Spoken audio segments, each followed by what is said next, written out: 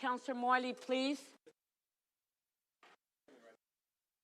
No, but we need quorum.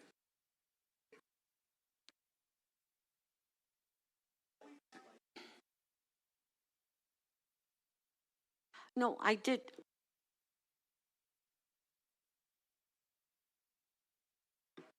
I would call this meeting to order. The clerk has advised that we do have quorum. Members of council, please rise if you're able for the national anthem.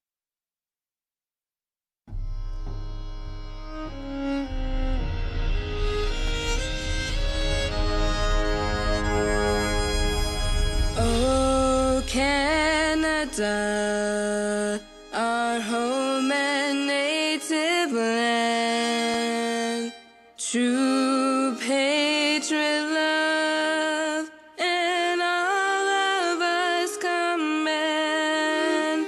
Quand on procès porter l'épée, il sait porter la croix.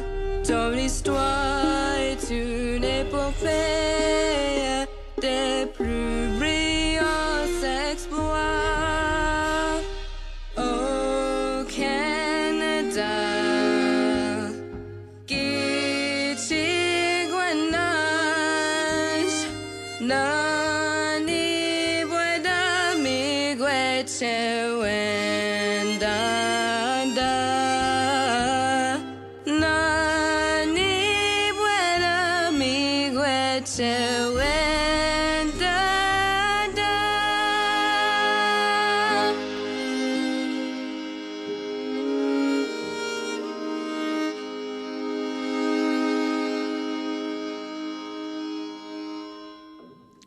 Please remain standing and join me in observing a moment of silence in memory of Michael David Bailey, Michelle DeBerry, Sheldon Boehner, and Penny Elizabeth Lammy.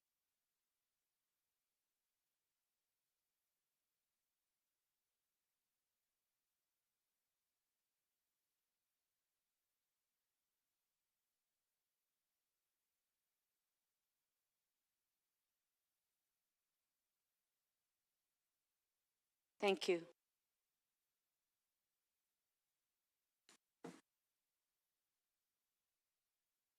Yes, Mayor Chow. Madam Speaker, I rise on a point of privilege to recognize the passing of Penny Lammy.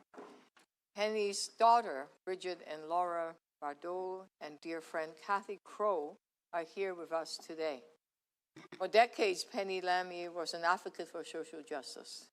She was present during pivotal moments in Toronto's history, during the aftermath of the bathhouse raids, the emergence of Pride on Church Street, and the early years of the HIV/AIDS crisis.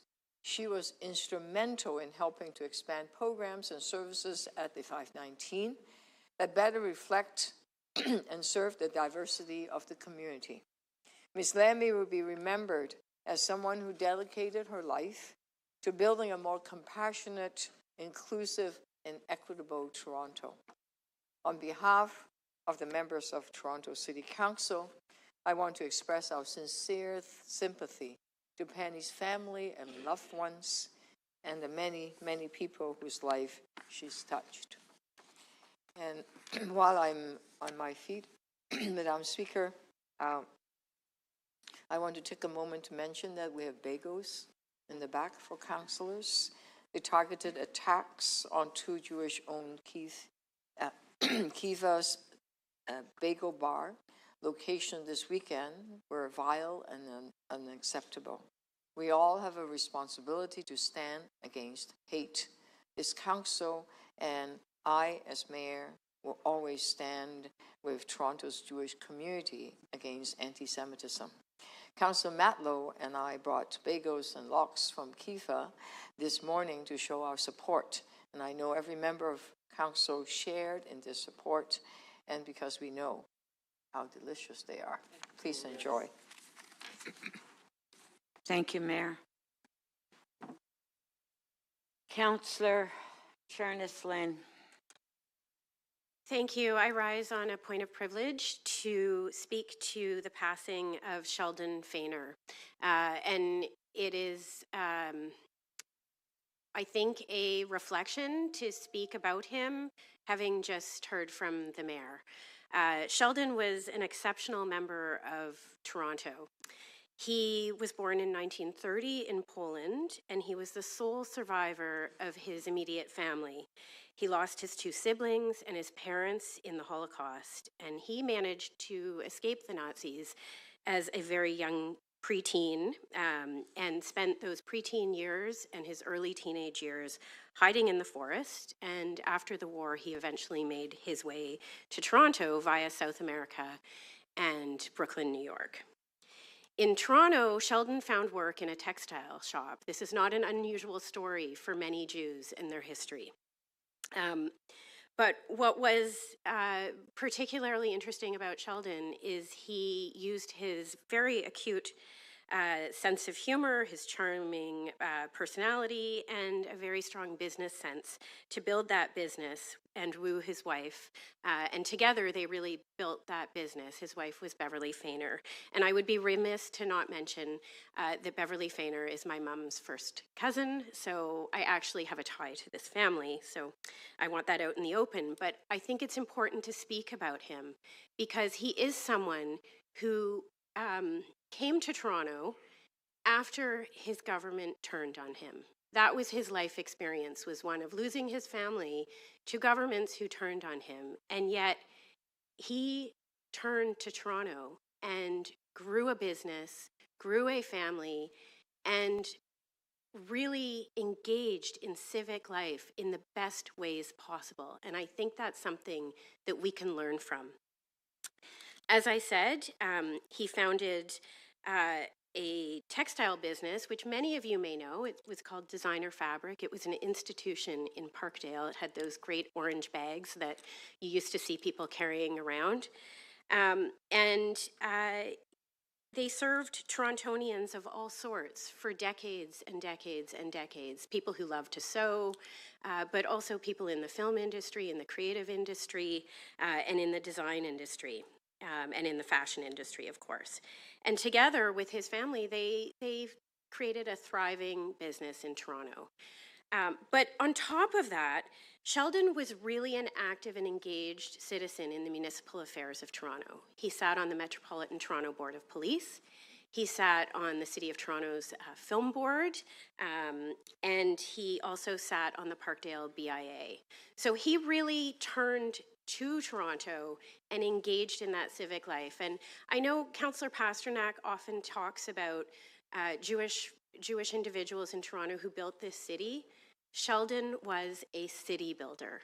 And I think when we reflect on that legacy and we think about what's happening today, we can be inspired by him and think about the importance of protecting all our Torontonians so that they can come to this city and thrive and help build it together with us. So with that, I just want to express our condolences to the family and thank Councillor Carroll, who of course is chair of the Toronto Police Services Board, for seconding this motion. Sheldon was also a resident of Councillor Carroll's, and I really do believe he was someone who, when you went into his office in Designer Fabric or his office at home, it was filled with letters from city councillors, from mayors, from business leaders in Toronto, and he would be really, I think, honored to get a certificate from our council. Thank you. Okay, let's start the agenda. I would like to take a moment on behalf of Council to acknowledge the Indigenous peoples of all the lands that we are on today. We do this to reaffirm our commitment and responsibility in improving relationships between nations and to deepening our own understanding of Indigenous peoples and their cultures. It is a moment to reflect on the importance of this land which we each call home. We acknowledge the land we are meeting on is the traditional territory of many nations, including the Mississaugas of the Credit, the Anishinaabe, the Chippewa, and the Haudenosaunee people, and the Wendat people, and is now home to many diverse First Nations, Inuit, and Métis peoples. We also acknowledge that Toronto is covered by Treaty 13 with the Mississaugas of the Credit and William Treaty signed with multiple Mississaugas and Chippewa bands. For the benefit of those who are connected to the internet, the City Clerk has posted all of the agenda materials for today's meeting at Toronto.ca/council. This meeting is being held as a hybrid meeting and is being streamed live on YouTube. I'd like to welcome the public who are with us here today who are watching the meeting online. Members, we do have a presentation this morning to recognize staff from the City of Toronto and its agencies and corporations on the delivery of the FIFA World Cup 2026 in Toronto. I would like to call upon the City Manager to speak. Thank you very much, Speaker, and good morning, Mayor and members of Council. I want to thank the Mayor for inviting me to just share a few words off the top before the Mayor herself delivers some formal remarks in recognition of the amazing work of the Toronto Public Service, our partner ABCs as we call them, and also some of our external partners who helped us deliver this incredible event in June and July. You know, when the Mayor said, you know, Paul, during the World Cup, she said to me, we need to recognize the staff at the council meeting in July. And I said, absolutely, it's great. So I said, let's get everybody together. And I was informed it was up to about 20,000 staff that directly worked on it. I decided that we should hold the council meeting in Nathan Phillips Square because we could kind of squeeze them all in there. John said something about the procedural bylaw and live streaming this and all the rest. So we nixed that idea. The second piece was all those that were in person for almost 40 days within our various command centers. I was 500 people, and I said, well, that must fit in here. And corporate facilities told me that, no, that couldn't fit in here either. So what we have today, though, is representatives of all of the divisions and the agencies and corporations and some of our external partners who helped us make the World Cup a success. But even better than that, there are others who are invited specifically to tune in at this time, so they are watching online so that they can be part of the celebration as well. Many more are out delivering frontline services today, and I hope that they will review the tape and see this tribute to them. You know, I often have said in the last week or so after the World Cup that we were on our own World Cup journey. You know, it was 4 years ago in June that we knew we qualified for the World Cup. We were awarded host city status by FIFA, one of 16 across Mexico, the United States, and Canada. We did what every other team that was participating in the World Cup did. We built our team. First, our FIFA Secretariat. And this morning, I want to pay a special personal tribute to Sharon Ballenbach, who is the Executive Director of the FIFA Secretariat. She came on, and yes, please.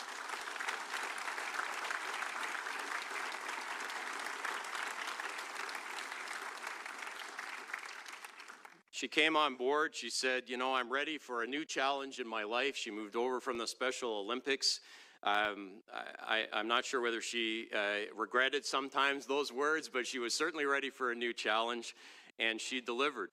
She led a small and mighty, we always say small but mighty, no, small and mighty team in the FIFA Secretariat who helped organize all of the things that we would need to do to be successful in this endeavor. She worked with other host cities, all 15 of them to be precise. She worked with FIFA Canada and FIFA International, and she worked with all of us in this community to make sure that the plan was in place. And then we had to build our bigger team, all of the people that would actually deliver on all of those streams of work. And then we went to work. We built the infrastructure required to host this type of an event. Upgrades to Toronto Stadium, as they called it, BMO Field as we know it, new infrastructure at Centennial Park for a training facility that will live on as a soccer hub in our community. We did all sorts of other upgrades from a transportation and logistics perspective to support this event. We also built the plans to make sure that this was a safe and successful event for those who would be visiting and for Torontonians that were going to enjoy this. Throughout it, we practiced, and practiced, just like the teams. Tabletop exercises in small groups. Mandeep and I talked at length about the real value that he saw in the tabletop exercises that the TTC went through internally to understand all of the things that they needed to do to be ready to move people around the city. We learned from ourselves, we learned from other communities, and we got better, and we were ready to start the World Cup 2026 on June 10th, our early start when we hosted a concert. But you see, just like all the teams in the World Cup, while our plans were solid, and they were, you're only as good as your ability to read and react in the moments that followed. That is exactly what your public service did each and every day. Within days, they had calls to problem solve and make things better. And every single day of those 40 days of the World Cup here in Toronto, they had meetings and we all had meetings to say, what went well today? Let's keep doing it. What can we improve upon? And let's get better. And that's the sign of a great team. It allowed us to be ready to host 6 matches, to which over 250,000 fans attended. It allowed us to put on a fan fest that spanned the entire time of the World Cup, to which more than 350,000 visitors enjoyed right up to that final match with Spain and Argentina. But it was more than that. We were able to showcase our incredible city. We were able to support other groups to host parties and watch celebrations and opportunities for Torontonians and visitors alike to enjoy this world-class event in our city. We demonstrated that we can do more than one thing at the same time. You know, every day I got the list of the other events going on in Toronto as they prepared me for what was happening the next day from a FIFA perspective. And I can tell you that we were a city that could continue to do all sorts of other exciting things while hosting this global event. It could only happen by thousands of people working together towards a common goal. The staff across city divisions, agencies, and corporations collaborated with our provincial and federal partners, emergency services, FIFA itself, community organizations, volunteers, and countless stakeholders to make this experience possible. And as a result, we delivered. We not only ensured that the matches came off without a hitch, this is, after all, a sporting event, but we made sure that those who wanted to enjoy it in many, many different ways, whether it was real local events or whether it was the official events tied with the World Cup, that they not only saw how we could deliver from a logistics perspective, but they were able to experience and celebrate this great city that we share together. I am incredibly proud of the work that everybody put in, not only during those 40 days from June 10th till July 19th, but the 4+ years of work that went into making this a success. Everyone played their position incredibly well, which is what you need. But more than that, we kept talking to each other, sharing and collaborating with one another. And we did most of that in person. And we've learned the value of sitting together and strategizing and responding to what needs to happen.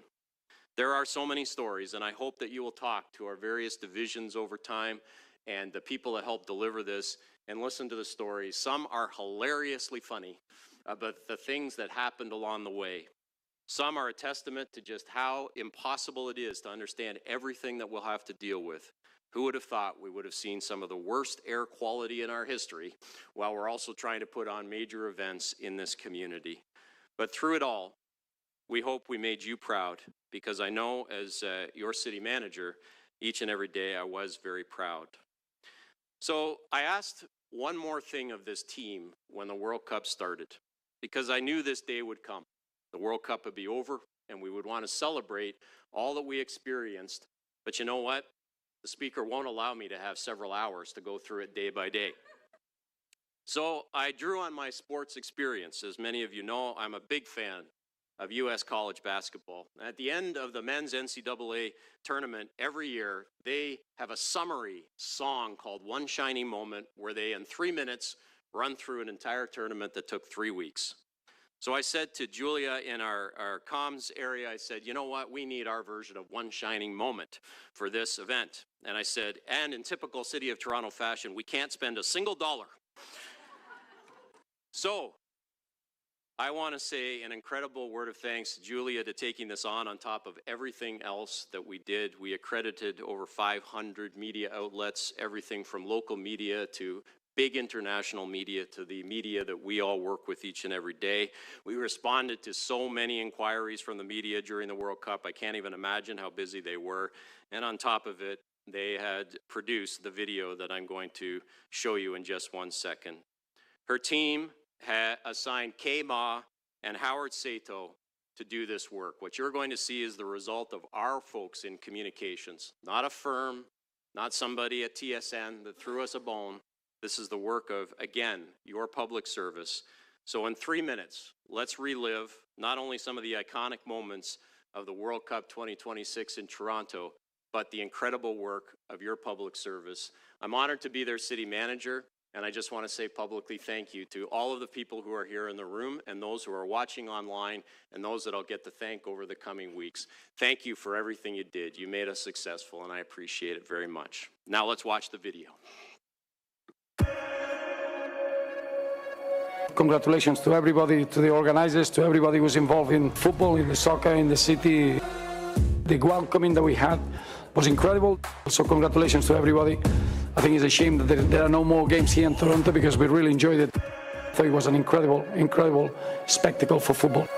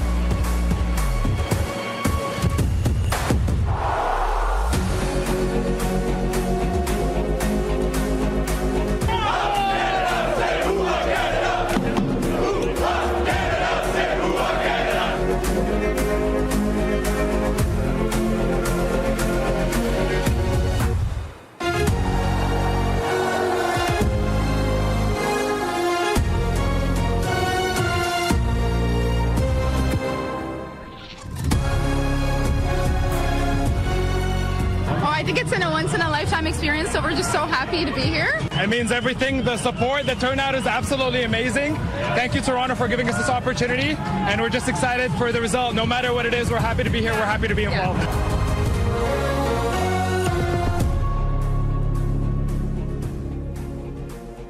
Felt like a home game for us today. During the whole time we were here in Toronto, it was just like playing at home. It was unbelievable. It really was. The buzz in the city, and that's continued now for the last 2 weeks. Toronto has excelled, and everyone that's been connected with the city, everyone that's been associated with putting the event together in Toronto can take full credit for an amazing job well done. Was history made in Toronto? Only time will tell.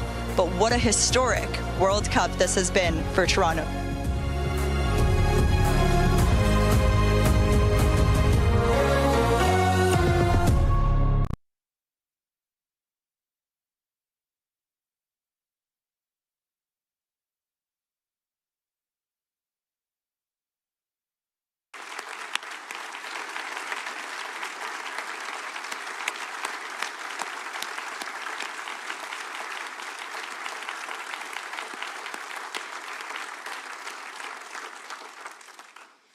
Wow, what a video. Whew.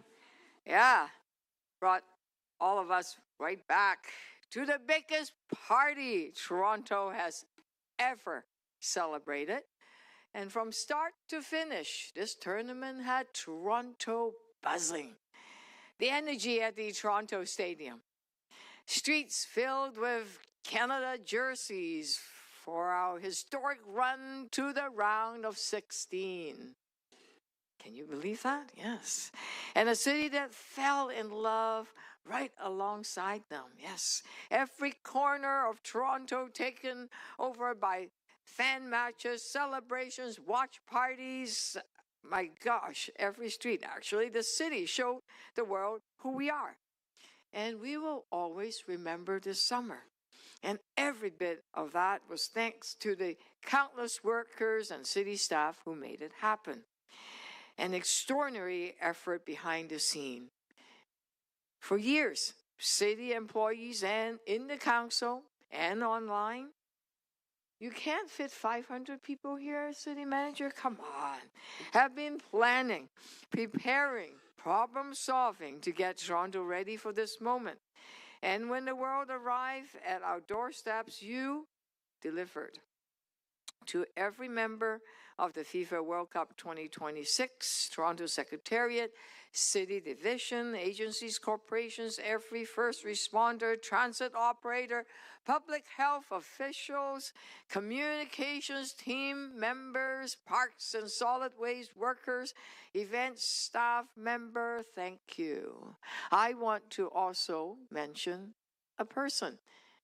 Right from the beginning, I was worried about money, right?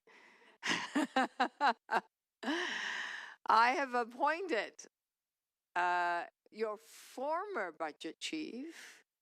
That is, where is he? Former Councillor David Sanaki to give us a hand. Yes, thank you for doing hard, tough work. He joined our budget chief, Shirley Carroll, comb through the books. Make sure that not one dime of your property tax dollar went to hosting the game. I don't know how you managed to do it, but you did. And on budget. And I want to recognize our program advisory bodies, champions table, that the executive committee, Deputy Mayor Mike Cole first volunteered, and of course Budget Chief Shirley Carroll, Deputy Mayor Osma Malik, and we have the champions table. Councillor Michael Thompson joined in and squeezed quite a bit of money from the private sector. And the FIFA Forever Committee to make sure that the legacy continue. Councillor Anthony Peruzza and Councillor Nick Mentis joined in. Have I missed anyone? I think, yeah, it was a team effort. You folks spent hours and hours. Oh, yes. Deputy Mayor Amber Morley. Yes, blocked my vision here. Thank you. Yes, of course. Your guidance makes sure that Toronto's World Cup reflected the values of this city, from inclusion and accessibility to sustainability, culture, community benefits, and legacy. And thank you for helping us create an experience that was authentically Toronto. Together, we welcomed, as you saw, hundreds and thousands of visitors, created safe, vibrant public spaces, managed complex logistics, kept people moving throughout the city. Thank you to our, okay, I should not start mentioning, okay, because they're our big team out there. Thank you for moving people throughout the city and representing Toronto with professionalism and pride. You did all this while continuing to deliver the essential services that residents relied on every single day. And you helped tell Toronto's story, a place where people from every corner of the world live, work, and cheer side by side. A place that's inclusive, a place where all are welcome and all belong. And all visitors took notice, starting with Ronaldo, CR7 himself, and Portugal's manager, Roberto Martinez. He wished they could have kept playing in Toronto. From the incredible atmosphere at FanFest, thank you to our partners, to the huge crowd safely moving through our streets. And I want to just read a little handwritten letter, it's very short, from a senior. Dear Mayor, I recently visited your city to attend a FIFA game. I would like to thank you personally and commend your city staff for the efforts made to welcome visitors and help them get around the city. TDC personnel, staff, and volunteers around the event were all courteous and helpful to a bracket, somewhat older attendee at the X Grounds who wasn't that familiar with that part of the city. Again, thanks to all for their efforts. Toronto looked pretty good. Signed sincerely, Ted Royal. And handwritten letter. How sweet is it? There are hundreds and hundreds of these letters, and thousands of people filled in the evaluation form. They all loved it, and it's incredible. We had infrastructure projects in communities across Toronto. Yes, I think Councillor Holiday was saying that they had the best training facility over at Centennial Park, Centennial, whatever the training ground. There were many pitches in different places and new opportunities for young people. This legacy of this tournament reflects your commitment and your leadership. So on behalf of City Council and the people of Toronto, thank you for your service, your sacrifices, your professionalism, and your unwavering commitment to this city. You made Toronto proud. And together you helped create a World Cup experience that will be remembered for generations. Thank you. Congratulations. Well done. Let's give them another big round of applause, everyone. Thank you so very, very much.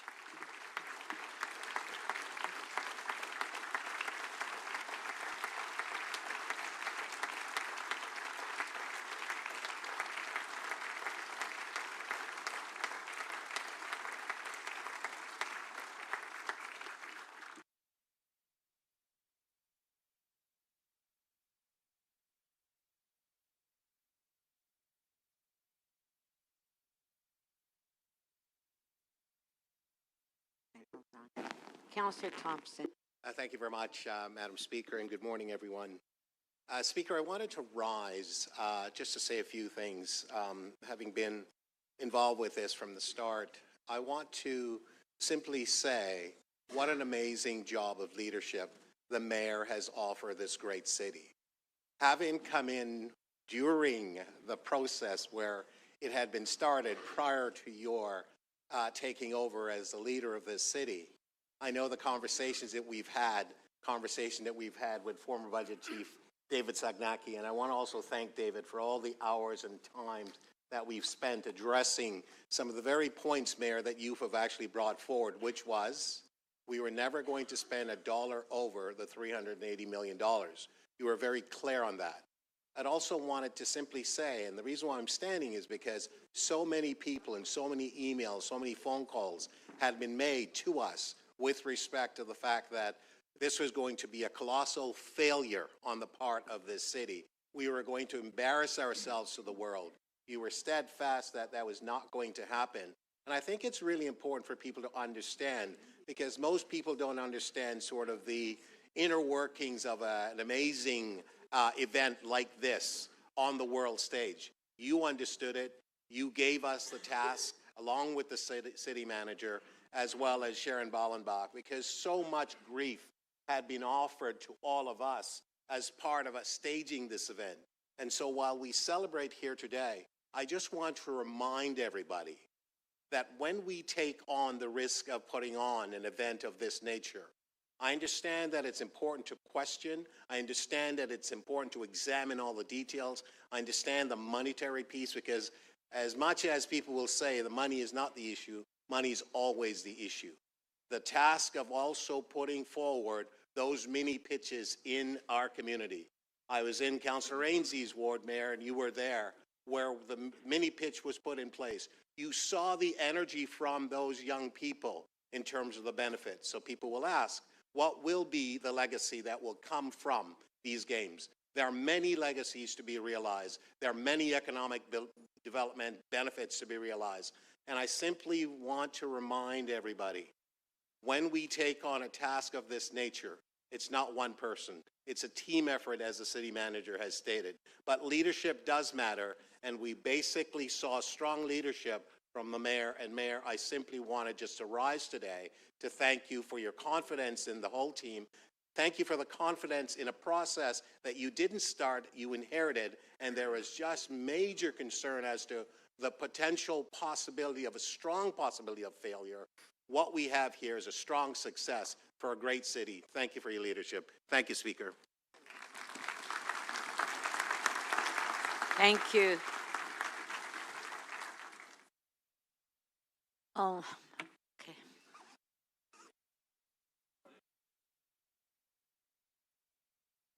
Okay, Deputy Mayor Malik, okay. Thank you very much. As we've said, this is a once-in-a-lifetime experience, and I do want to rise to share my sincere gratitude to echo so much of what has been shared by the city manager and Mayor Chow, and thank you, Councillor Thompson, for recognizing the leadership here. And of course, it's a team effort, and we know leadership matters. Thank you to our city manager, Paul Johnson, for being an exceptional leader to Team Toronto, and for Mayor Chow to coming in and, you know, from our earliest conversations, a commitment to making this good for the city and to bring that structure, bring that governance that could make us confident that we could do that together. And I want to speak to our amazing Team Toronto and all the public service and our partner agencies that you were the driving force behind the success that we are getting to celebrate here today. This was an enormous undertaking. It is very close to me. It took place in my downtown communities, the stadium, Fan Fest, and some of the biggest opportunities, but also the challenges that we were very clear-eyed about as well. And this effort has been years in the making, and also that we have been working on these preparations through every opportunity that we have had in the city. I was at the table with so many of you as we were preparing for 6 concerts that Taylor Swift had in our city, and used that incredible opportunity to try and learn, to iterate, to bring all of our expertise to bear, and to use that to have a wonderful Blue Jays championship run and learn from those lessons and bring all of that to this extraordinary event that we have experienced over this summer. Thank you for your leadership as part of Team Toronto, for bringing this successful and exciting tournament to our city and our local neighborhoods. The games were hosted in my ward, and I want to especially thank the neighborhoods of Fort York and Liberty Village, residents and local businesses who were partners and resources through all of this. Thank you to the Liberty Village Residents Association, the Fort York Residents Association, to the Liberty Village BIA and the City Place Fort York BIA, especially for their partnership with us. And I want to also give an exceptional shout out to Exhibition Place. And I know our CEO is here today, and the extraordinary team there that was the most incredible host for these games, and recognized in an extraordinary move by leadership at FIFA itself for the amazing job that they did. I'm proud to be chair of Exhibition Place and of that team as well, and I want to make sure that we're recognizing them for holding that high standard that we're proud of. I also want to take this moment to extend thanks to members of my team who gave this work leadership, and many of you got to know them, to Nora and to Tom and to Vienna.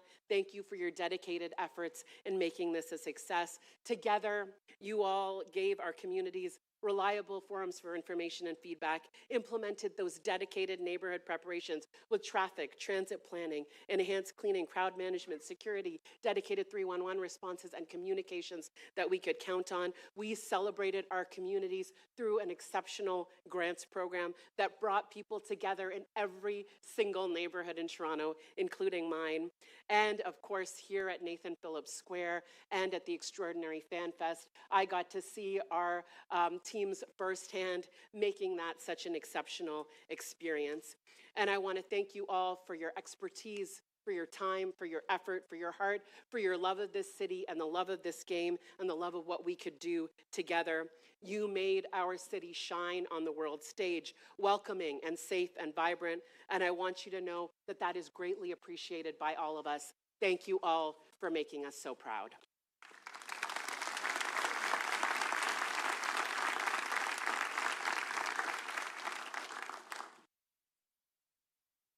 Okay, last speaker, Councillor Myers.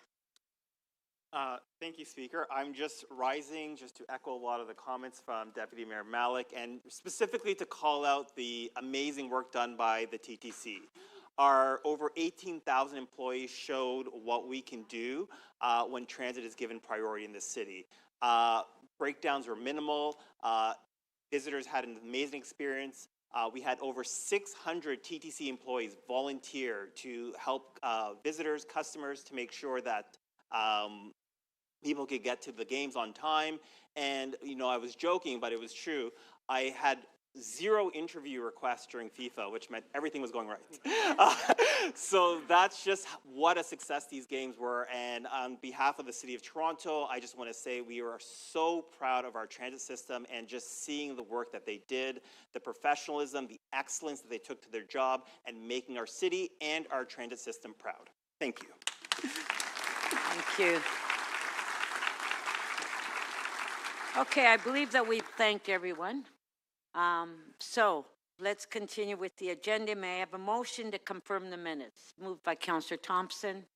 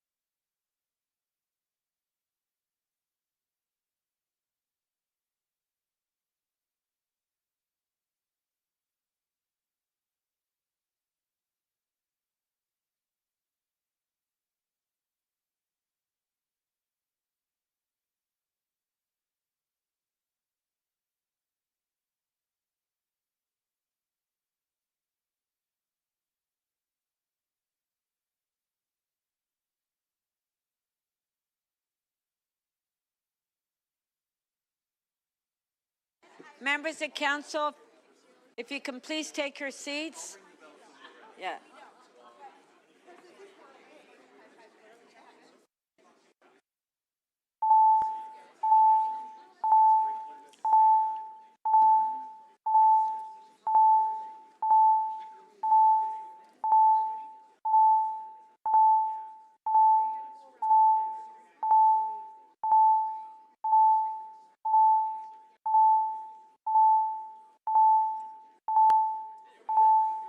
Yeah.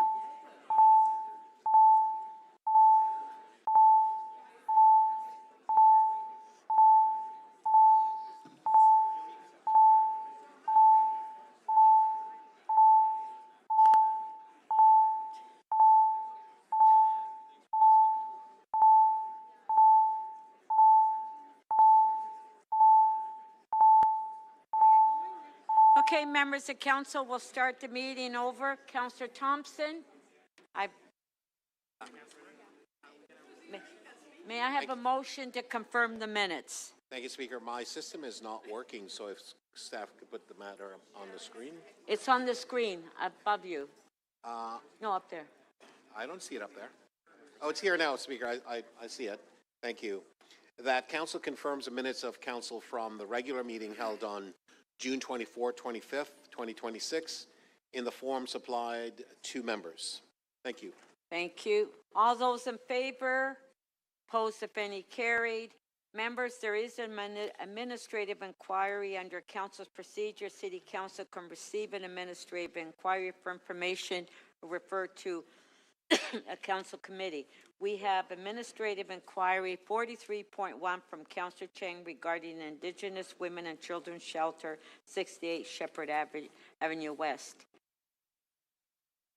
The answer to this inquiry from the General Manager, Toronto Shelter and Support Service, has been posted with the council agenda on the city's website.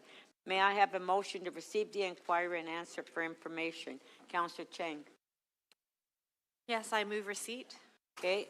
Councillor Cheng moves receipt. On favor. Carried. I will now call upon the committee chairs to introduce their reports. The chairs can speak about the reports for up to 5 minutes. Mayor Chow, you have a motion to introduce the executive committee report. I do. Yep. Just 1 second here. I am looking at my motion. Just Here it is. That report from meeting 33 of the Executive Committee listed on agenda of Council be presented for consideration. There are several items in there that are quite significant, and including surveillance pricing and of course the island airport, etc. So lots there to discuss today. Thank you.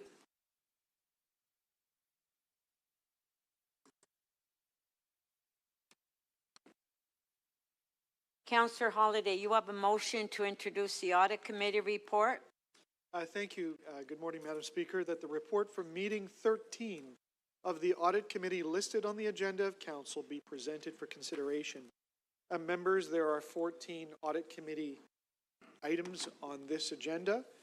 There's a variety of things. Some of them are things that we've seen before. Those are the city's audited financial statements and the review from our external auditors.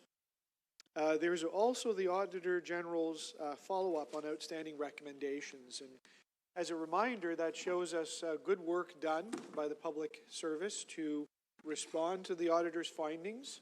And among them is the formal closeout, but of items that have been resolved. However, there are still important items remaining that we've talked about at the Audit Committee and sent reports about to Council that should remain the focus and is remaining the focus, and I'm thankful for that.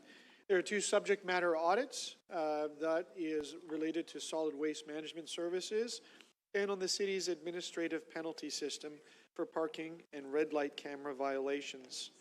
And then some flow-through audits from our agencies, boards and commissions, And very interestingly enough, the Auditor General has gone back to an old process where there would be cyclical continuous monitoring reports. And there was a specific one on city staff overtime, absenteeism, and other payroll-related expenses. The auditor provided a number of recommendations, and hopefully we will see a follow-up to this audit and see those changes. But the value in that will be the continuous monitoring and those controls. And finally, additional flow-through audits from our community centers and arenas. Thank you, Madam Speaker, and I look forward to today's meeting. Thank you.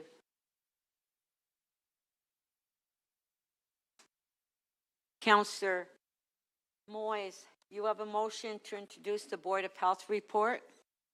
Yes, Madam Speaker, and good morning. The report from meeting 34 of the Board of Health listed on the agenda of Council be presented for consideration. So, Madam Speaker, we have 2 items from the Board of Health before us today. Each one addresses a timely public health issue. First is a report on the role of public health in indoor air quality. This report clarifies that responsibility for indoor air quality, both in response to wildfire events and more broadly, is shared across governments, building owners, employers, and other organizations. TPH role is focused on public health guidance, health hazard investigations, outbreak prevention, risk communication, knowledge exchange, and collaboration with community partners. The recommendations that the board has made are about ensuring that parents, renters, and workers can all access the information they need to understand indoor air quality. We're also requesting that the province do their part to improve indoor air quality by bolstering the relevant policies and programs. Through the COVID-19 pandemic, we all learned about the importance of proper ventilation to mitigate the spread of communicable diseases. And just a few short weeks ago, we were reminded that the threat of wildfire smoke and the associated health impacts are not going anywhere. These are just 2 facets of indoor air quality, but they highlight the need for a proactive approach to ensure everyone, but especially those who are immune compromised or living with respiratory conditions, are kept safe and healthy. The second item is on that I brought forth as chair about youth and digital culture. The Council Chief Medical Officer of Health recently released a position statement on digital culture and child and youth well-being, which highlights growing evidence that social media, smartphones, and other online platforms can affect the health and well-being of children and youth. As the Board of Health has consistently supported initiatives that promote the health and well-being of children and youth, including extensive collaboration with local school boards. We did officially endorse the statement and request that Dr. Murdy share the statement with school boards for consideration in the development of the next Toronto Healthy Schools strategy. Today, we recommend that the statement also be considered by Children's Services, Social Development, and Parks and Recreation in the development of policies and programs. And finally, I would like to thank my colleagues on the Board of Health for their contributions over the past term. I am proud of the work we have accomplished to promote and protect the health of our residents here in Toronto.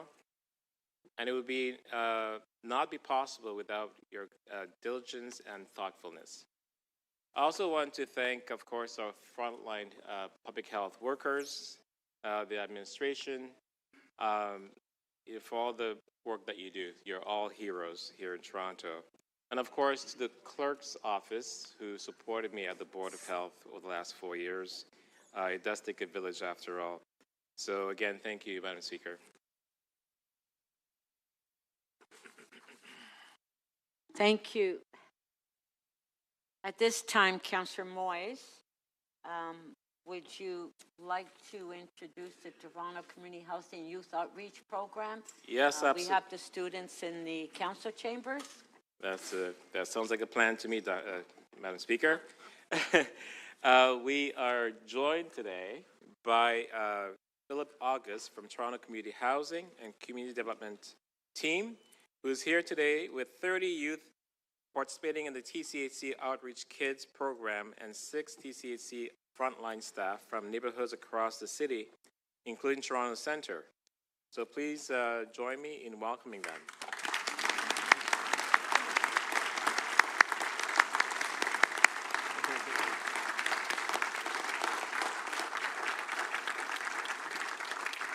Thank you and welcome.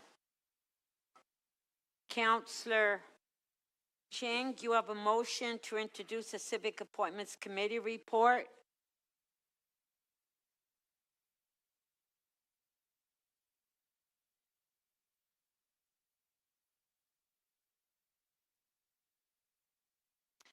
That the report for meeting 38 of the Civic Appointments Committee listed on the agenda of Council be presented for consideration.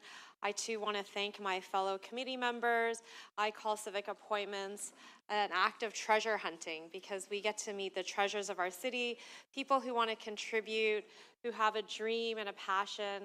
It's unfortunate we don't get to give every single treasure that we meet a place to serve, but it is always heartening to see the willingness and the passion, and I encourage more city members to participate because this is how we build a collective, positive future. Thank you. Thank you. Councillor Bravo, you have a motion to introduce the Economic and Community Development Committee report. I do, Speaker. That report of the meeting 30 of the Economic and Community Development Committee listed on the agenda of Council be presented for consideration. I'd like to just briefly thank the members of the committee. We worked collegially through this term. It's been a tremendous privilege for me to chair this committee where we consider all of the ways that public service, from first responders to people working on social development, economic development and culture, children's services, and on it goes, keep us safe, keep us strong, keep our local economy vibrant, and thank you to the public service as well and to the clerks for this term. Thank you. Councillor Ainsley, you have a motion to introduce the General Government Committee report. I do. Thank you, Madam Speaker. The report from meeting number 31 of the General Government Committee listed on the agenda of Council be presented for consideration. I just like to simply say people often ask me what the General Government Committee does, and I jokingly say it moves the wheels of government forward, and I leave it at that. And I'd like to thank all of our amazing staff that report to the General Government Committee over the past term for all the work that they've done in moving the wheels of government forward. In particular, I'd like to thank the clerk staff, Matthew Green, for all of his guidance over the past 4 years. I'd like to thank the committee members, Councillor Holliday, Councillor Burnside, Councillor Thompson, Councillor Chang, for everything that you've done, working collegially. I joked at the end of the last meeting, I said I didn't need to use the gavel at all. So I think we had a great 4 years. I would like to thank everybody for all of their contributions. Thank you very much. Thank you. Councillor Fletcher, you have a motion to introduce Infrastructure and Environment Committee report. Yes, thank you, Speaker. I do. That the report from the meeting 31 of the Infrastructure and Environment Committee listed on the agenda of Council be presented for consideration. And I would just like to thank everybody for their support. Our fantastic Deputy Mayor, Jennifer McKelvey, left and went to federal government where she's having a wonderful time, and I know she's making a very good contribution there. As everybody knows, this committee is a lot of things that we all care about a lot. Snow, solid waste, environment, water, roads, all those services that we rely on every day and the public does. I want to thank the committee members, which lucky enough to have two deputy mayors on that committee, and the rest of our members of the committee. Thank you so much for all your support over the last year when I've been the chair. I would like to thank the Mr. Green and his clerk staff. They've been amazing because we've had a lot of deputants at one time, and I really do want to thank the deputants, the citizens of Toronto, the residents who, when they're interested in something, they come out in numbers, as they did on the Island Airport. They show they're interested, they show where we get it right, where we get it wrong. I also just want to take a moment to thank all of the staff from all those divisions I mentioned, because it is a lot of work. They do so much for the city. It's not the easiest because they do take a lot of calls from councillors in some of those divisions, and they know who they are. And lastly, thank the Deputy City Manager, Mr. Will Johnson, who left, and also to our acting Deputy City Manager, David Jollymore, for all their tremendous support at the committee. Thank you so much, everybody. Thank you. Councillor Perks, you have a motion to introduce the Planning and Housing Committee report.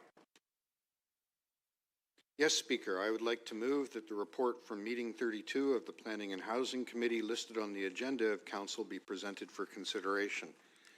Like my colleagues, I'd like to extend my thanks to all the members who, over the last 3 years, have sat with me on the Planning and Housing Committee. We have accomplished amazing things. We have built out the public builder model for housing, which has been a revolutionary change. It's the first time that governments anywhere in Canada have taken the role of building. And I know I say this a lot, but it bears repeating.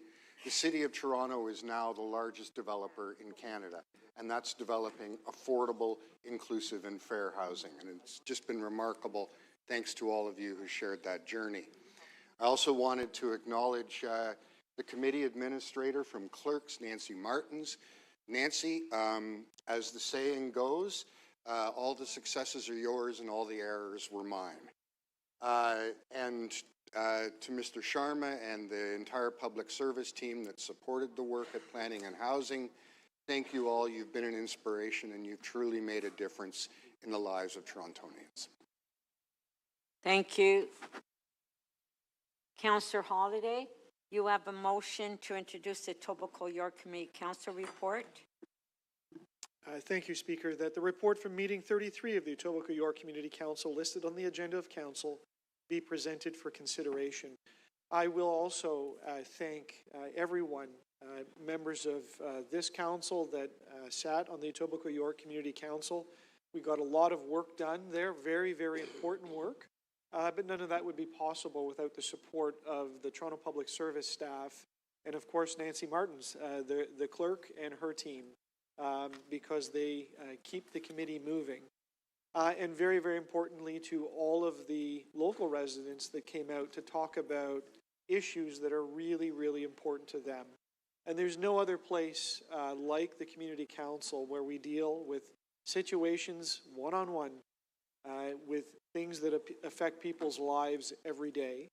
And I know that the Community Council members sometimes disagree. Sometimes we really disagree in this chamber.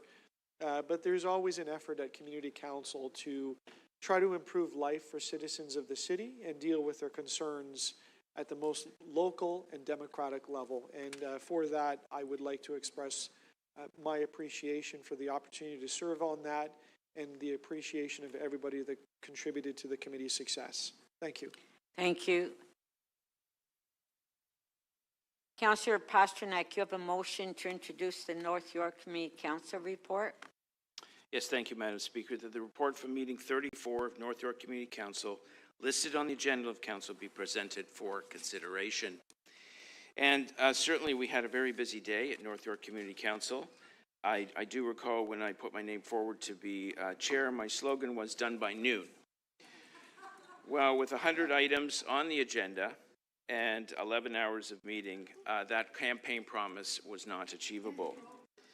Of the 100 items, about 26 were development applications, but there were divisions on where these should go. 11 of those were deferred or moved to council without recommendation, and 15 were adopted or amended. And we were wondering at the end of the day how many of those would actually be built. I'd like to thank Matthew Green and, of course, my my colleagues on North York Community Council, Team North York, for their diligence in getting through the agenda, and of course, always providing wise counsel throughout the term. On a more somber note, one of the items on North York Community Council was the renaming of Brookwell Park in memory of Estella A. Wheeler. Now, you may recall that she was a teacher, a beloved teacher at the Afrocentric Alternative School. And as is the tradition in York Centre and City Council, we invite the students of Afrocentric Alternative School to City Council during Black History Month. On her last visit, 2 weeks later, she was murdered by her husband, intimate partner violence. We wanted to honor her by renaming Brookwell Park in memory of Estella A. Wheeler. And if you bookend the period of when Mayor Chow came, correct me if I'm wrong, but the first item that she brought forward was declaring gender-based violence and intimate partner violence an epidemic in the City of Toronto. And although this item does not come to council, it was dealt with on delegated authority at Community Council, we are honoring someone who will remember someone who was such a victim. Thank you. Thank you.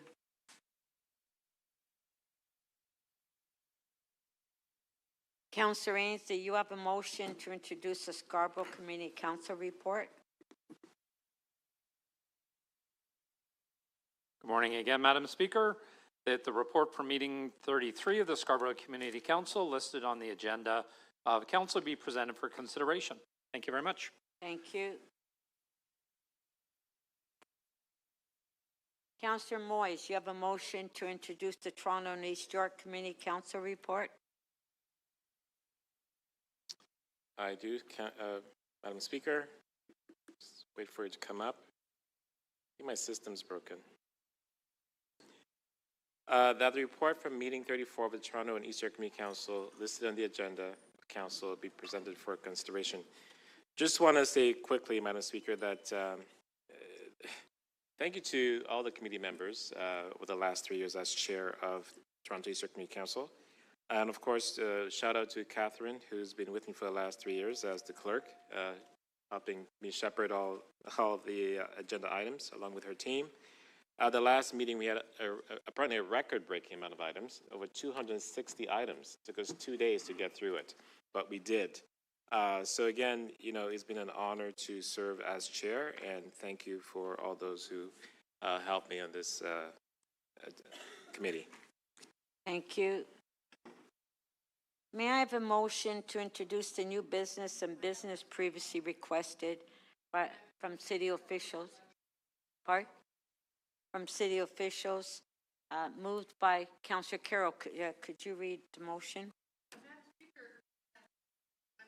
Do that? I'm happy to do that, but I'd also like to make a comment. So that the new business and business previously requested from city officials listed on the agenda of council be presented for consideration.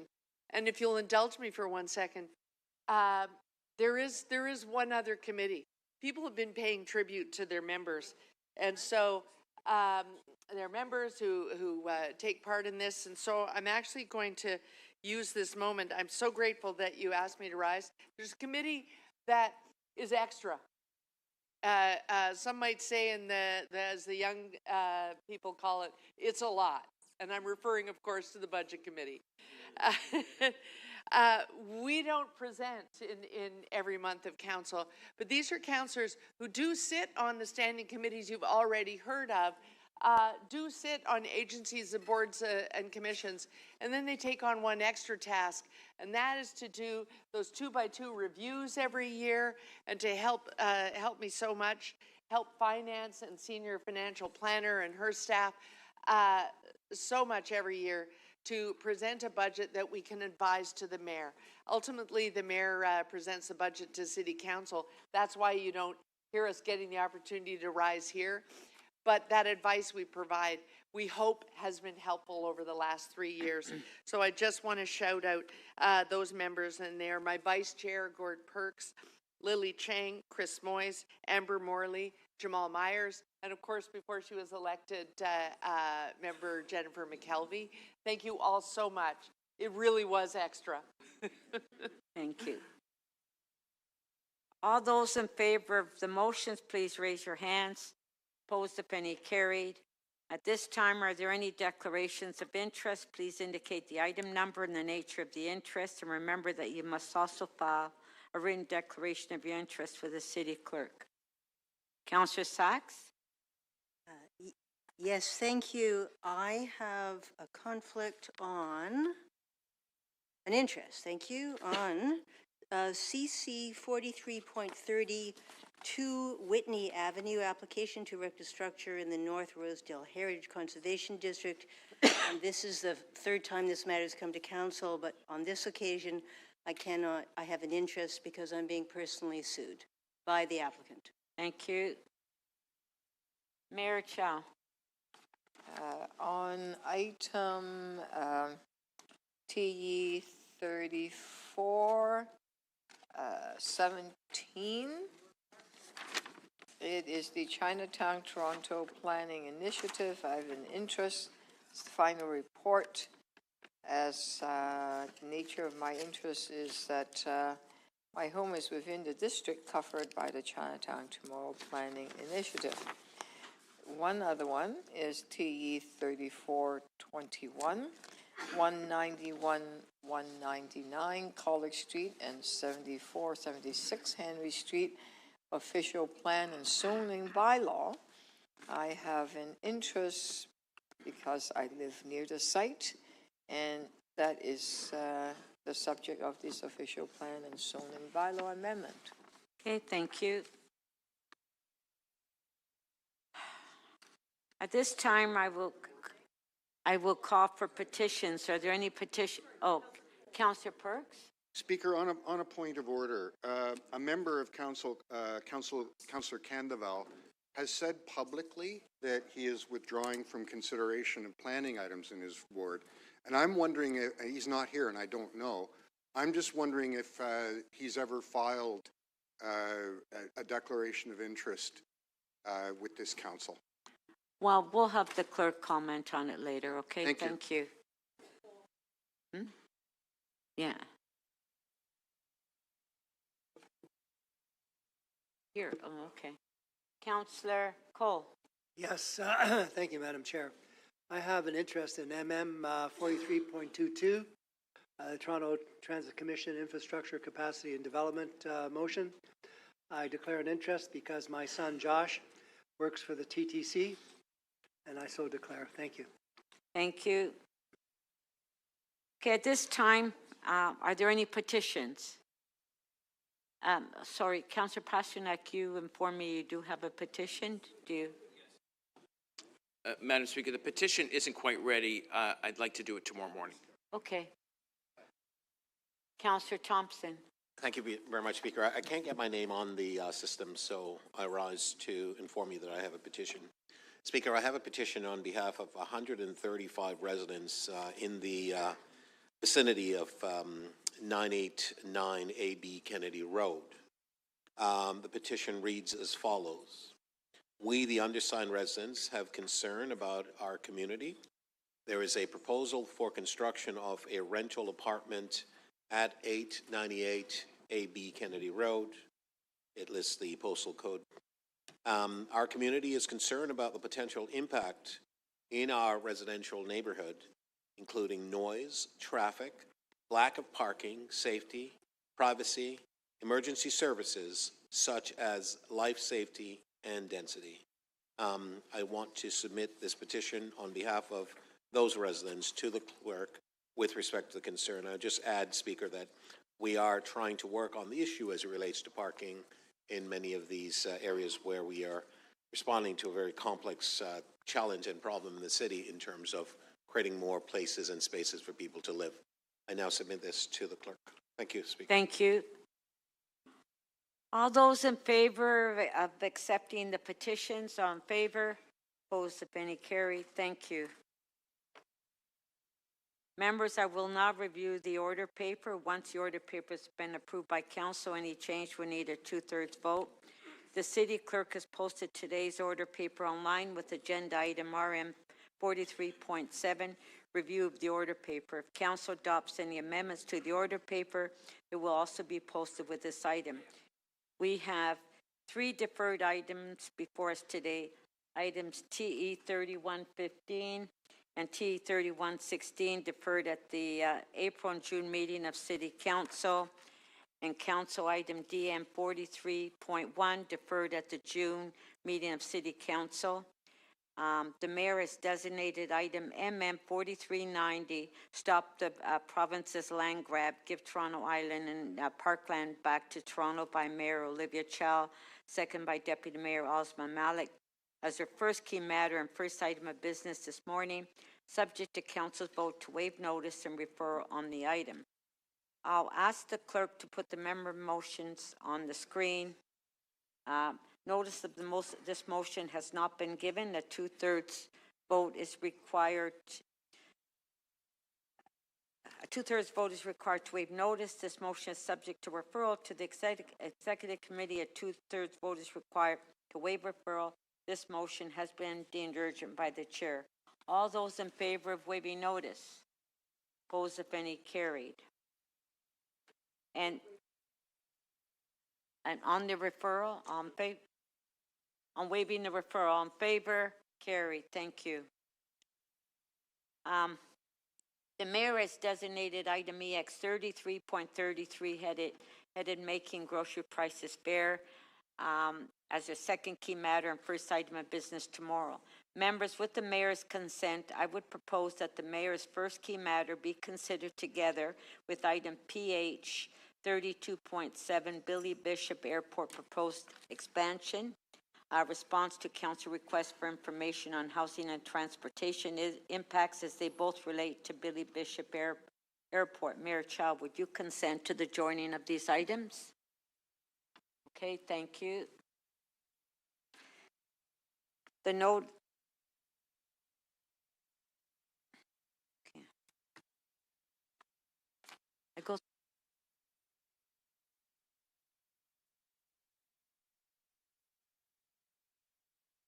Run through is scheduled for 2 p.m. tomorrow only if the mayor's key matters are completed. Members, there are some related matters on the agenda that are proposed to be considered together if they are held. Items EX 33.1, T 34.19 relating to a lease agreement with the Toronto Temple Basketball Club, and items T 3448 and CC 4322 relating to a development at 237 Victoria Street. Okay, and then Councillor Moyes, you wish to bring an item 4 to the council agenda?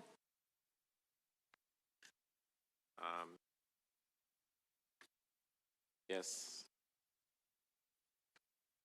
T 34.133. Headed various development to be excluded from permit parking in the Toronto and Eastern Community Council area. It's a request from staff. Okay. Okay, it's not a delegated matter, so it has to come to Toronto Council for approval. On favor? Carried.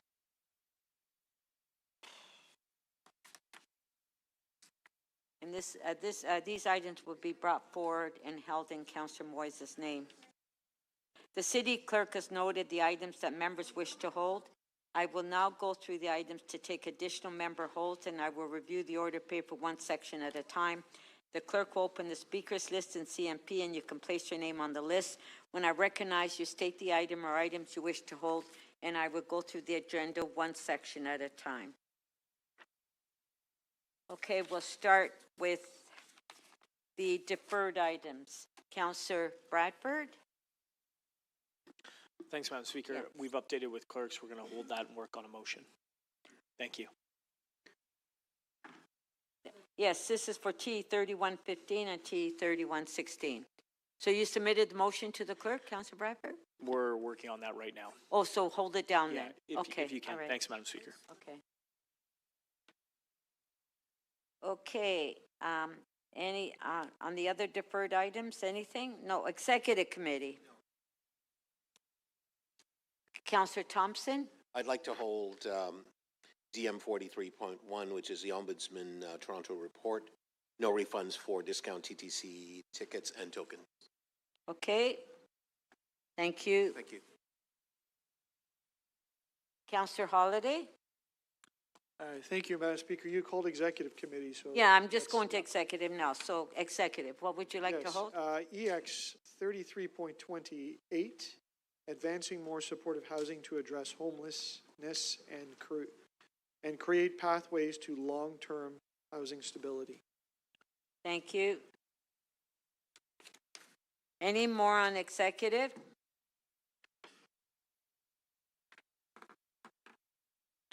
All right, let's go to audit committee. Councillor Myers, audit. Thank you, Speaker. I'd like to hold AU 13.7, Audit of Solid Waste Management Services Contract Management for Solid Waste Collections, Organics Processing Services, and Construction Projects. Thank you. Thank you. Councillor Fletcher, audit. Gone. Pardon? Gone. I'm off. You're gone? Okay. All right. Board of Health.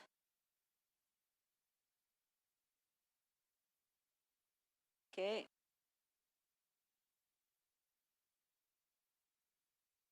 Civic appointment. Oh, okay. Sorry, the names are just popping up the last minute. First I have Councillor Cheng, Board of Health.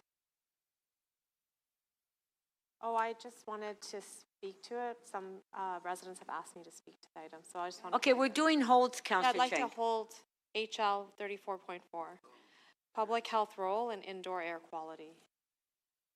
Councillor Perks, Board of Health. I was going to hold the same item, and if I just have a small amendment, but given that Councillor Chang wants to speak to it, could I ask that the motion be pre-circulated? Okay. Civic appointments.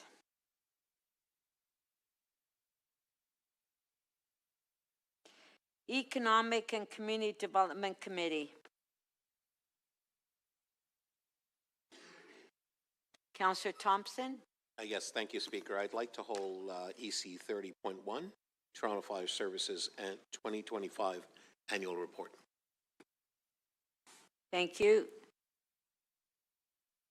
Councillor Bravo. Thank you, Speaker. I was going to request EC 30.1 as a hold, but I would also like to transfer my hold on EC 30.4 Lower Don Land Parkland Indigenous Naming Progress Update to Councillor Fletcher. And also... okay, hold on. Let me find that. Which one are you... EC 30.4 Lower Don Land Parkland Indigenous Naming Progress Update. To Councillor Fletcher? Yes. All right. And I would also like to transfer EC 30.8, improving the usability of Old City Hall as a filming location, to Councillor Fletcher. Thank you. Yeah. Councillor Fletcher, you're okay with that, right? Yeah. Okay. Councillor Moyes. Madam Speaker, I've been asked why we're bringing T 34.133 to here. I just wanted to clarify, the clerk realized after that they needed council authority. Yeah, I already said that. Oh, I didn't hear. Okay. Sorry. General Government Committee.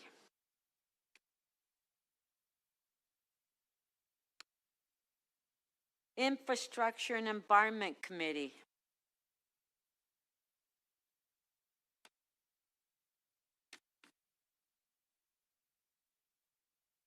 None?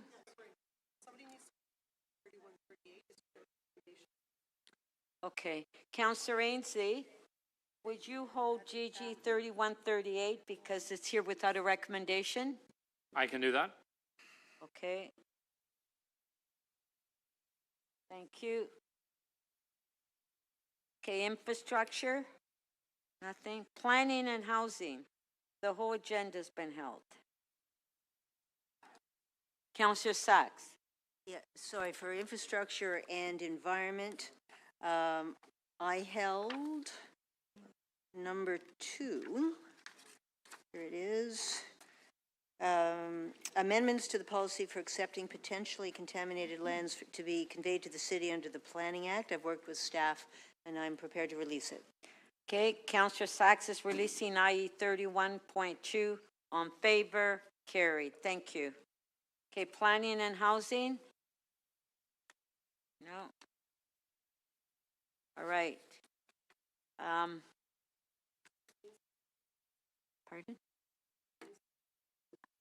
Councillor Ainsley, did you want something on planning and housing?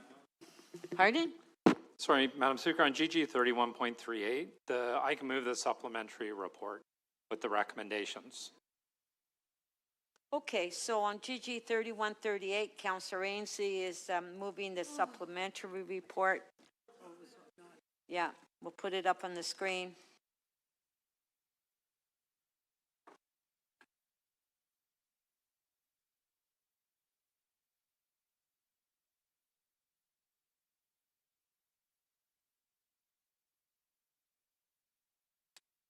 Okay, there it is on the screen. On favor? Opposed, if any, carried. Etobicoke York Community Council. Sorry? Pardon? The timing is tricky. I hit my name, I clicked when you said planning and housing, and my name didn't appear on the list for a few moments. Yeah, it's, well, like it's a, yeah. There's a lag. Yeah, it's a lag, Can we do? yeah. Yeah. Okay, Councillor Perks? So I've held quite a number of items. I'm going to see if I can release some of them. I don't know if Councillor Fletcher has anything on PH 2.2, which is Uquemin Minising. If she does fine, I can release it. Or I'd be happy to let her hold it instead. On PH 3, 235 and 245 Yorkland Boulevard, I can release that now.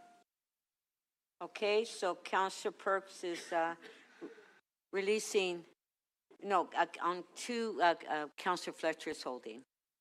Yeah. So on PH 32.3, Councillor Perks is releasing. On favor, carried. Okay.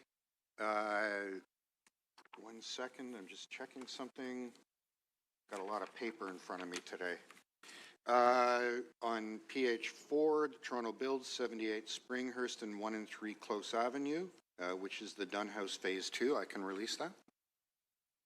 Councillor Perks is releasing PH 32.4.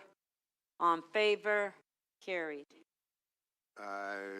PH 32.5, Toronto Builds 53 Strawn, 805 Wellington, official plan and zoning bylaw amendment. I can release that. PH 32.5, Councillor Perks is releasing. On favor, carried. On PH 6, 53, okay, I'll continue, sorry.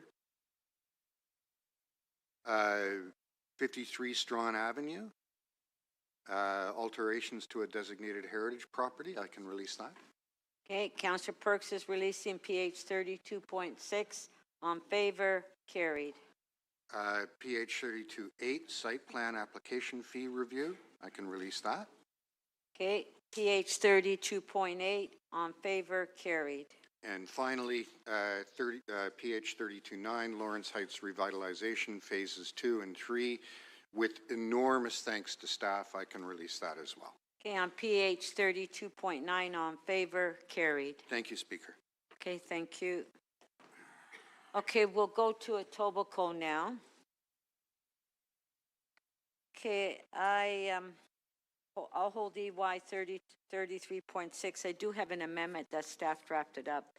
If the staff have it, I can just move it.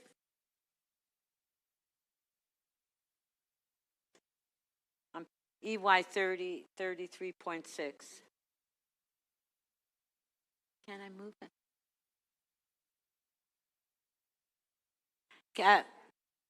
Mayor Chow, can you move this amendment for me? It's amendment by city staff. It's on EY 33.6. We'll put it on the screen.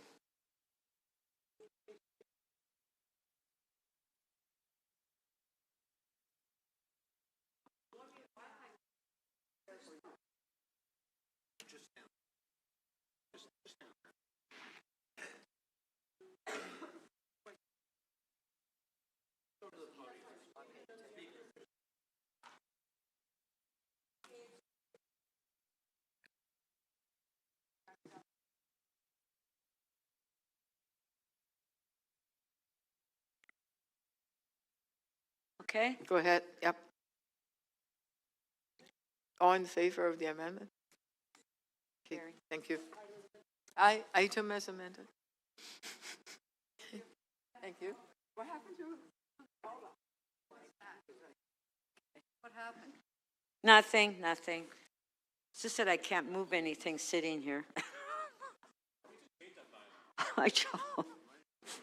All right, anything else on Etobicoke? Councillor Holiday. Thank you, Speaker. I can release and move the staff recommendations for EY 33.29, Kipling Avenue and Furwood Crescent, pedestrian crossing protection. You may recall we sent this with recommendations to allow some community consultation, and happy to report that the consultation returned a thank you. Okay, thank you. Thank you. EY 3329, Councillor Holiday is moving the recommendation. Yeah, we'll put it on the screen. On favor? Carried. Councillor Morley.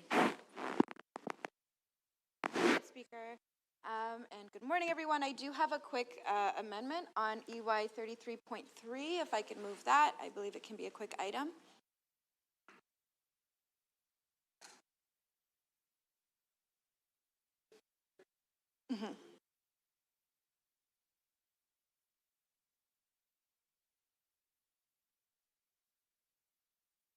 So I have a referral back to staff?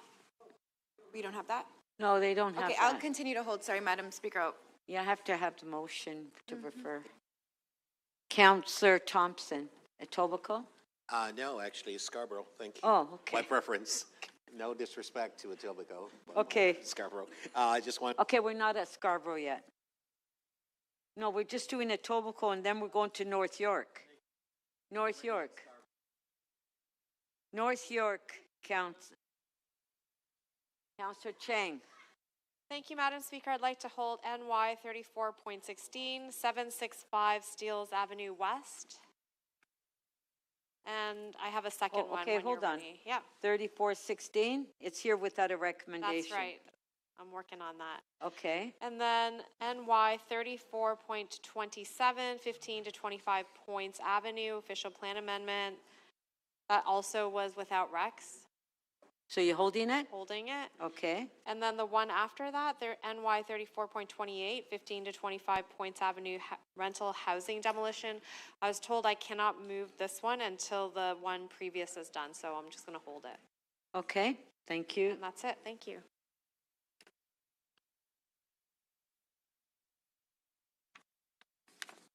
Okay, now we're in Scarborough. Thank you. I'm loving that Scarborough. We love Scarborough, Speaker. Yeah, so Speaker, may I hold SC 33.3, 2180 Lawrence Avenue East. It's a zoning bylaw amendment application. Thank you. Thank you.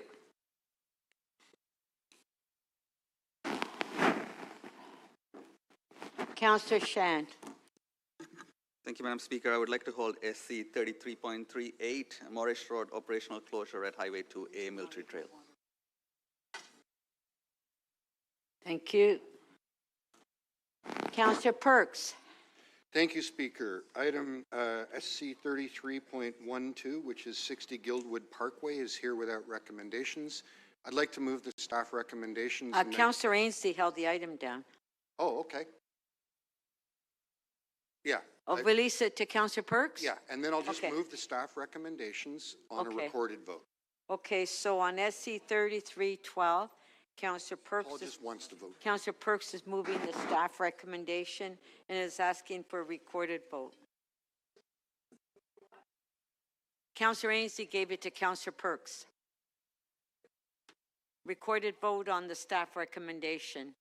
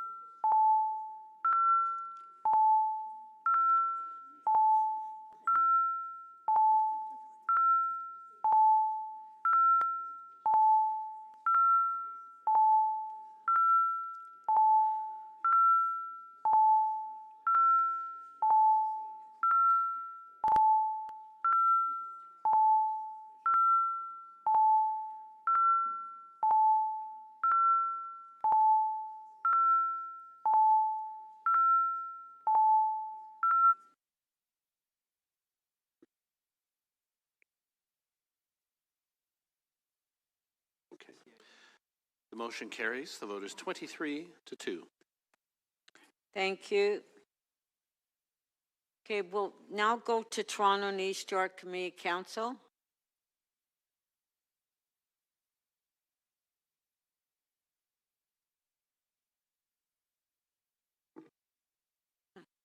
I did North York. Councillor Cheng held some items down. Okay, we're going to Toronto and East York now. Oh, wow. Are all these names for Toronto? So what are all these names? No, no problem. Okay.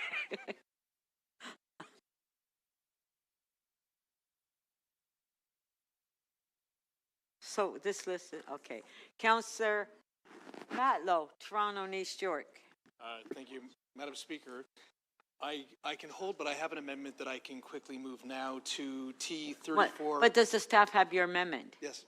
Okay, what number is it? No, all is good. T34.233, Davisville Avenue Accessible Loading Zone.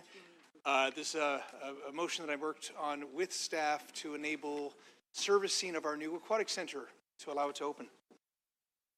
Okay, can we just put that on the screen?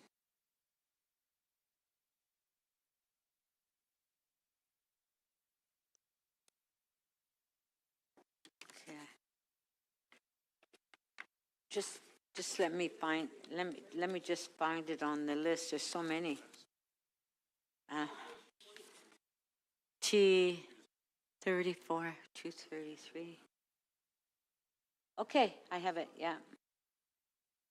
On favor of the amendment, carried. Item is amended. On favor, carried. Thank you. Councillor Bradford. Thanks, Madam Speaker. Through you, a couple releases here. TE 34.59, 1450 and 1500 O'Connor Drive, OP and zoning bylaw amendment and draft plan of subdivision applications, decision report approval. So you'll release that? Yeah. Okay, Councillor Bradford is releasing T 3459 on favor, opposed if any, carried. Thank you. Have another one. TE 34.215, naming 144 Stevenson Avenue Park in honor of Jean DeMagala. I can release that. Okay, just let me find that. That's right. Yes, okay, and Councillor Bradford is releasing T 34.215 on favor, opposed if any, carried. Okay, and one more. Okay. TE 34.217, reclassify Creek Police Laneway. Can release that as well. Okay, Councillor Bradford is releasing T 34.217 on favor, opposed if any, carried. Thank you.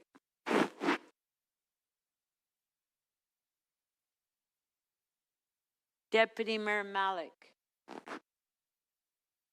Thank you. I'd like to put a hold on TE 34.166, 1113 to 1125 Dundas Street West, construction staging area, please. Okay, thank you. Councillor Perks. Yes, Speaker, on item TE 3412, which is 1497 and 501 Queen Street and 89 and 91 Beatty, staff have alerted me that we need to make a small amendment, and I believe those amendment, well, Okay, it's got a bunch of words, but it's my Okay, let's put the amendment on the screen.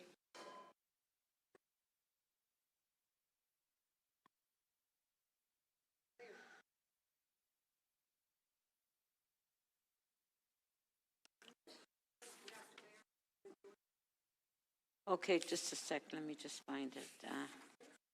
Okay, there's so many here. You have to. This is 12. So is it? So T 3412 is 1497 and 1501 Queen Street. Is that the one you want to release? With the amendments that staff have provided. Okay, let's pause for a sec. Okay.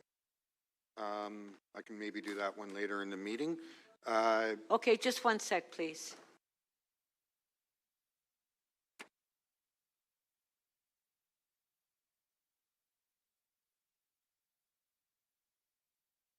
We're good? Do we have the amendment?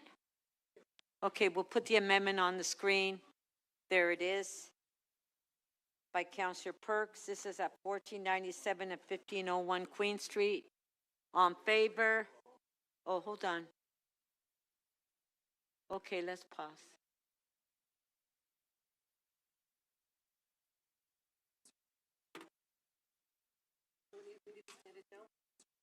Okay, we'll have to hold it down because we have to circulate it, Councillor Perks. Okay. Okay?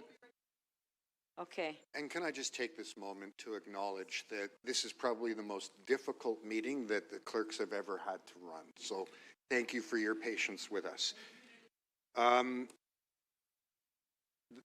I'd like to release two related items, which are 13 and 14, having to do with 1497 through 501 Queen Street and 8991 Beatty. Okay, so you're just releasing that one. That one, yes, and then the next one in a moment. Okay, so let's just give a moment for the staff. So T 3413, Councillor Perks is releasing. 1497, 1501 Queen Street on favor, carried. Okay. And that'll do it for me for now. And then, are you going to do 14 as well? Oh, I thought we'd done, okay, yes, 14, which is the heritage report Heritage, related yes. to the On previous favor, carried. Thank you. Councillor Holiday. Thank you, Speaker. I would like to hold TE 34.104, Initial Findings Report, Transit Priority Measures to Support the 505 Dundas 6-Minute Network. Thank you. Okay. Why do you hate our street cars? Councillor Sachs. Yes, thank you. I have, for TE 34.200, I have an amendment, reopening. Okay, just give me a minute to find it. There's so many pages here. 34,200. Reopening. Yes. 2026 TE 31.32, 666 Spadina Avenue encroachment appeal, walkway platform and bollards. I have an amendment that I've worked on with staff. Okay, well, let's just, yeah, let's put the amendment on the screen. The amendment is on the screen, T 34,200. On favor of the amendment, carried. Item is amended, on favor, carried. Thank you very much. Thank you. Oh, you have another one? I do. Oh, okay. TE 34.21. I have an amendment. Okay, just let me find it. It's 191 to 199 College Street and 74 to 76 Henry Street. Official plan and zoning bylaw amendment application decision report approval. So that, yeah, the staff have to recirculate the motion first, okay? Oh, I'd asked it. Okay, I'll wait till later then. Thank you. Okay. Councillor Fletcher. Thanks, Speaker. I'd like to hold TE 34-106, Metrolinx Ontario Line, long-term temporary road closures, temporary delegation of authority and update on Liberty New Street. That is wards 10 and 14. So you want to hold it? Yes, please. Okay. And then I'm going to hold TE 34.13, Richmond Street West, 471 Richmond Street, and 38 Camden construction staging area. Okay, thank you. Okay, that's it for, okay.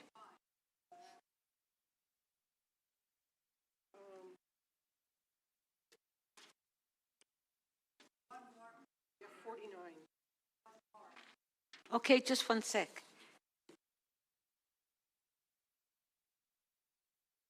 Okay, hold on.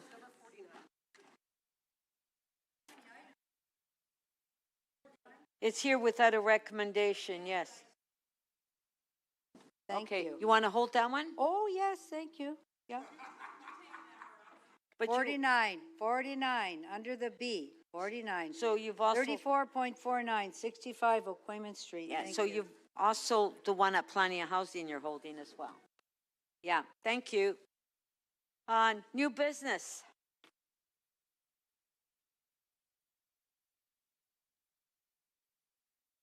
Councillor Perks, is that from before, your name up there? No. For this one? Councillor Perks. Okay, CC 43.30, which is 2 Whitney Avenue, application to erect a structure in the North Rosedale Heritage Conservation District. I have a motion I've given to staff. 4330? Yep. Councillor Myers is holding the item down. I'm sorry. Yes, okay. Anything else, Councillor Perks? No? No. Councillor Prutza? Okay. Okay, Councillor Myers. I will transfer that item to Councillor Perks. I was holding on Councillor Sax's behalf, so I'll transfer it to Councillor Perks. All right. Councillor Prutza? Okay.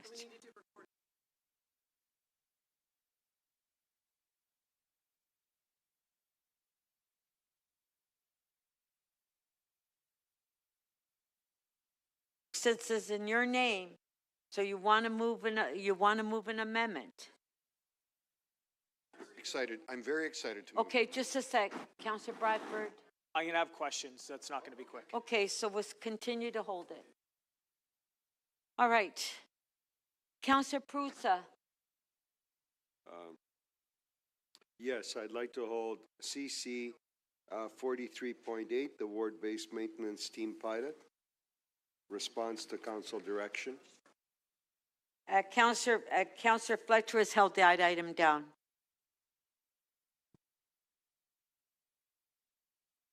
Okay? Oh. Yeah. Well. Councillor Bravo. Speaker, I'd like a recorded vote on CC 43.14. Okay, hold on. Speak to Councillor Fletcher, Councillor Prutza. Speak to Councillor Fletcher. Councillor Bravo, what would you like? I'd like a recorded vote on CC 43.14, 189 to 195 Old Weston Road, and 44 to 46 and 50 to 52 Lindner Street. Okay, so Councillor Bravo's asked for a recorded vote on CC 4314, 189, 195 Old Western Road. Recorded vote.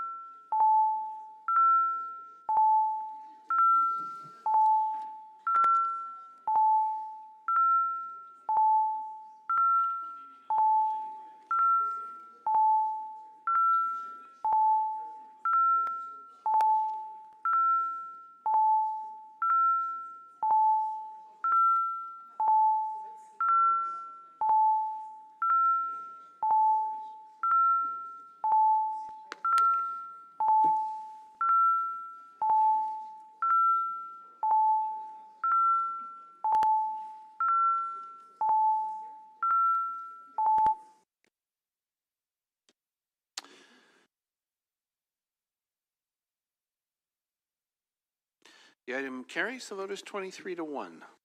Thank you.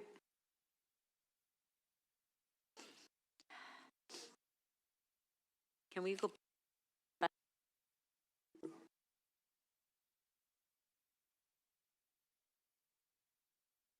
Councillor Crisanti. Thank you, Speaker. I'd like to hold CC 43.7, update on implementation of the Community Mailbox Conversion Program in Toronto. Thank you. Thank you. Councillor Myers. Thank you. I'd like to hold CC 43.7, update on implementation of the community mailbox. That was just held by Councillor Crisanti. Sorry, that I'd like to hold CC 43.23, 2731 and 51 Tapscott Road, official plan amendment and zoning bylaw amendment, Ontario Land Tribunal, request for direction. Thank you. Councillor Cole. CC 43.13, 1410 to 1416 Eglinton Avenue West. Okay, CC 4313. Yes. Thank you. I would also like to hold CC 43.25, 245 to 251 Marley Avenue, 1 to number 7 Romar Crescent, and 16 Stainer Avenue. I'd like to hold. Thank you. Thank you. Councillor Sachs. Yes, thank you. I'd like to release CC 43.31, which is 6 Whitney Avenue, application to demolish a structure and erect a new structure on a designated heritage property in the North Rosedale Heritage Conservation District. Okay, CC 4331, Councillor Sachs is releasing. On favor? Carried. And I have one more. Okay. I'd like to release CC 43.34, 353 to 357 College Street sewer bylaw requirements. With just a word to staff for working very hard with me over the last month or so to resolve a conflict between the two divisions in a way that's finally going to allow a vacant lot to be turned into a hostel. Thank you. Okay, thank you. On CC 4334, on favor? Carried.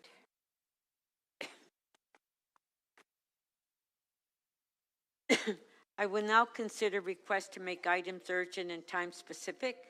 The clerk will open the speakers list in CMP and you can place your name on the list.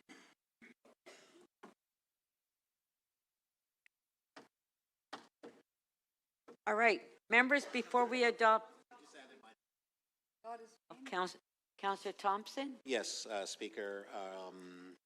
With respect to the item, which is the Ombudsman report, which is DM 43.7, I'd like to move that Council consider the item DM 43.7, the Ombudsman report. That's 43.1.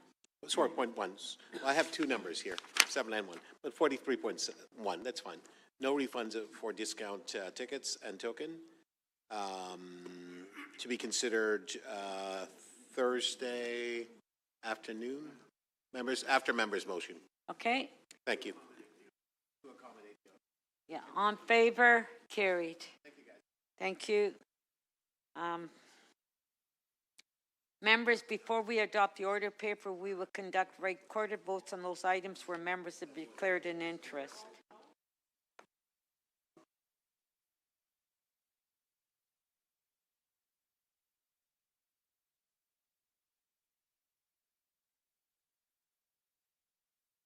All those in favor of adopting, okay, Councillor Chang, yes. I missed a hold on CC 43.24, 30 to 36 Hendon Avenue. I'm so sorry. Okay, just a sec. 34. 43, CC 43.24.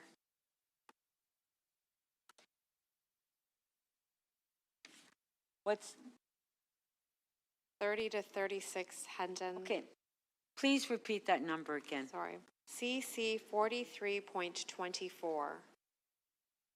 30 to 36 Hendon Avenue. Okay, all right, thank you. Thank you. All those in favor? Oh, no, that's a hold. Pardon? I'm asking to hold that item. Yes, I did. Oh, okay. I'm holding it. Great, thank you. I'm holding it. Ah, thank you. Okay, all those in favor of adopting the balance of the order paper as a recorded vote?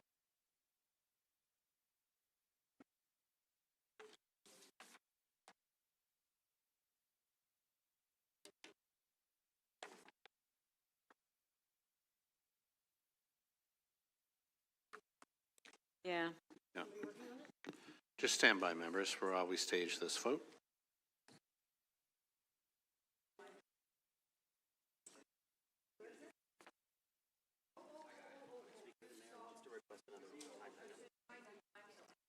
Oh, just a sec before we do that. The mayor wants to move a timed item. Mayor Chow, which item is it? The item is, there's a supplementary report from city manager on the FIFA World Cup, the impact it had, and I would like to move that immediately after the second priority items. Shouldn't take very long. What number is that? It is 43.6 with a supplementary. 43, yes, okay, so you want to move that after your second key item? Yeah, that's right. Thank you. Okay, on favor, carried.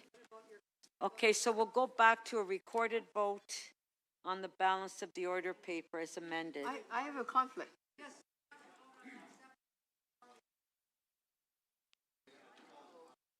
No, the ones that, can you just clarify, the ones that you've declared, they're being held, so we're not voting on that now.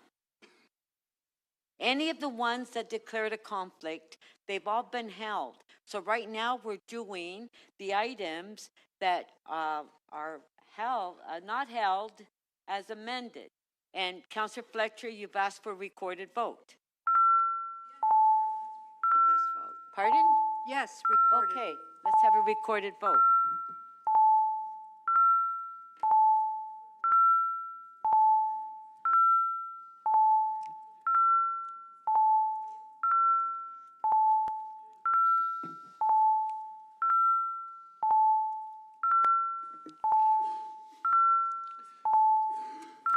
Councillor Myers, thank you.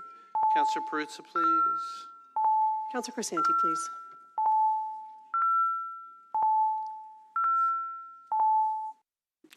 The motion to adopt the order paper and all items not held carries unanimously. 25 in favor. Okay. Members, I want to remind you that regardless of whether you are attending today's meeting by video conference or in person, you will continue to submit and approve your motions in advance. The clerk staff are available to assist you with motions. If you do not have your motion ready, I will not recognize you, and I'm also reminding members that you must state your motion first before you speak to it. Members, if you have an urgent motion without notice you wish to bring forward at this meeting, and your seconder must submit it by email to the clerk staff, your motion must clearly state the reason for urgency, and staff will prepare the necessary procedure motion for my review. Along with your motion, I will review all motions without notice carefully. I may ask you to provide more information about the urgency of your motion and why it can't be routed through normal committee channels. This will inform my decision on whether to consent to your motion and in turn council's decision about whether to add your motion to the agenda. The purpose of your motion and reason for urgency must be clear. I will advise council after each recess which motions I have that I agree to and that are urgent and that need a motion to add to the agenda. It will require 18 votes to add a motion without notice to the agenda during the meeting. Motions added to the agenda in this way are not subject to a vote to waive referral to a committee or agency. We will now start with our first item, the mayor's first key matter, which is item MM 43.90 to be considered with item PH 32.7.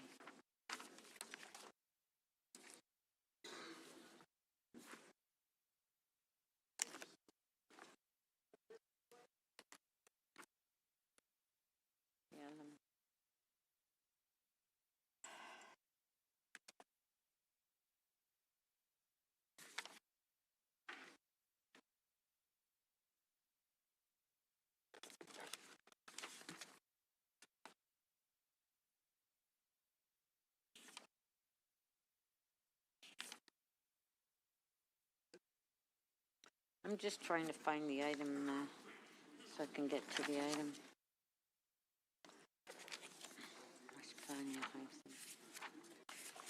There's so many.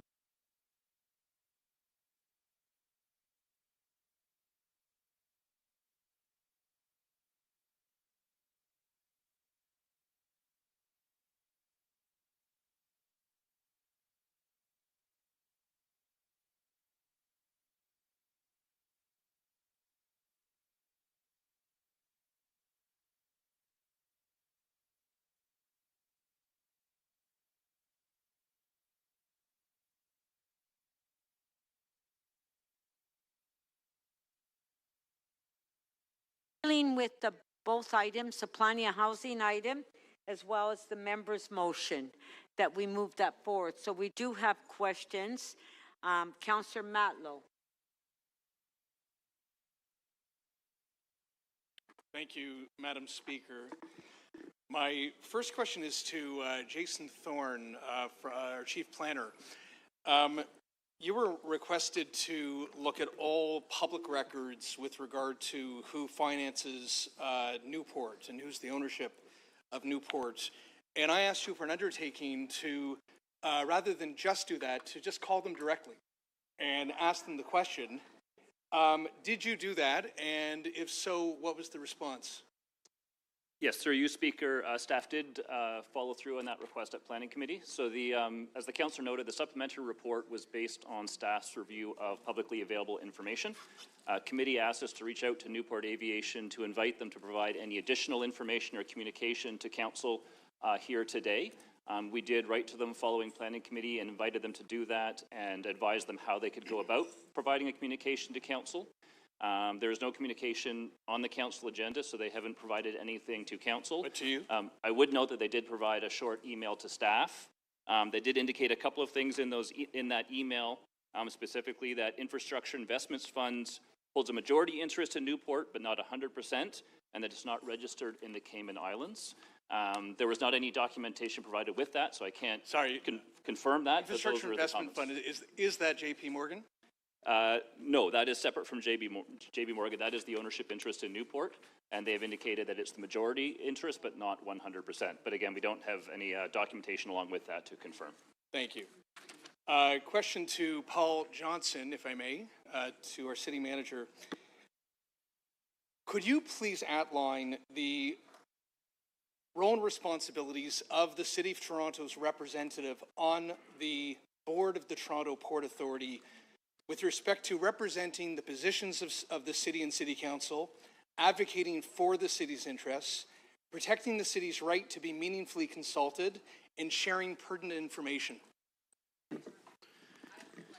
Speaker, so their role there is to support the organization as a whole. They are to provide information back and forth, so sharing information, absolutely. But just to be clear, they're not there to advance our interests. They are placed on that board, and then they advance the interests of the Toronto Port Authority. Then why are they the representative of the City of Toronto? That's a good question that I may have to turn over to our city solicitor. What I will say, Madam Speaker, is that when the City of Toronto appoints individuals to boards, they assume the duties of a board member. So as the city manager has indicated, their duty is to the board. The city has a right to appoint, but not to direct those individuals. Yes, yes. And just, Speaker, to conclude, that's part of the arrangement that the federal government had, asking the city, and it's not uncommon in municipalities, to appoint someone to their Port Authority board. To Annalee, the province proposes to expand Billy Bishop to accommodate 10 million annual passengers. They have reiterated that they intend to continue pursuing that goal, regardless of what the federal government announced recently. They claim that to achieve this, they will achieve this while protecting and expanding public spaces, protecting the environment, and expanding housing. Are these promises consistent with any information or advice that we have seen to date? In other words, have any of the publicly stated objectives of the province been able to jibe with some of the suggestions that they'll strive to be able to do? Through the Speaker, as we've received no plans yet, we can't confirm that. Doug Ford, though, we have not seen plans. That's correct. But Doug Ford, the Premier of Ontario, very uniquely, actually I haven't heard this from anybody else, including other proponents, has suggested that he wants to increase capacity to 10 million passengers per annum. Is that possible to do based on our understanding of that objective, while still enhancing and expanding public spaces? Will it not have an impact on traffic on Lakeshore? Would it not have an impact on our objectives and our vision for the waterfront? Through the Speaker, we again would have to see a plan, but as it stands, based on the material that was included in our main report and our supplemental report, we believe that significant changes to local infrastructure would be required to reach that passenger volume. Is there any concern about safety or emergency services on Toronto Island if it were to expand to 10 million passengers? That was your last question? And along Through the chair, the only change that we could determine at this time would be if it would take longer periods of time to access the south side of Toronto Island by boat if the marine exclusion zone were to be expanded to accommodate an extended runway.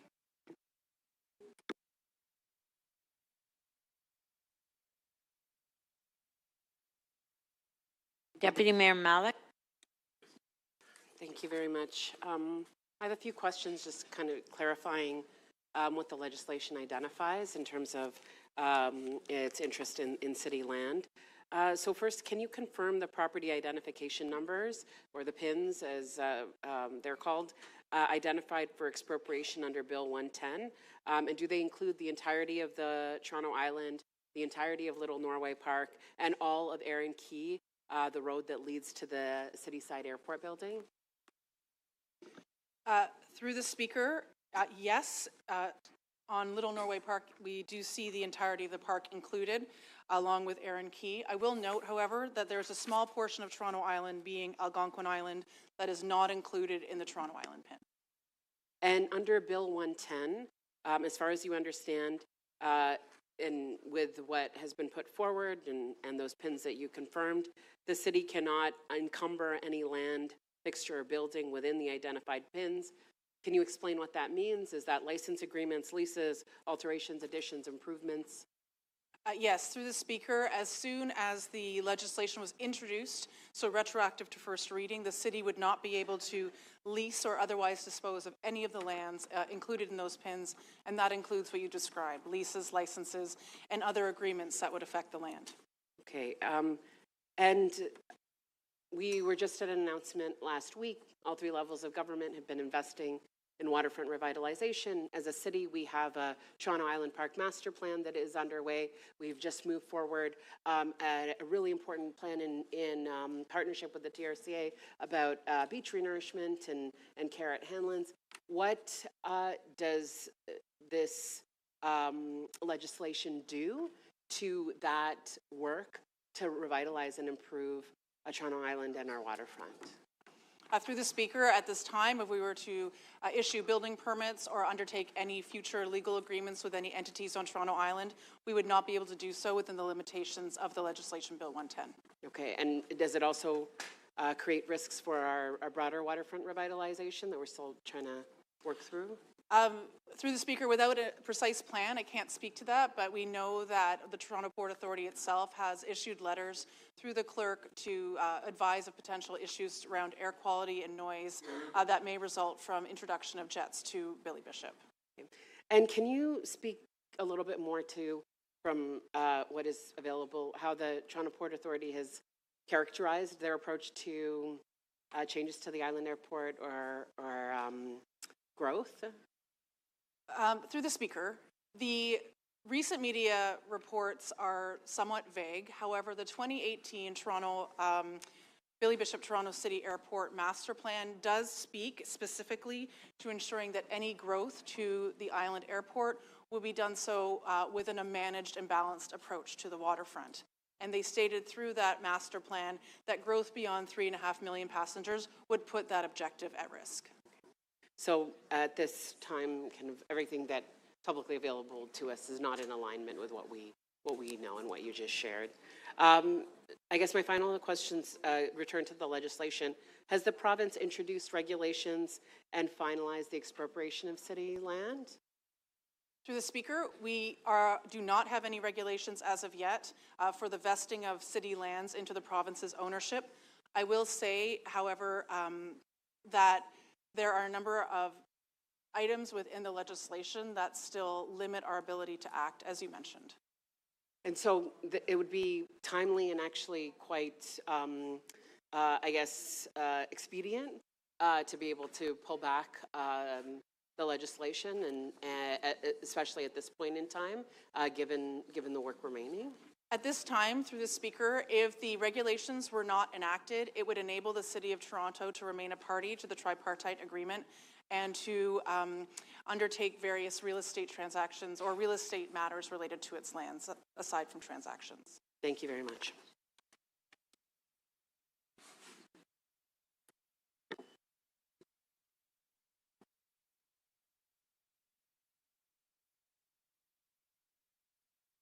Councillor Fletcher. I just have some questions about the Toronto Port Authority. First one being, how many members are there of the Toronto Port Authority? And how many people are sitting on there right now? And who knows that? I don't want my time wasted here, Speaker. Could you stop that for me? Speaker, it's our understanding there are 9 appointed members. However, there are some vacancies at the moment. How many vacancies? I don't know that number. I can find it out for you. Sorry, Speaker, I'm going to want to know that number, how many vacancies there are on the Port Authority. And they're all appointed by the federal government except for the city's representative, is that correct? You've got to hold my time. I can't have all this dead space.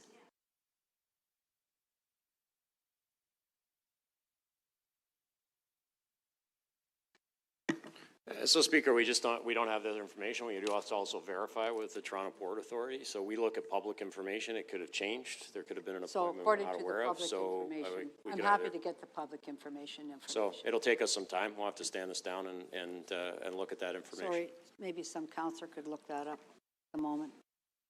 So there's 9 members appointed by the federal government, 1 from the city. I think that's what it is. And there's some vacancies. We don't know how many there are right at the moment. Okay, so Thank you. do you want to hold the item No, I down? don't think so. Okay. But I'm noting that that's pretty, on for a board that we're talking about. So I'll just go to the rest of it while I'm looking up these other things. Then perhaps somebody can find that out. I'm happy to take public information. Thank you. Just the other lands that the Port Authority owns, because the majority of the lands are in my ward, actually.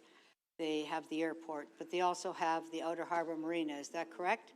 What else do they own? Outer Harbor Marina, the port, anything else? Yes, that's correct. The port, through the Speaker, the Port Authority has the Outer Harbor Marina. It also has properties on Unwin that it uses for port operations. Sorry, which properties and addresses are those? I believe it's 8 Unwin Avenue and the westernmost end of Unwin Avenue. The westernmost end. And do the federal government have any control to take our lands as the provincial government just did?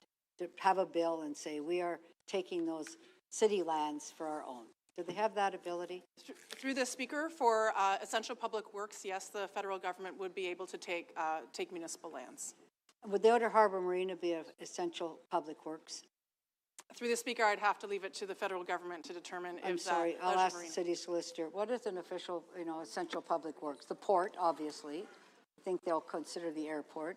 Would a marina of their yachts be Without looking into it, I would think that a marina could be, depending on the type of marina, yes. Well, type of marina is pleasure yachts. We could look at that. We haven't looked into that. We haven't looked into that. Whether a marina for pleasure yachts could be a federal public undertaking. I have not looked at that, but I can look at that. Their agency, but I don't know if it's essential. That's the question I'm wondering about, yes. Yes, we'll find that out. Yes. And all of these properties are entered. Do they have access to any of these properties except from city roads?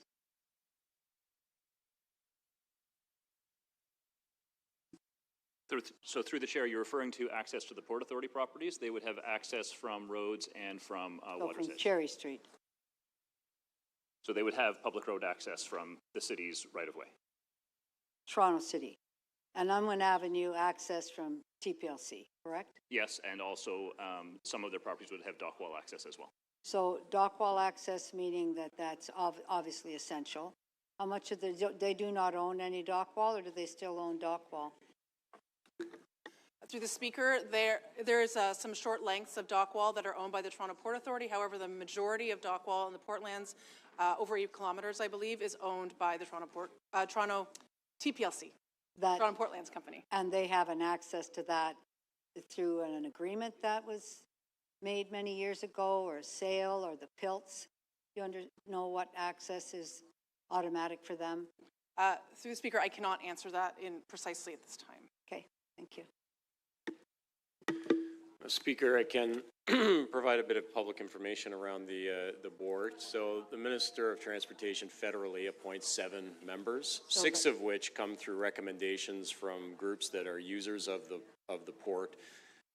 They could be port users or airport users. So there's some recommendations that come forward, but ultimately the Minister of Transportation federally appoints 7. The city appoints 1, the province appoints 1. There are currently 4 members of the Board of Directors listed on the public website. And there could be others. And one of those is our member. Yes. And is one the provincial member? I believe one of them is yes. So that if there's 4, 2 of them are currently the provincial and city reps. Yeah, it appears 2 that the that federal government Federal, 2 from the appointees feds. are well down. And who are the 6 users that are designated to advance names to the Port Authority? It's from what the website says. It's from groups that are affiliated with the business lines that they're in. So it doesn't suggest what those groups are. It's just those groups. So it could be from those that are involved in shipping, but also those involved in the airline business. Have they had somebody from airline? I'm just assuming we know some of these things. I would assume. Anybody from Billy Bishop on the Toronto Port Authority, or anybody from the airline industry on that Port Authority that we know about or should know about? Through the Speaker, sorry, we're not aware. You're not aware, you don't know. Two We don't different know. things. Pardon? We don't know. We would have to You look don't that know. up. Okay. So Speaker, from the Billy Bishop Airport, I don't know. One of the members listed publicly, Thomas Ruth, has within the bio, it says has extensive experience in the airline industry. In the airline industry. Thank you. Okay, that was your last question.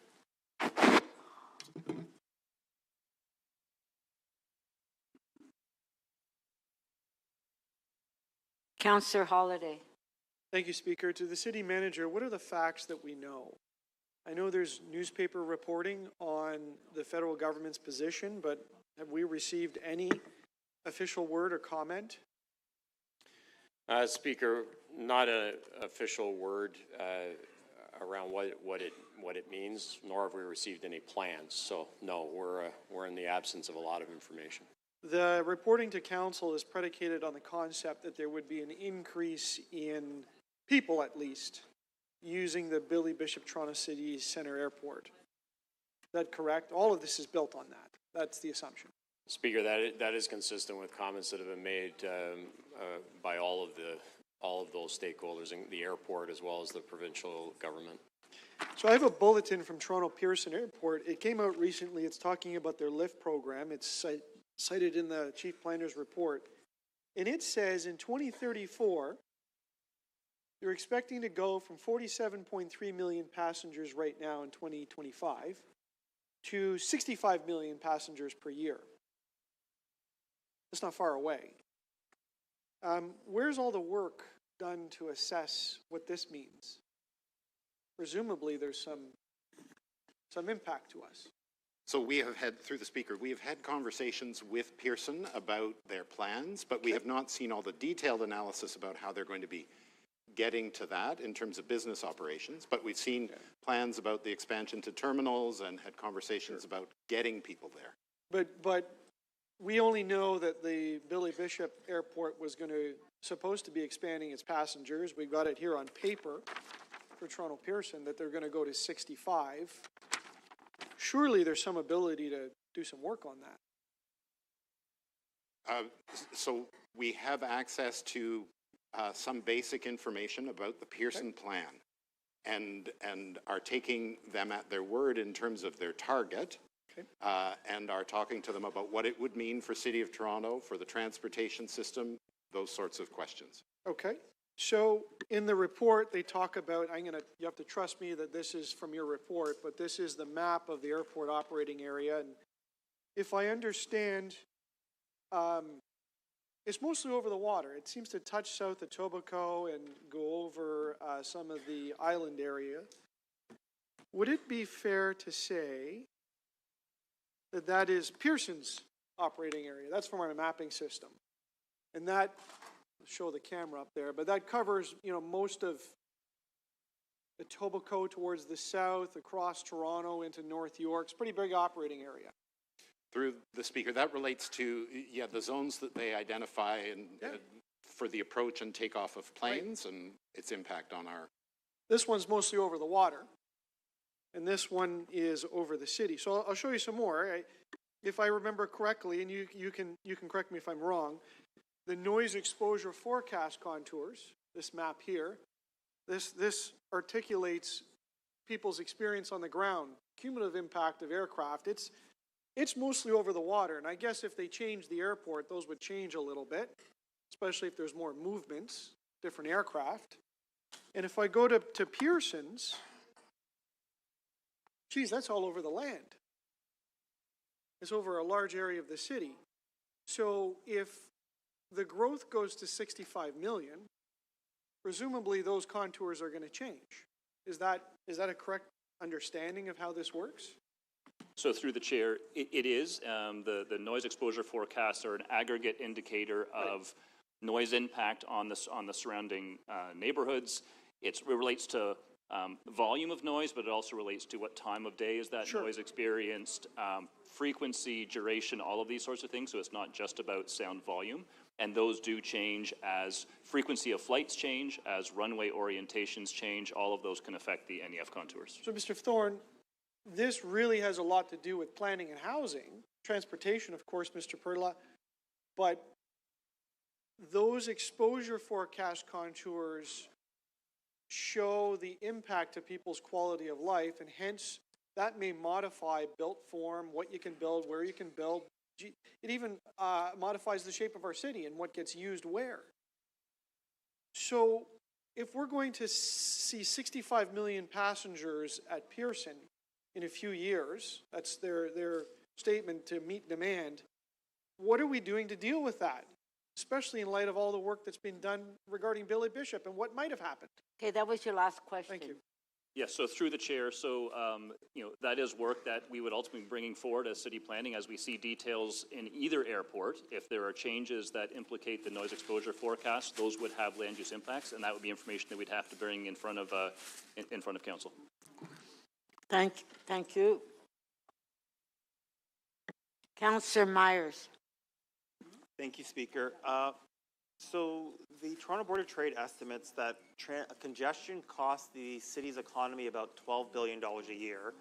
The province is estimating that approximately 10 million people will be traveling from an expanded airport. In any of the conversations with the province, has there been any discussion as to how this could potentially be mitigated from a congestion perspective? Through the Speaker, we have had no conversations with the province that have touched on any sort of plan for the airport whatsoever. And then could you just give a brief overview of what the current transit capacity is for that site? And can you confirm whether or not the Waterfront East Rapid Transit line would also be extending to the airport? Through the Speaker, there are existing streetcars that go along the west part of Queens Quay. If we were to see an expansion to the airport as discussed publicly and by the province, the capacity we would need to increase the capacity of the TTC lines in that area to make it work. Do we have any sense as to how much we'd have to increase the capacity of the TTC lines by? And what that would mean from an operational point of view, i.e. do we have to buy more streetcars, and then where do we store the streetcars? Would we have to hire more drivers, or is this too preliminary? Through the Speaker, I think it's safe to say that there would be impacts on those issues that you mentioned, but we have not dug into that level of detail in any of our analysis. Thank you. And the report says the site is physically constrained to private vehicles. What are the alternatives then for moving that many number of people around into the GTA? In the past, there have been different ideas presented about ways to get people there. Maybe some new and extended roadways, or the idea of tunnels to bring people down and into the area. I think a lot of them are probably not feasible. Right now, about 60% of passengers going to and from the airport use transit or active transportation or shuttles. It may be difficult to maintain that kind of a volume with 10 million passengers, but bringing cars in is also going to really block things up.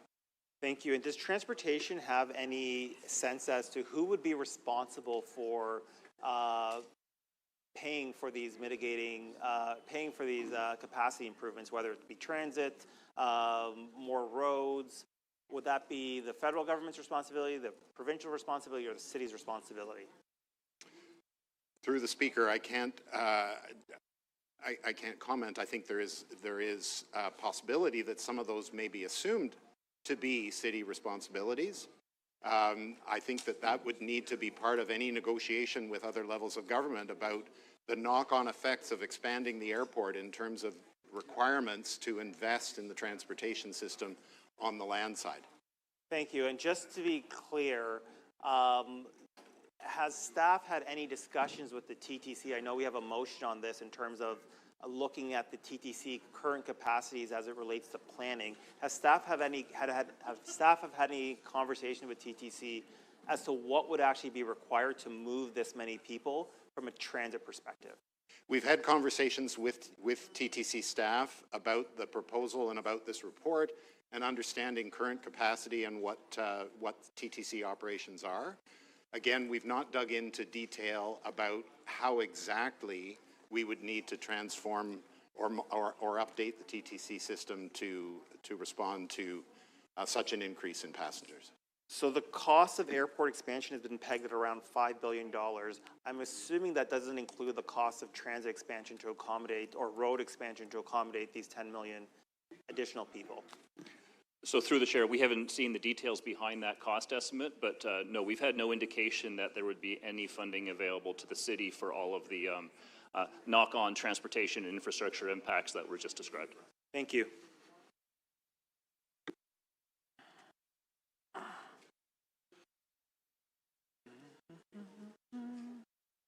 Thank you.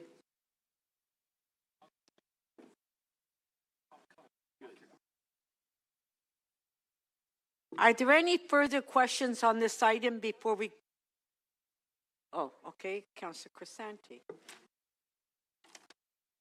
Yes, thank you, Speaker. Just a couple of clarifications. I heard earlier that there's been no official word or any action taken. I believe, City Manager, you mentioned that action taken by the province. No, with respect to Bill 110. So, Speaker, the action taken by the province was the legislation. We are waiting for regulation, but tactical actions have not taken place. In fact, we've had very limited conversations on any of this with the provincial government staff. Okay, did the legislation outline any detail? Do we have a copy of that detail of the land they expect to expropriate and any of that, any of the vision for the airport maybe, and how these various different parts are going to come together and look like? So we got a broad sense of the area. It was an imprecise tool that they used in terms of pins because it covers large areas, as has been described by staff. We have not had the detailed conversations about what that looks like, because then there are the public statements they've made have said we're not taking all that land, but the PIN covers more than they say they're taking. So the short answer is we need more detail to understand and be able to answer your questions and council's questions about what exactly are the tactical next steps that are going to be proposed. Yeah, that's correct. They did say they're not going to take all that land, but they didn't follow through, you're saying, with that comment.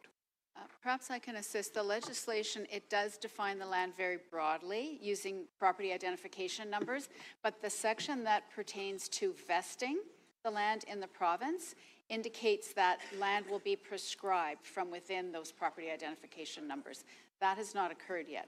So it's not clear whether it would be the entire property identification number area or less. So they actually haven't taken any action on the land has not been transferred yet. Has not been transferred. It's still under our jurisdiction, City of Toronto. The city owns the land, but the legislation does prevent the city from encumbering the land, so the city cannot deal with the land the way it normally would as an owner. In other words, if there are any leases or any agreements that we have that are up for negotiation or discussion, can we enter into new agreements at this point in time? Discussions would need to occur.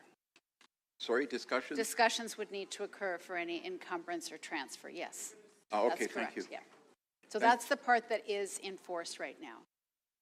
Sorry, what part is in force? That part of the legislation is in force. It is in force. The section Okay. that vests the land in the provincial government is not yet in force. The section that puts the provincial government into the city's shoes in the tripartite agreement is not yet in So force. if there was a lease up for renewal now, we cannot negotiate another 5, 10, 20-year lease? That would be considered an encumbrance, so there would have to be a conversation with the provincial government. Right. Thank you.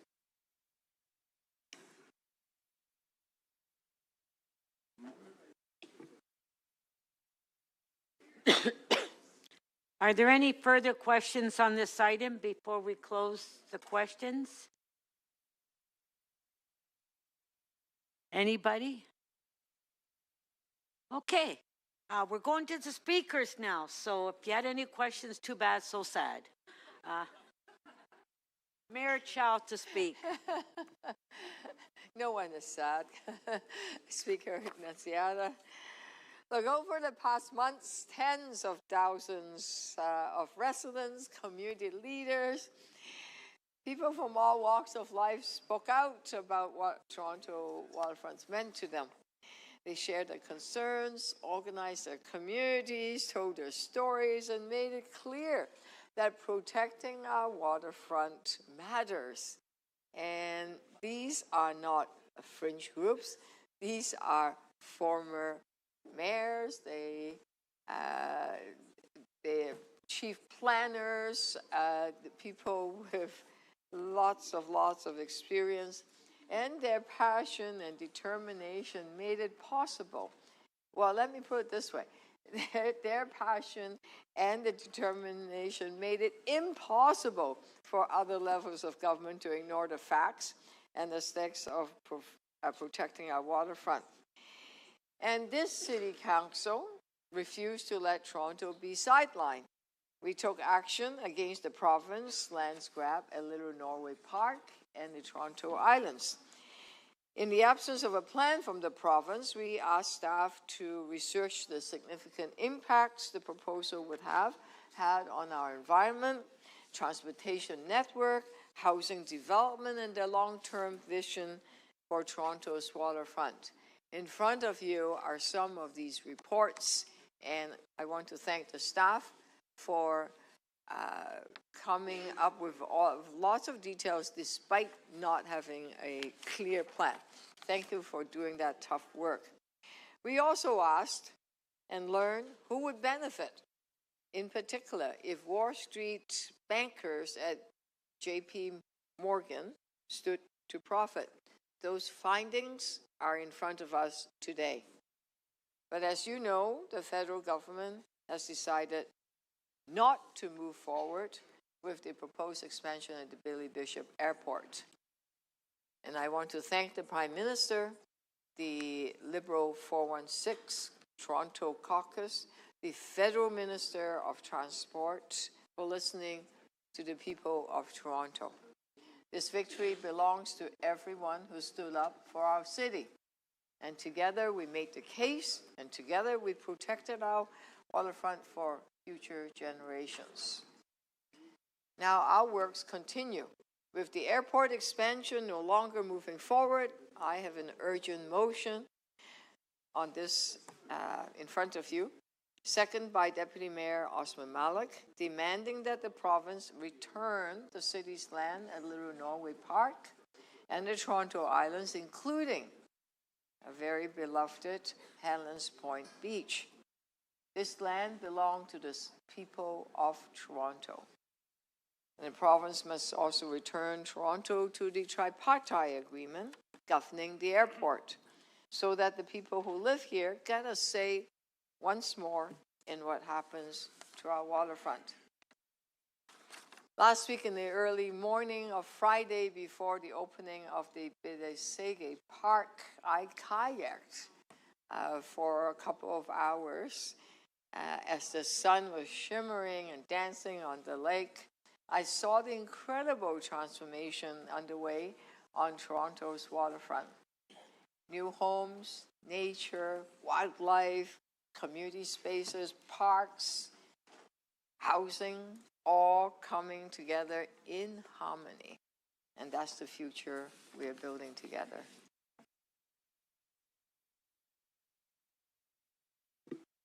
Thank you.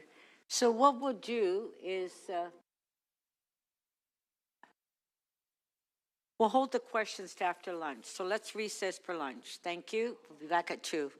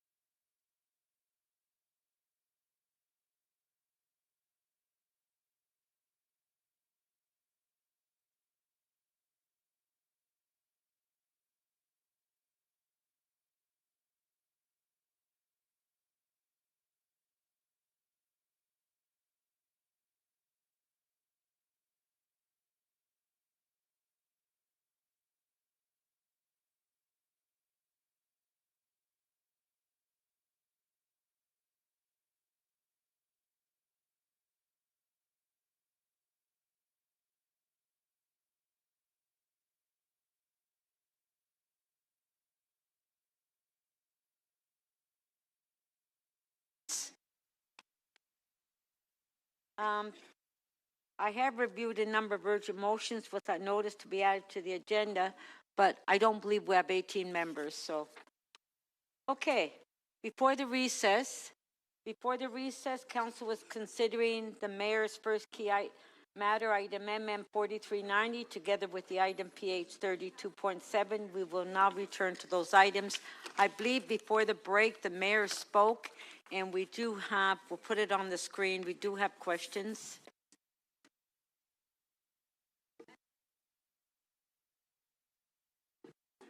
Yeah, but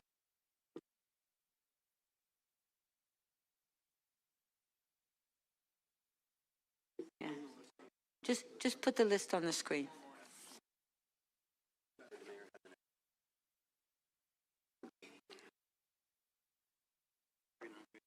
Huh?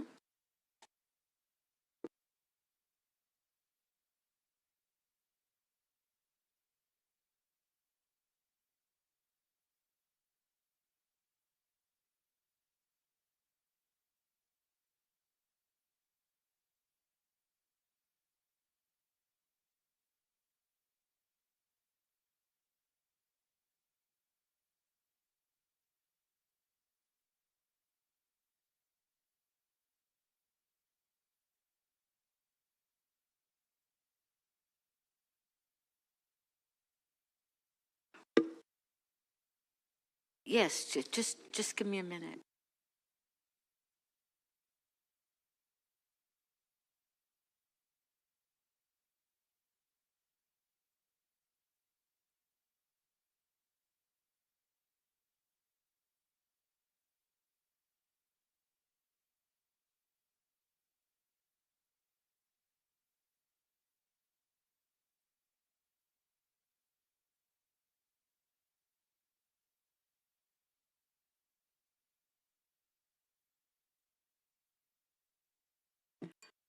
Okay, before we put the list on the screen, and then we're going to go through quick releases. Councillor Morley, you just want to speak for a couple minutes? Yes, thank you, Madam Speaker. I appreciate the opportunity, and good afternoon, colleagues. I rise today to acknowledge a really important month of recognition, and you all will look and see in a moment on your desks. Earlier this month, we marked the 31st anniversary of the Srebrenica genocide, which took place on July 11th, 1995. Over 8,000 Bosniak men and boys were systematically murdered in what is recognized as the worst mass killing in Europe since the Holocaust. This genocide was part of a broader campaign of ethnic cleansing targeting Bosniak Muslims. Thousands of women, children, and seniors were forcibly displaced, and many survivors eventually found refuge in Canada. Today, many of their children and grandchildren proudly call Toronto home. Since 2020, the City of Toronto has proclaimed July 11th as Srebrenica Genocide Remembrance Day, recognizing the enduring impact of this atrocity on survivors, the families of victims, and Bosniak communities around the world. On your desks, you will find a Srebrenica flower generously gifted by the Bosnian Islamic Association, Gazi Huzrev Beg in my ward on North Queen Street. And the white petals do symbolize the innocence of the victims, while the green center represents life and hope. I hope you will accept this flower as both a symbol of remembrance and a reminder of our shared responsibility to stand against hatred and intolerance in all of its forms. Genocide does not happen overnight. It is enabled through the gradual and systematic dehumanization of a people and the failure to confront hatred before it escalates into violence. I want to thank the Bosnian Islamic Association and the Bosniak community in Toronto for preserving the memory of the victims of Srebrenica and for reminding us of our collective responsibility to uphold the dignity, human rights, and humanity of every person. Thank you, Madam Speaker. I genuinely appreciate that opportunity, and thank you, members of council, for your attention. Councillor Sachs, you would like to make an introduction? Yes, thank you very much, everybody. I'm really proud to introduce the City Scouts sitting behind me. Wave, everybody. This is a great group of young people, ages 9 to 14. They come to summer camp in Ward 11, and they take the TTC all over the city to discover different neighborhoods. They're going to go home with bike maps, but they're really excited to be, getting to know their city, getting to have some independence in the city, learning to be able to get around by themselves, and to be curious about city government. And of course, we're going to be so well behaved and so interesting for the next little while, right? Thanks, everybody.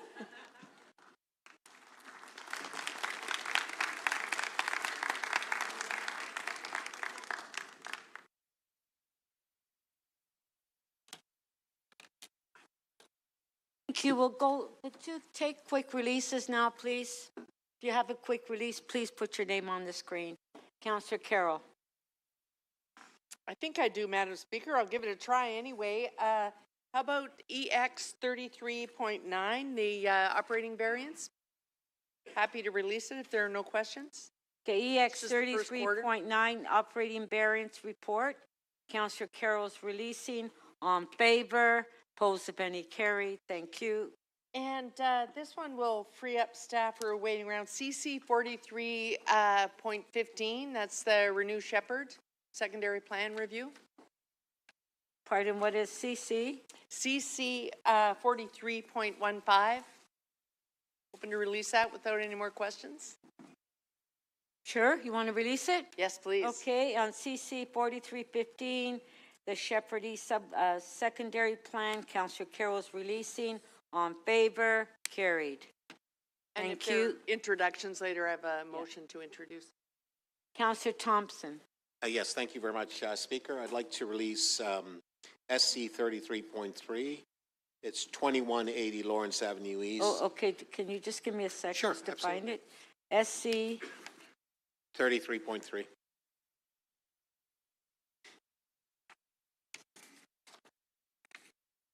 Okay, yeah, 2180 Lawrence. Avenue East, zoning bylaw amendment application, and I just wanted to simply thank all of the staff in Scarborough. Mr. Ventresca is here and his team for great work. This application has come forward, and it's now finally here, and I'm asking that we approve it today. Thank you. Okay, thank you. Councillor Thompson is releasing SC 33.3 on favor. Opposed, if any, carried. Thank you. Councillor Sachs, you have a release? I do, thank you. As my motions are gradually posted, TE 34.21, 191 to 199 College Street. And Okay, just one sec. T 3421? Yes, 191 to 199 College Street. Yes. So there's, my motion's been posted, it's a technical amendment. Okay, so I just like. Oh, okay. So we'll ask for a recorded vote on that because the mayor has an interest on it. So on T 3421, 191, 199 College Street, Councillor Sachs is releasing recorded vote. With a motion. Oh, do you have a motion? I have a motion, yes. Oh. It's on the screen. It's on the screen. Yeah, recorded vote on the motion.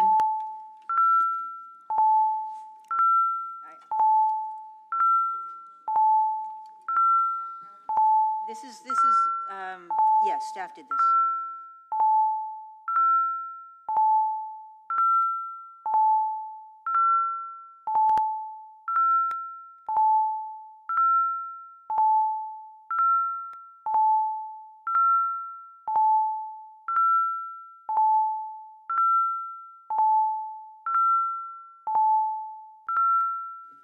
Councillor Crisanti, please.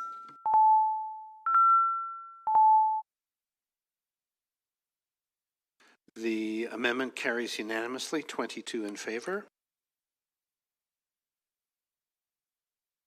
Item is amended, recorded vote.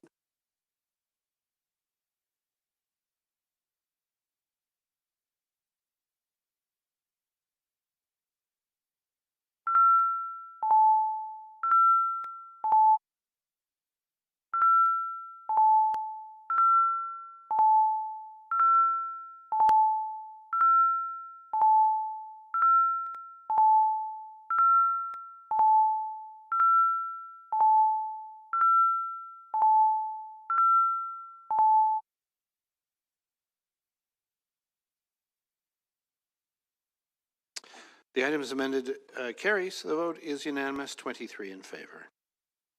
Thank you. We can ask the mayor to come back in. Thank you. Councillor Perks, quick release. Yes, Speaker, I have a few. I'm just going to see if I can scroll the appropriate place. Bear with me. It's a long agenda.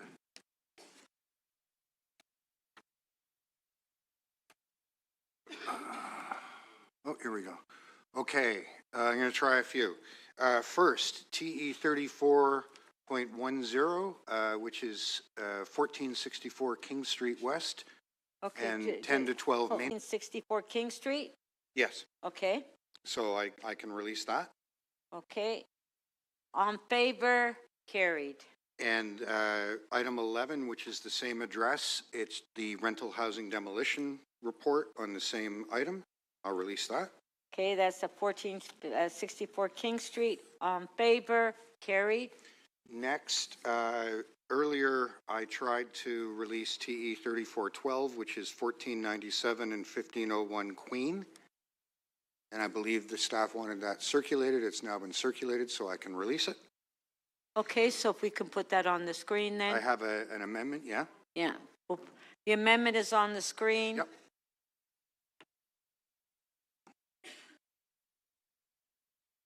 Okay. On favor of the amendment, on favor, carried. Item is amended, on favor, carried. Not done yet. It's a busy meeting, folks.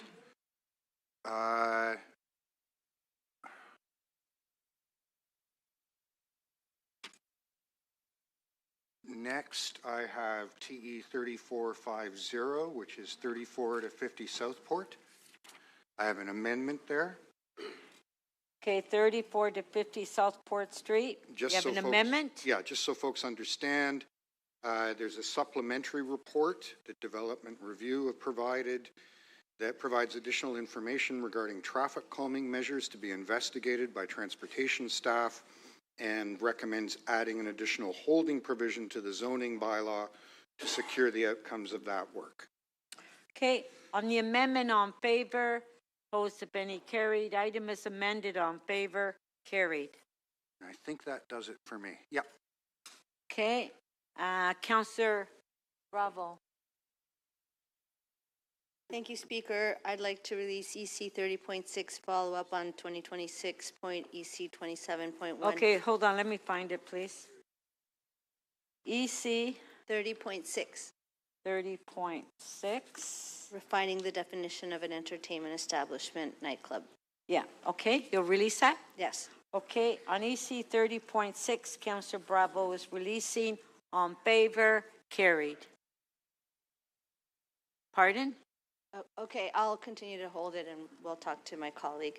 And I would also like to release EC 30.14, exploring options. Oh, yeah, just a sec. We already voted on it, so Councillor Moyes. We need a motion to reopen. On favor, carried. Okay, what's the other item? EC 30.14, exploring options to recoup city enforcement costs for challenging properties. Okay, on EC 30.14, Councillor Bravo is releasing. On favor, carried.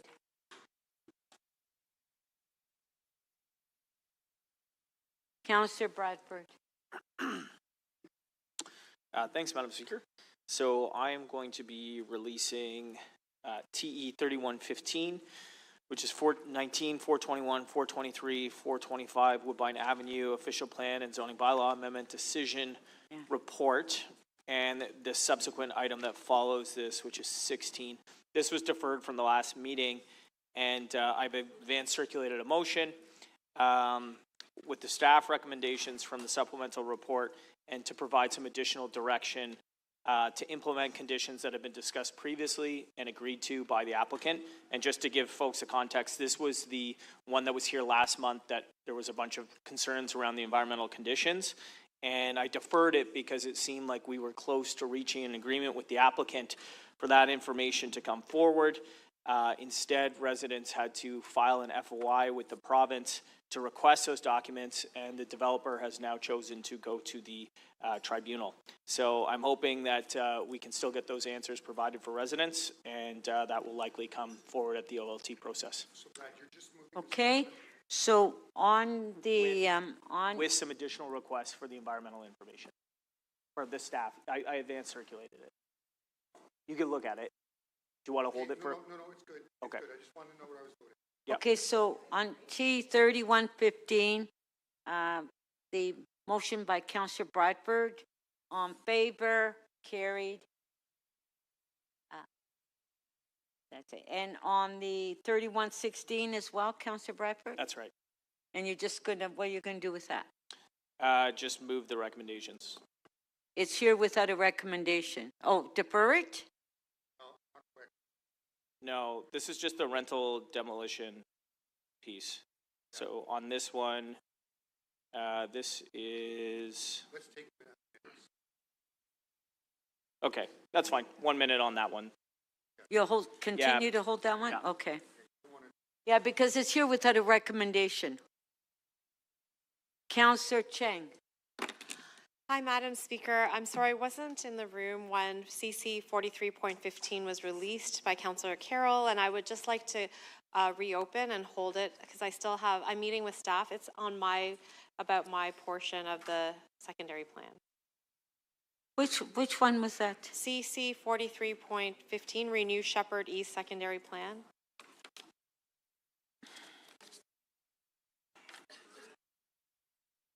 Okay.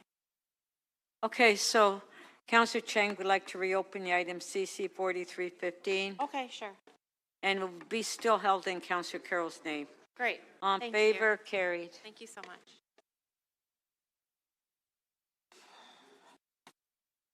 All right. So now we can go back to questions to the mayor on the item.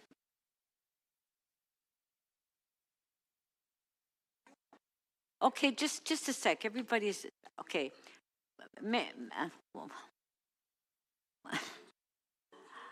Well, hold on. I believe now the urgent motions. Do we have 18? Okay, because the mayor wanted to, Mayor, did you want to make an announcement? Oh, so we'll do that first and then do the urgent motions? Okay. Mayor Chow, go ahead. Yep.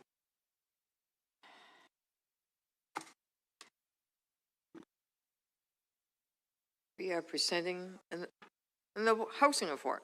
One of the most basic promises we can make as a city is that if you work here, you should be able to afford to live here. Every month at City Council, we advance projects through rezonings, capital investments, relief from fees, intergovernmental partnership to build housing people can actually afford to live in. We are also streamlining red tapes to make approval faster. But despite a difficult market, thousands of new affordable homes are being built in Toronto.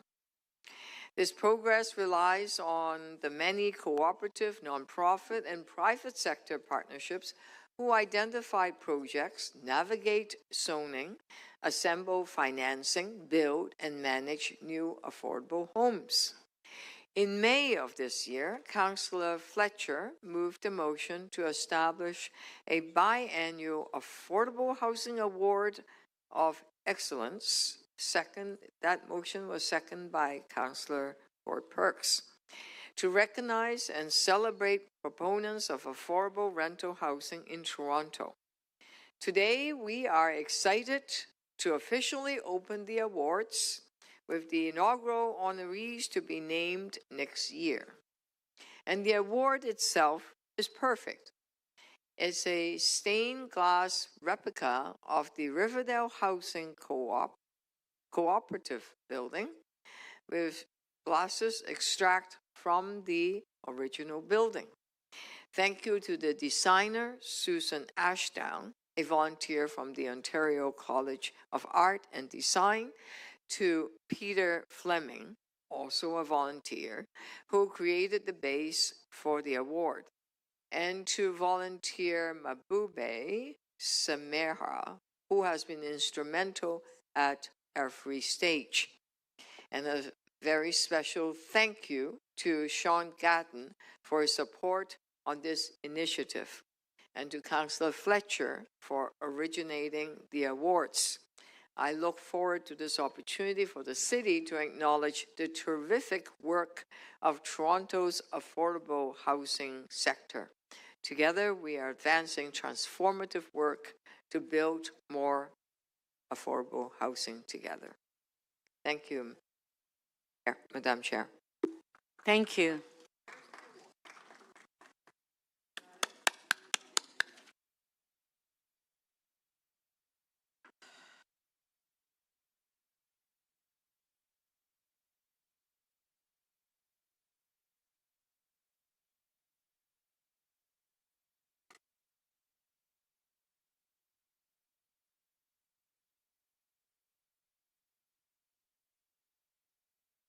Okay, we'll do the introduction. Do we have 18 members here?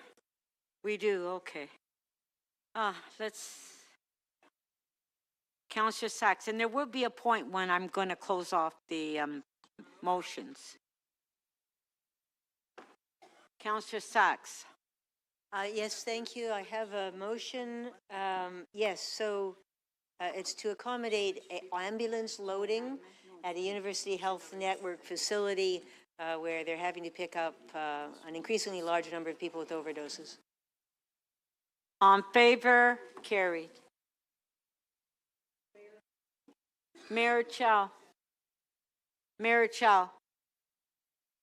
You have two that you want to introduce? Yep. Let us see it in front of us. They're going to put it on the screen. Here we are. There it is. This one is authorizing development charge refund for condominiums projects converting to purpose-built rental tenure. Okay, on favor, carried. You have another one. Yep. That's promoting more rental housing. Here's another one. Transmittal of the accountability officer reports on the results of applying specific auditing procedure to financial information other than financial statements for the year end December 31st, 2025. Okay, on favor, carried. Councillor Moyes. Okay. What am I introducing? Yes, this is to release funds, there's Section 37 funds for Richmond Street East streetscape improvements. On favor, carried. Councillor Carroll. Yes, Madam Speaker. I think it's about to come on the screen. This motion is urgent because it seeks to address a street that has been plunged into darkness and has no street lights because we haven't assumed it, and something needs to be worked out. I have a motion that should work it out so that residents don't have to wait until the next term is inaugurated to have street lights. On favor, carried. Deputy Mayor Malik.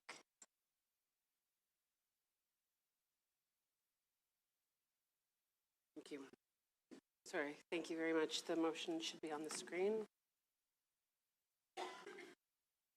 This is a reopening of an item MM 42.23. There is an urgent need for this because the work is beginning immediately and there is additional resources required. On favor, carried. You have another one? I think so.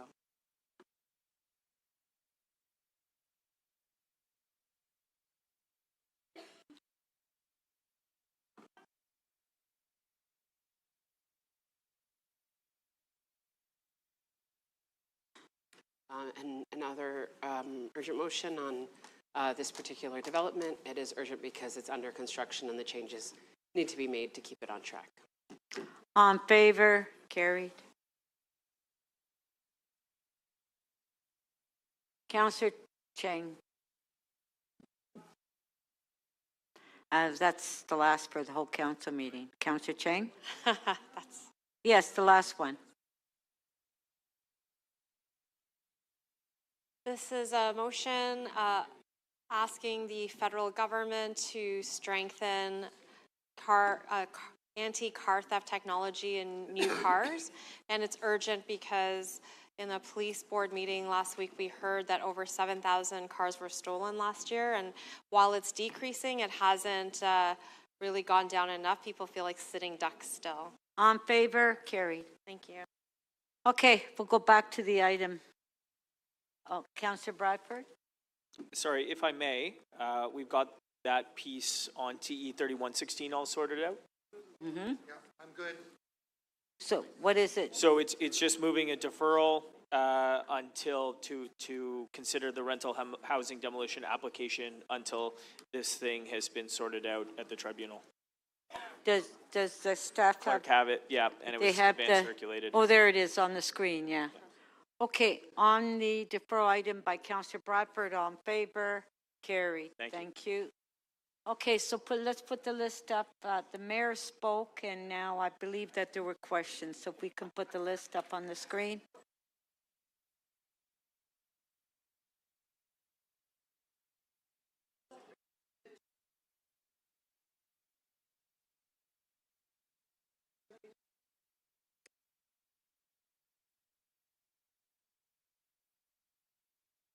Okay.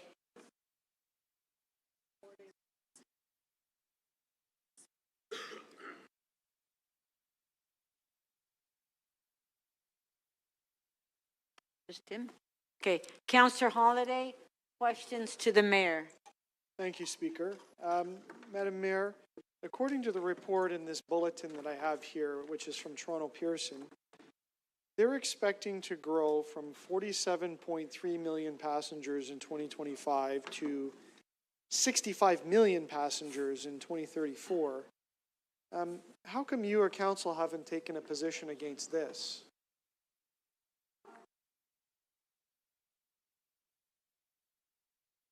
Councillor, I don't believe you have brought forward a motion asking us to deal with the the Pearson International Airport. I do want to say, though, imagine that you have a letter from Toronto Port Authority saying that if you are buying any new homes, you need to make sure that you allow the windows to remain closed, because if you open it, it would not achieve indoor environmental performance target. And imagine if any of your local residents have to sign warning clauses in the agreement for noise impact. That's what is happening by the waterfront.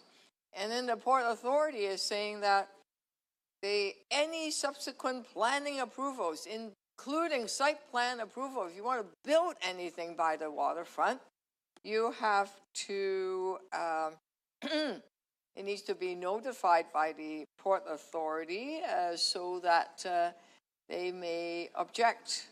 So, by gosh, a lot of developments are going to have difficulty, and I'm sure your local residents wouldn't want to buy a home or live in a home that you can't open the windows.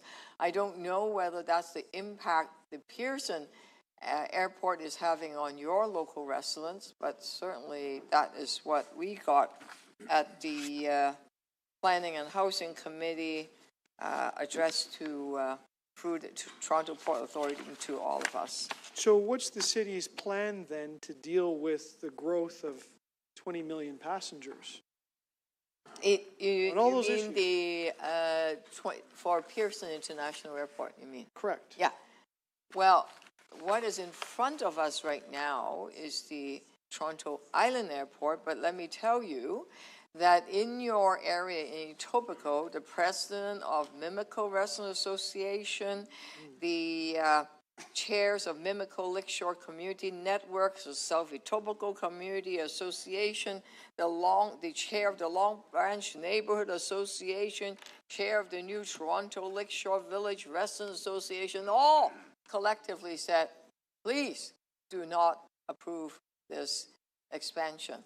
And by the way, please return the land to the city of Toronto because it impacts on them too. So I see that folks in Etobicoke and in Scarborough, Cliff Crest, Scarborough Village Rest Association, it seems like they are from all across Toronto saying, beware, this is a problem. I don't know whether your local resident association in your ward are saying that of the Pearson Airport expansion, but they are certainly Etobicoke residents through the resident association, all 6 of them, all said that do not support this expansion. Oh, Mayor, given that the city... hold on, I just want to remind Councillor Holiday that we're discussing Billy Bishop Airport, not Pearson. And the contents of the report, right? Okay.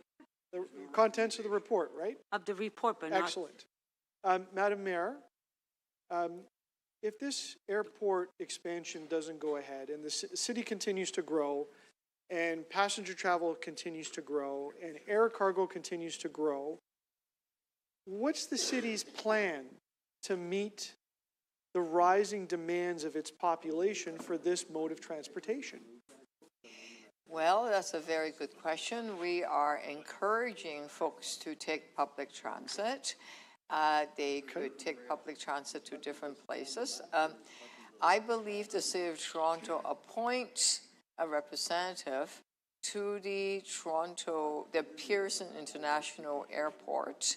And I think we could have a comprehensive fact-based conversation about Pearson International Airport, its expansion, its target, and how many passengers they're going to receive. How would Torontonians get to the Pearson International Airport, and what's the travel route? We can have a very good conversation about it, but that item, unfortunately, is not in front of us. Okay, that was your last question. Thank you. Councillor Fletcher. No, I just wanted to follow up on some of the transportation issues because just to look at the congestion that currently is on the lakeshore, especially with Ontario Place. No, it's not operating right at the moment, but previously with Ontario Place, and then the airport. If that was to be expanded for so many. Those roads were never built as kind of major arterials that would take that much traffic, another 8 million visitors or however many cars or transportation services that would require if Billy Bishop was expanded. So just to think about the capacity at Pearson, the road capacity versus the road capacity at the Billy Bishop Airport, I would think they're quite different. I represented that neighborhood, which is on Queens Quay, near Bathurst, at the foot of Bathurst. I represented that area from 85 to 2005. So I'm very familiar with the traffic pattern down in that area. That area is very tight. It's at the foot of Bathurst. This is the Billy Bishop Airport. It is at the foot of Bathurst, and the Bathurst is not a very wide street. And it is, the east-west is Queens Quay, and there's not a lot of public transit that gets through it. And the Spadina and the waterfront, the LRT, goes north on Spadina. If it is to be extended to Bathurst, I'm not sure there's room, I don't know. But also, the cars coming down Bathurst, they had to get to the airport. That whole area is surrounded by the Little Norway Park, which has a beautiful playground. People play fabulous softball games, and we're about to open an Irish culture center. It is the site of a magnificent Ireland park with 5 beautiful sculptures from an artist from Dublin. And it's an area that is also have a school and a community center, a child care center, and a basketball court. So I can't imagine how cars are going to be able, like, it's fine now at this point, it's already fairly jammed up, but congestion will be, if you go from 1.7 million passengers to 10 million passengers, I can't imagine the traffic congestion that would occur in that neighborhood, and I'm not sure where they're going to park. So I also think that, as I've understood, the Premier is actually looking for ways of increasing the capacity on the 401 and the 407, which are currently built, very major roads that do feed the Pearson terminal. So for the point of view that we have for Billy Bishop, I'm not sure that all those things have been taken into account by any of the governments, so the federal government actually, or particularly the provincial government, as to the road capacity that currently exists if the expansion was to take place. Would there really more due diligence is required by those levels of government before even thinking about such a incredible increase in capacity? Your question. And various council, I agree, various questions. council, We're at the question is, questions. That was you my question. agree? Don't you think that they should do a little more due diligence?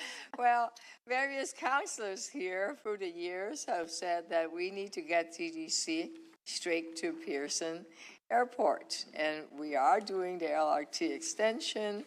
We are the Up Express, the UP Express is now done. It's been working very, very well. 20 plus minutes from Union Station straight to the airport. I take it quite often. And it is a very, very well used express line. And there are any number of LRTs extension that we are working on. The provincial government is funding through Metrolinks that would connect Pearson to the public transit system. Thank you. More due diligence. Thank you.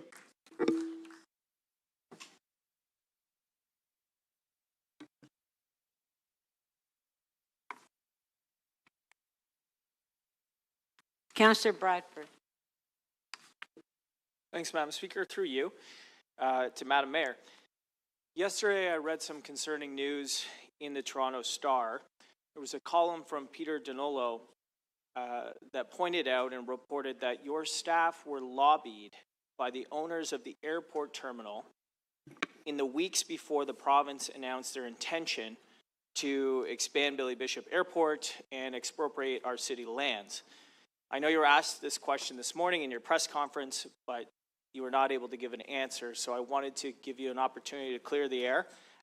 When did you learn specifically from the province and the Port Authority that they wanted to expand the island airport? I learned it from in October 2024. Councillor Bradford, you led this council to say that we need to expand that runway so that we can allow jets. You voted for it, you championed it.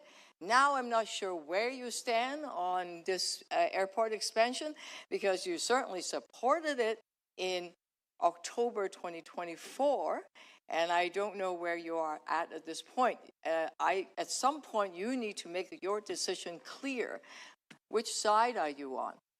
Yeah, so that's because that's where I learned where everyone has been lobbied. I am sure yourself and myself and all the other councillors been lobbied through various company that is representing. No, I haven't, Madam Mayor.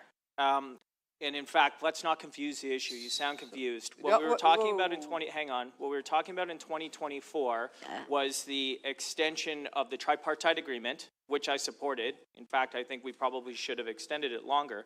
But that was for the RISA, the airport runway safety piece. And I think we all support, you and I would agree, we need a safe airport. What I'm talking about specifically and what was reported in the Star was the lobbying that took place in your office with your staff weeks prior to the province coming out with their new proposal in March, as identified in this report.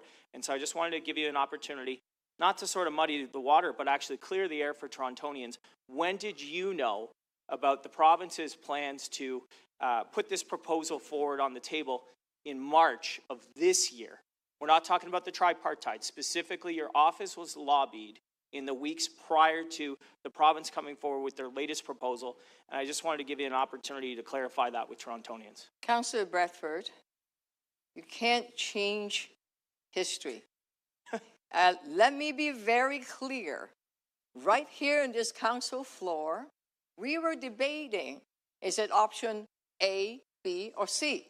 Would it be a shorter runway or a much longer runway? Some of you would remember, every councillor would remember that long debate.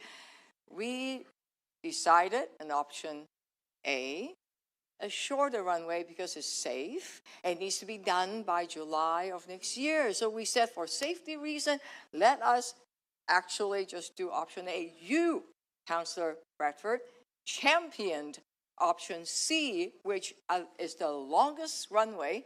That runway would have impacted negatively to Helens Point Beach. It would have impacted on various waterfront residents. And the waterfront residents at that time said to us, oh, please don't do that. And council didn't, but you certainly championed it at that time. And at that time, there are various consultants, some of them I see here, that have represented, yes, Kim Wright is, yes, I could name them. They were lobbying us. At that time, it was jets. It was extending the tripartite agreement so they could get into jets so that you can have a much longer runway. That was the beginning of that discussion in the 3 years that I've been on council. Come on, let us not muddy the truth here, because that was the conversation we had at that time in October 2024, you voted for it, and where do you stand at this point? I'm not sure. Well, I'll clarify. That was a conversation about the RISA safety piece. And again, you look at what happened in New York City when we had a fire truck smash into the side of a landing aircraft. That's what I want to make sure we avoid in Toronto. That's why I support those safety extensions. And I think a lot of people want the island You voted airport against to be it, safer. I'm sorry. But let me finish up, because I see the clock is running out. I'll give you one more opportunity. Yeah, to last clarify with question. Torontonians. Your office was lobbied in March and February of this year, prior to the province coming out with their proposal to expand the island airport to accommodate jets. I'm not talking about 2024. I'll make it real simple for you. March and February of this year, on the lobbyist registrar, the owners of the island airport lobbied your office, and I want you to come clean with Torontonians. When did you know about the latest proposal from the province to expand the island airport? Okay, Councillor Bradford, that was your Thank you. last question. At no point of myself or any members of my staff received any plan on what Toronto Port Authority are trying to do. It remained secret. If any of you, perhaps yourself, I don't know, if any of you have seen this plan, show me the business plan.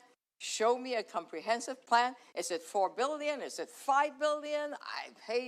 How long exactly is this runway?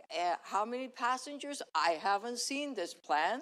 It remains secret. I don't know what they have to hide. I certainly have not received it. Neither has my staff. Thank you. That's it for the questions. Councillor Matlow to speak. Thank you. Madam Speaker, I have a motion.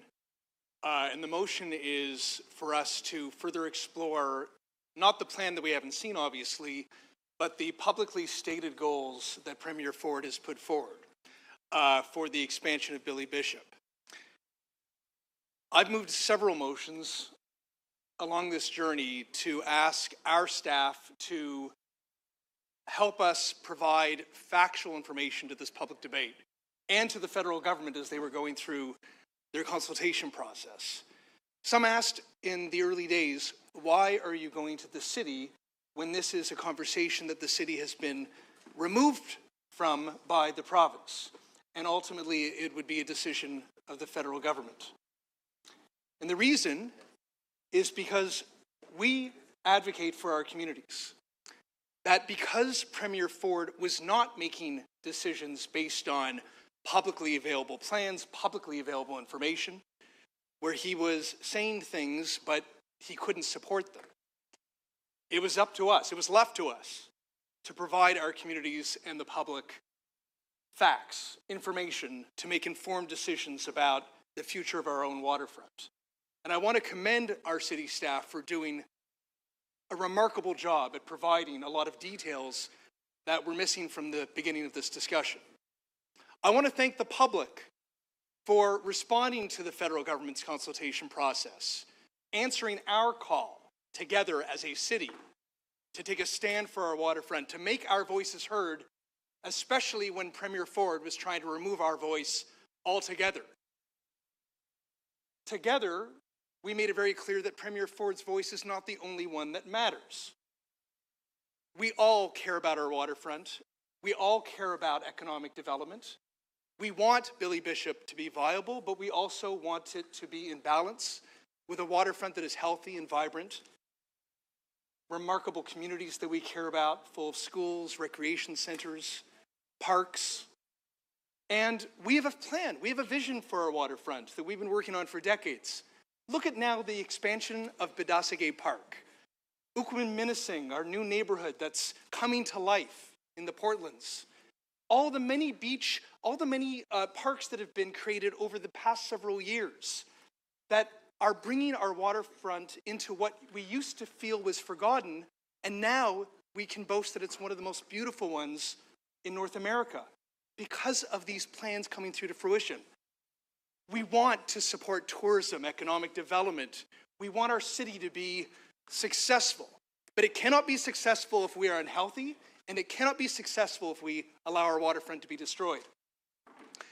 But while we can celebrate a victory today in the federal government, I want to thank Prime Minister Carney and the Minister of Transportation and the 416 caucus for supporting Toronto and making the right call. That battle was won, but it's not over. The reality is, the elephant in the room is still there. There's an unresolved question. The dash shades have been discontinued. We are still going to have to resolve the future of Billy Bishop Airport and how to ensure that it's viable. And we support a future that works, that also respects our waterfront. But we can't be left out of that conversation. So this is my call to the Premier. If you treat us like partners, be respectful. Stop calling people who live on the island squatters. Stop calling people who disagree with you fringe. Stop trying to remove the voices of Torontonians, as you did with the tripartite agreement. Do not move forward with the expropriation of our parks. Come back to the table. Act like an adult. Treat us like partners. Work with us, and we will roll up our sleeves and work with you, along with the Toronto Port Authority and the federal government. Let's work together on a vision that is a healthy, vibrant waterfront that supports our communities and helps the island host a regional airport that is viable and successful. And if we do that together, we will be successful. But we can no longer allow the debate and discussion around the future of our city to be done without us. It should be with us, and together we'll arrive. Thank you. We do have a question for you. Councillor Holliday, 3 minutes, clarification of the motion. Councillor Matlow, why are you asking to use Toronto taxpayer resources to do the research and analysis of the NDP opposition party at Queen's Park? That's a weird question. That's what this is. No, it's not. Josh, water's fine. Well, listen, the NDP, the Liberals, and the Greens have consistently been supportive of Toronto's position that Toronto should be part of the tripartite agreement and that our waterfront should be protected.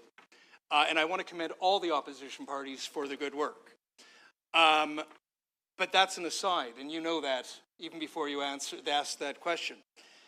I believe that Toronto should be involved in collecting facts, doing the research, and providing them, because the province has not been doing it. And the fact that we were able to demonstrate the impact on housing targets, both the province and federal governments during the consultation process, was important. The fact that we were able to demonstrate the impact of ultrafine particles on our downtown residents' health was an important part of that conversation.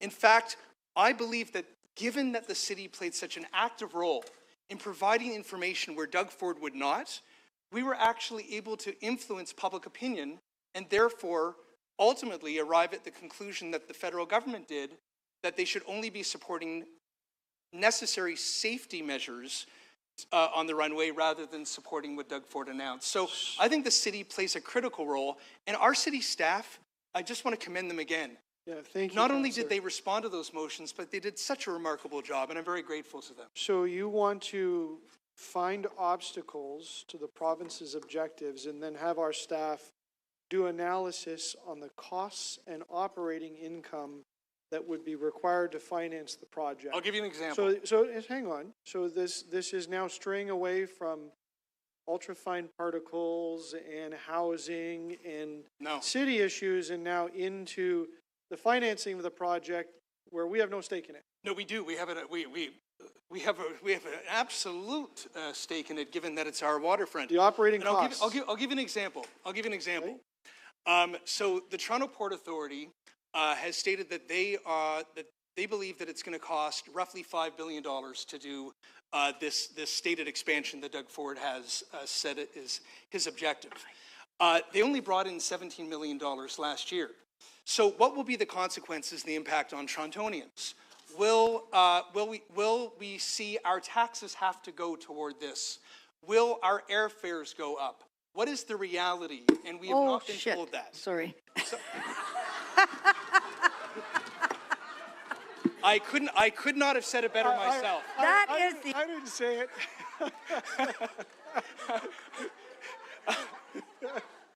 I think Councillor Fletcher was saying ditto. It's over. It's over. Sorry. Your time's up. Councillor, your time is well up. Fair. Thank you so much. Thank you. Speaker. Just did a little cleaning up here. Any other questions for Councillor Matlow? No. Sorry about that, folks.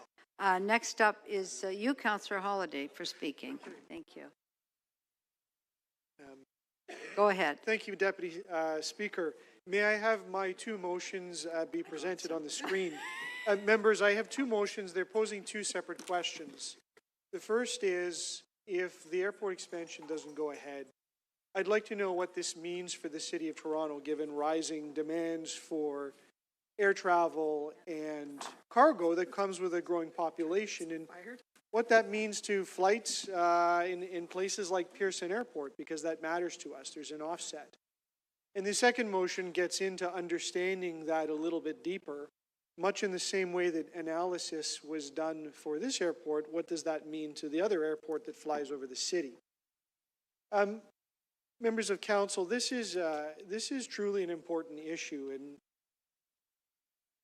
I think very plainly about the utility that airports provide us as citizens. Whether you fly or not, you still rely on cargo, you still rely on opportunity that it presents, you still rely on the support that airports and aircraft movements provide to our economy. And there's no doubt that these places create jobs. In fact, the Pearson Airport zone is the second largest business development district next to the downtown core. There's tens of thousands of jobs there. I know that because many residents of Etobicoke Centre live close to the airport and work there. and it's a very busy place. But I think the thing that has troubled me on this is all of this attention has gone to changes that may be proposed for downtown Toronto. And everyone stops looking at the effects to the west end of the city with the growth that's going on in Pearson Airport. And the report goes on to talk about it. If you look at the bottom of page 25, in some of the, basically what does this mean, it does speak to the fact that there would be growth at Pearson Airport, and it's reflected in going up by 20 million people over the next few years. That's a lot. Why this also matters, I showed it during the question time. This, and I'll hold it up to the screen, but you can go find this easy enough online. This is a contour map of what's called the noise exposure forecast. And it's scientifically done, and what it does is it maps out the noise that comes out of aircraft over time. And it affects city planning decisions. It affects where things are built, how they're built, and exposure to people's health. I'll note, if you go look at this, I know it doesn't show up well on the screen, but you can look it up yourself. It literally emanates outside of the Billy Bishop Toronto City Airport over the water. Will it grow if there's more aircraft movements and louder aircraft? Probably. Probably a little bit. But it's substantially over the water. If you compare that to the same contours that are provided for Pearson Airport, you will notice that, my goodness, it's all over land. It's all over the communities of Etobicoke Centre, that's Markland Wood, and Kingsview Village. It goes up to the north into Ward 1. It goes out towards North Etobicoke and beyond, right into North York and North Toronto. And of course, all over Peel region. This is a really big area. So my concern is that if we're not really clear about what our future plan is for the city to meet the desire of the residents of this city to have the utility of airports, how are we planning for all of this pent-up demand? And yes, it is a city issue because it does affect everyday life and municipal matters. I'll give you a couple of examples. Just this week, I had a discussion with the noise office and a developer about working on Sundays. I said, why on earth would you want to do construction on Sundays?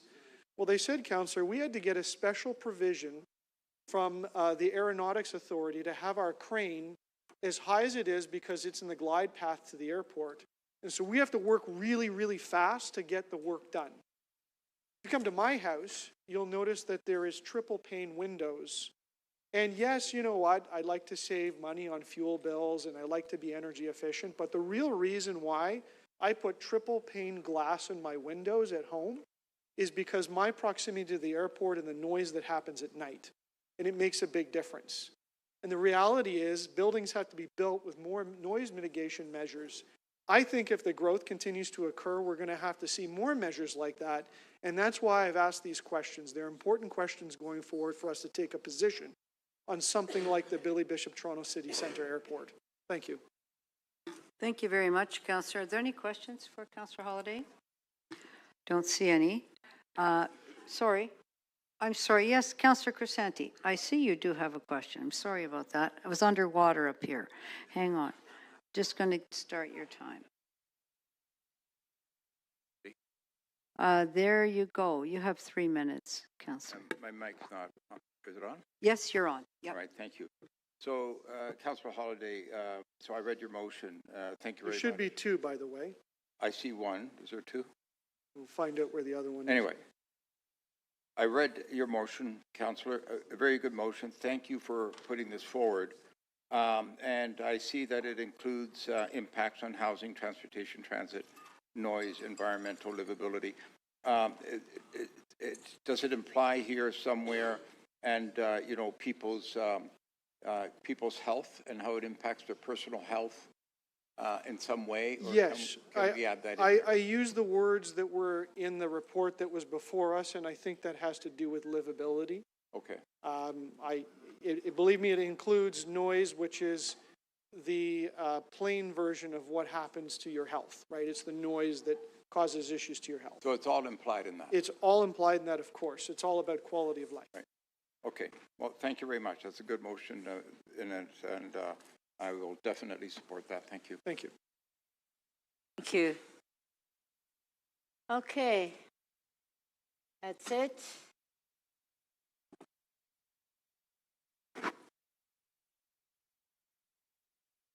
Oh, his name wasn't there. Huh? Did he, oh, it just came up now. Oh, dear. Councillor Myers' question to Councillor Holiday, 3 minutes. Thank you, Speaker. Sorry, I don't have the second motion from Councillor Holiday. There's one under each item. I just see the first one. Ah, okay, got it, sorry. My question, though, related to, it's not loading, okay. My question related to the other motion, not the one regarding the health impacts, is that also, in terms of looking at the future, is that also looking at the Alto high-speed rail as well, or that's just restricted to airports? Yeah, so I called, as what I just said was the demands of passenger and cargo aviation as a result of growth on the city's population and its economy. And of course, taking into account the impact of the present decision not to advance the expansion of Billy Bishop Toronto City Airport, including the impacts to flights at Toronto Pearson. That's my focus. Right. I think that the report under PH 32.7, which is the other item, That's the one I'm talking about. listed rail. That was in the report. If you want to do some analysis on that, I would suggest that you move a motion on it. No, I'm just asking. I can't see it. Sorry, I can't see it, but I can't see it either.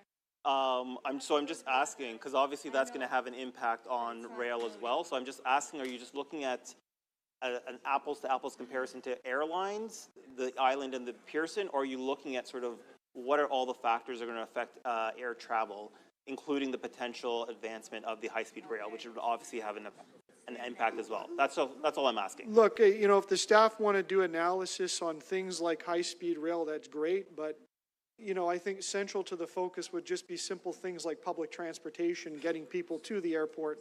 The mayor mentioned the LRT line. Well, I don't see the plan to go past Renforth Station. I mean, that's a concern.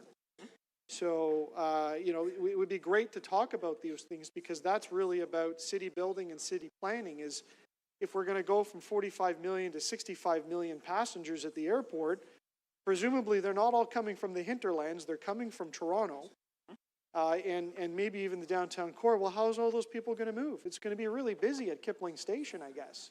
Absolutely. Okay, thank you. Okay, looks like we have another question. Councillor Chang, clarification of the motion. Thank you, Madam Speaker. I was wondering if you'd be open to a friendly amendment to include residents of North York. So, because we are on the flight path and we get regular complaints as well about impact of the noise, especially at night. Yeah, so I had thought I'd put Etobicoke in Western Toronto. Yes, western portions of Toronto. So I would say that includes North York. But look, if you want to move it to, say, Western Toronto and North York, I'm okay with that. That'd be great. So, I would, the intention is anyone impacted by those flight paths. Of course. Okay. So just to clarify, residents of Etobicoke, North York, and the western portion of Toronto. Is that a friendly amendment? Yeah, I mean, I would think the western portion of Toronto Okay. Yeah, it is covered, Councillor Chang, Okay, Councillor Carroll. Madam Speaker, it's just a question of clarification. I'm wondering why the councillor thinks it would be a good use of municipal public servants' time when this, regardless of our population growth, meeting demands of flight, both cargo and passenger, is solely the responsibility of Transport Canada. So why would we have our staff doing this job? Which motion? Well, both of them are of a similar nature. Both of them are asking our public service, unless I misread them, maybe you could clarify that. They're asking our staff to get at what we are going to do about the demand for both passenger and cargo demands via the growth in the City of Toronto. But while that growth may be happening in the City of Toronto, because it is flight, it is solely the responsibility of Transport Canada. That's why their decision last week was so important. So why would you want our public service to be doing this work for Transport Canada? I am predicating this on the expectation, just like is laid out in this document from Pearson, that it is going to grow, unless you think it's not. Well, So I'm if wondering it's if you going got to those grow- numbers from the presentation that Pearson Airport brought to Economic Development in June. No, it wasn't using there. It was from numbers their bulletin. Okay, Transport- Councillor Holler, please allow the question, then answer. I can provide the source. The source is actually from the staff report. It talks about growing to 65 million passengers. So I'm accepting the staff report as the facts. So And- interestingly, they gathered those facts from Transport Canada and the GTA report that came to Economic Development in June. So why would we charge them now with the responsibilities that are solely the responsibility of Transport Canada? That's not what this motion says. This motion is predicated on taking those numbers as facts and what the impacts are to our city. That is And impact so- analysis, which bears a cost and staff time, and if they have to hire a consultant dollars and time. But are those Boy, not that- consultants that ought to be hired by Transport Canada and not the City of Toronto? Then boy, oh boy, did they ever spend a lot of effort on PH 32.7 just doing that. They just didn't do that for the rest of the city. So, Well, I think perhaps they did do a lot of this work, and that's what led to their decision last week. So it seems like they are doing a lot of research.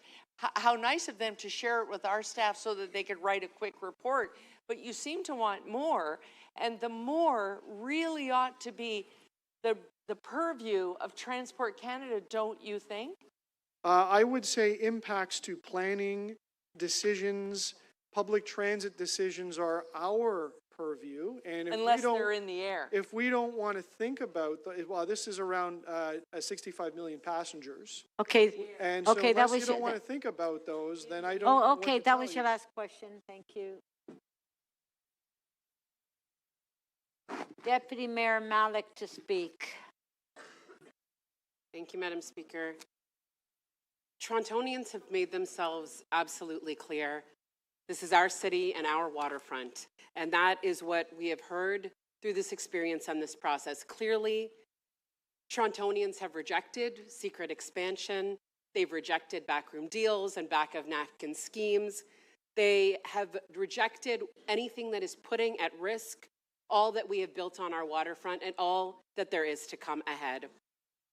They've also made their priorities clear, and priorities that we share in this council chambers and that we have made clear as well. Building housing, affordable, accessible housing in new communities, investing in great green and public spaces and new parks, taking care of the health of people and our environment, especially along our waterfront, and creating a welcoming destination for residents and for visitors and for workers, and engaging in good planning, evidence-based, transparent processes when it comes to doing that. And the federal government announcing that the island airport expansion is not moving forward is a clear win that belongs to all of us. Make no mistake about that. Thank you to the Torontonians who spoke up at our meetings in that incredible survey, 87,000 people strong, and it would have been counting if it was left open longer as well, who spoke up with neighbors to elected officials and across platforms and together defended our city and our waterfront. And I particularly want to thank the communities in my neighborhoods of Bathurst Key, the Bathurst Key Neighborhood Association, and advocates like No Jets TO and Environmental Defense. From the beginning, I have been clear that Torontonians deserve a say in our city and our waterfront, and I am proud that City Council made that our position. Proud that we were able to be alongside Torontonians and that City Hall had their back. We moved to protect our public land very quickly. We've pushed for transparency and fought to prioritize our community's health and housing needs over and above just the chatter about expansion. Now it is the provincial government's turn to listen to Torontonians, and it's simple. Return the city's land, including Little Norway Park and the Toronto Island Park immediately, and restore our role in the tripartite agreement so Torontonians have a say over their city and their waterfront, as they always have and they always should. All levels of government have invested billions of dollars in revitalizing our waterfront and making sure that it is a place that we can build housing, where we have transportation that we can rely on, and where we are able to grow new communities in a way that sets the bar high. And this hanging over our heads puts at risk our collective efforts. As a city, we have been advancing the Toronto Island Park Master Plan to make it a destination that is even better for the 1.5 million people who visit it every year, one of the biggest draws on our waterfront that we are making better, and for folks like the ones who live in my ward and myself, a cottage and a backyard and a place for relief and enjoyment. And we are investing in the viability and the resilience of Hanlan's Point Beach right now, and that is work that needs to be able to advance, not be encumbered by Bill 110. At Bathurst Key, we're expanding new park spaces next to Little Norway Park, that it is at the heart of a complete mixed income community, the kind that we are trying to build in every part of the city. While Bill 110 is still in effect, the province will continue to threaten our parkland and hold back our collective work on the waterfront. We want to be able to move forward and continue to build that shared vision of a waterfront that is vibrant, accessible, and sustainable right now and for generations to come. It is possible, and that is what we have before us. Thank you.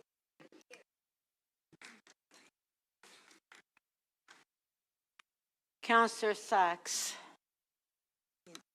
Thank you. I rise in support of the comments of my colleagues, but also to point out a couple of details. So the federal government, the Ports Authority, hid its environmental assessment for 9 years of the proposal that came out from Porter in 2013. But and I don't know if any of you have had a chance to look at that environmental assessment, but what it shows is that the impact on downtown Toronto would be enormously worse than they analyzed. It's completely different from the impact in Etobicoke, which is serious for sure. But all those subdivisions were planned and built knowing that that airport was there and intended to fly over them. The environmental assessment that was done in finished in 2017 about the island airport, first of all, assumed that there were very few people around. Because if you remember, in 2017, there were very few people around. The waterfront in Toronto was mostly post-industrial. So they didn't take into account the impacts of any of those people. They didn't take into account, because it hadn't happened, the billions of dollars that have been spent in revitalizing the waterfront. They studied one thing only. They studied an extension of the runway. But they didn't study everything else that would have to happen to be squeezing a giant airport into a totally unsuitable space. They didn't look at where do you put all the planes. They didn't look at how big does the terminal have to be. They absolutely didn't look at sewers. They didn't look at roads. They didn't look at any form of access. They didn't look at parking. They didn't look at the impact on the lighting that would have to happen, the approaches. They looked at a tiny corner of the problem in what is now a completely unrealistic setting, and they assumed no increase in the number of flights. In fact, they assumed a decrease in the number of flights. And even after that, they said, there's a lot of really big problems here. So one of the very large problems that would occur is for the water quality of the inner harbor. The inner harbor gets a lot of impacts. We still have dozens of combined sewers in this city that when there's extreme weather, which is increasingly common, dumps every kind of unimaginable filth into our inner harbor. And the only reason it doesn't stink to high heaven and have dead fish floating on it is because the water gets flushed through the two gaps. And expanding the runway would block a lot of that flow. So you're talking about the inner harbor not only being impossible for small boats because of jet blast, but being stagnant and stinking because the water flow's been cut off. There is nothing that the people living, working, wanting to visit, but dependent on tourism, could do about that. Because physics are physics. So we have a situation where, I mean, I thought the Matt Elliott's, or one of the writers' metaphor is like an aircraft carrier.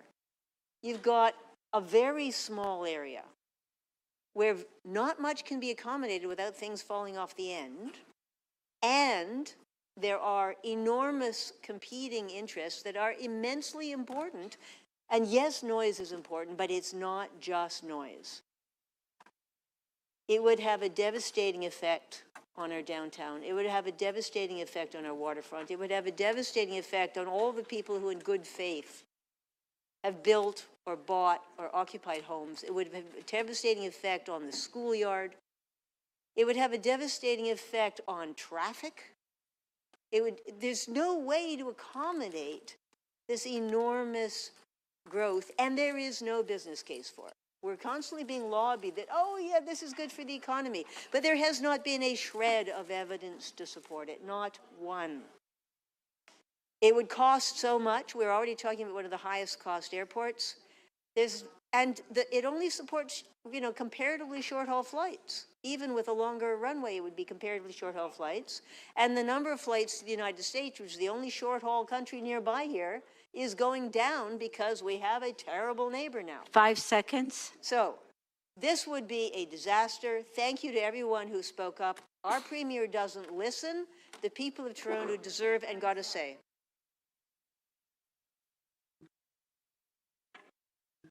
Councillor Morley. Thanks, Madam Speaker. I just wanted to rise briefly to echo the comments of my colleagues and really appreciate the efforts of Torontonians in this hard-fought battle. I think the feeling I had when I saw the news of the announcement from the federal government was a feeling of relief, and my sentiment was, this is what democracy looks like. When we have a government that is responsive to the overwhelming collective voices of Torontonians, that is actually takes a position that reflects those of the communities they serve and represent, that is a really good feeling as a Canadian to see democracy in action. But we know that this fight and this conversation is one that will continue. And I want to acknowledge and thank the Mayor as well for acknowledging the communities in my ward of Etobicoke Lakeshore, including the organizers in Humber Bay Shores, in Mimico, in New Toronto, and in Long Branch, all waterfront communities who came together with quick action, organized a town hall on our waterfront at the Mimico Cruising Club, and worked together along with organizations that are working to defend our environment and to protect our waterfront. I want to acknowledge all of the representatives that joined us for that conversation, and I do believe that organizing and advocacy is the most critical and important part of the work that we do to really raise the platform of those voices. I want to also acknowledge the importance of the work that we do as elected officials and the things that we are here to protect. I often look over to the teapot here in council chambers, and here in our last session together, I think it's very fitting to reflect back to our first, where we had Elder Gary Sue in the space with us, who has since passed away during this term of council. But we made commitments as a council, and we continue to do that at the beginning of every meeting that we host and every space that we open in a good way. And that means that our responsibility is not just to the moment right now, but to the 7 generations of people that our decisions are going to impact. One thing I know for sure is if we don't have clean air to breathe and a healthy water environment in our ecological and natural world, it doesn't matter what kind of economy we have. It doesn't matter how much money people are making. If we don't have a healthy planet and put thought into what it takes to ensure that, the rest of it really doesn't matter at all. And I hope that all levels of government are paying attention to this. Young people today are awake to these challenges. They are aware of our personal responsibility, and they are going to continue to hold us all accountable. Let's continue to work together in a good way to support our beautiful, thriving, incredible economy here in Toronto while continuing to never lose sight of what matters most, and that's that 7th generation of people that we're impacting with our decisions and the planet that holds us all together.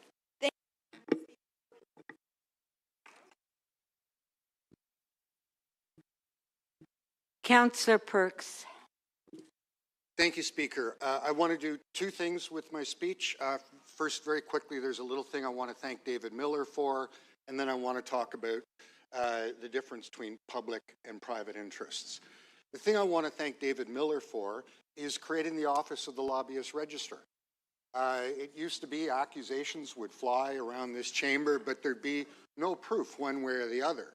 Now, in a matter of minutes, I can look up the fact that Councillor Bradford and his staff met many times with lobbyists on the Billy Bishop Airport, and that his chief of staff met twice with lobbyists on that item after Doug Ford had announced his intention to expand.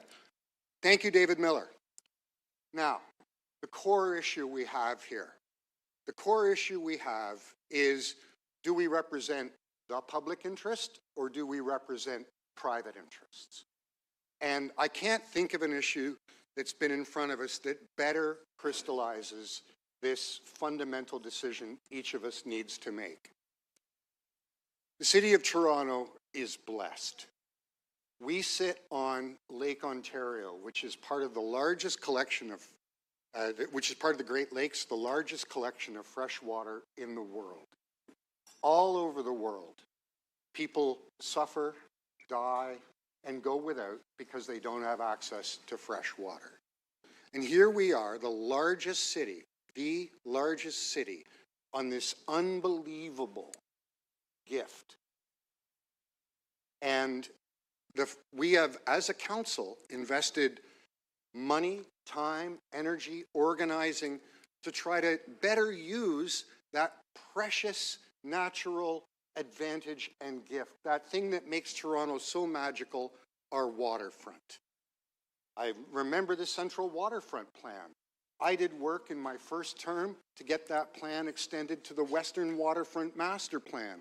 We have made huge investments in turning what used to be, frankly, a bunch of highways and train tracks into a front door on this marvelous natural gem. Councillor Fletcher has done heroic work on the mouth of the Don.